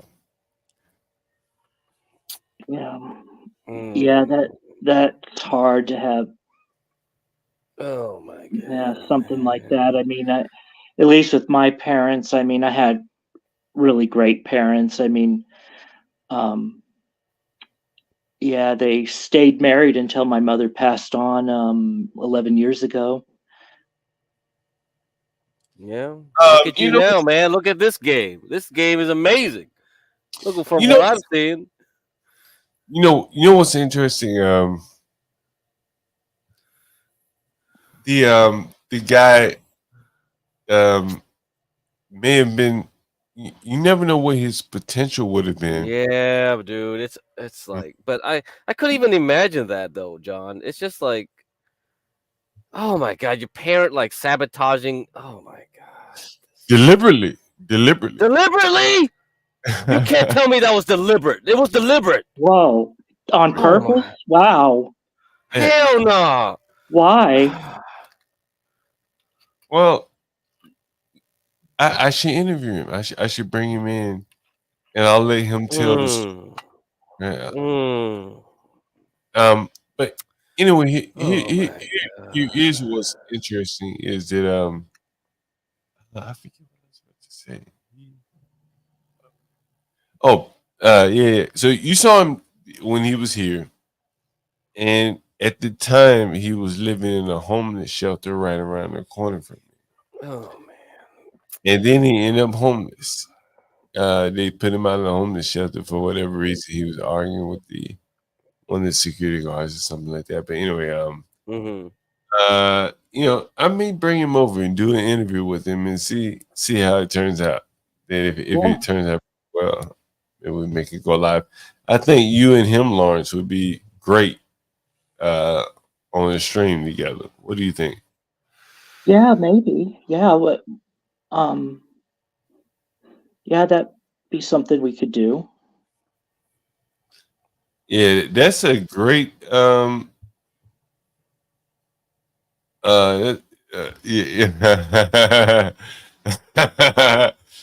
Oh man, don't tell me that was the reason. I don't know if that would have been. My God. I know I do remember when the people came, because I live right across the street, and she really put on the show for the people that day. And again, they're like assessing to see if you would be a good fit at the school. So she made sure that they would come away with a negative impression. Anyway, you guys hit the like button, share it with friends. We're doing pretty well here. We had 21 people on the like. We have some very good shows coming up. Even though MFB had to cut it short, I think it was still pretty good. Anything else? Anything else you guys want to talk about? Say before we get out of here. No, that's about it. Again, thank you for inviting me up, even though you confused me with the other guy. But yeah. Yeah. Hey, you about his complexion too. All white people looking like John. Is that how it is, man? He kind of looks like a black guy. Lawrence. Oh yeah, the other Lawrence was there. He's an honorary black guy. Actually. Hey, Lawrence, are you Black American or what? Oh, I'm actually mixed. My father is Italian, and my late mother was Native American of the Cherokee tribe. And I also think there was Ethiopian blood on my father's side of the family. Oh, okay. Why do you say that? Oh, it was something that my father said a long time ago, that the Italians and the Ethiopians did mix for a while. Interesting. That is true. They did have a colony there. Yeah, and a little bit.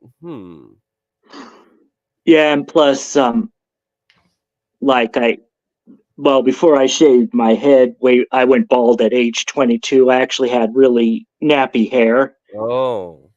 Yeah, kind of like how my beard was, but I remember when I was in my teens, I kept trying to straighten it, but I never could straighten it. And I think that caused me to go bald at 22, so I just kept it shaved since then.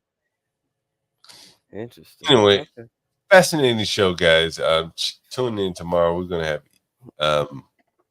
even better content. Anyway, thank you, all of you guys, for hanging out. Yep. 5:30 in the morning. We have 20 people in this chat. That's very good. It's very good. Yeah, it's consistent viewership, man. You're getting consistent viewership at least. It's consistent quality leadership. Are we gonna beat everyone, man? We're just gonna beat everyone. We're just gonna be the hair. We're gonna be a turtle in the hair. We're just gonna be beating everyone. We don't even have to compete with them in that fashion. Let's see.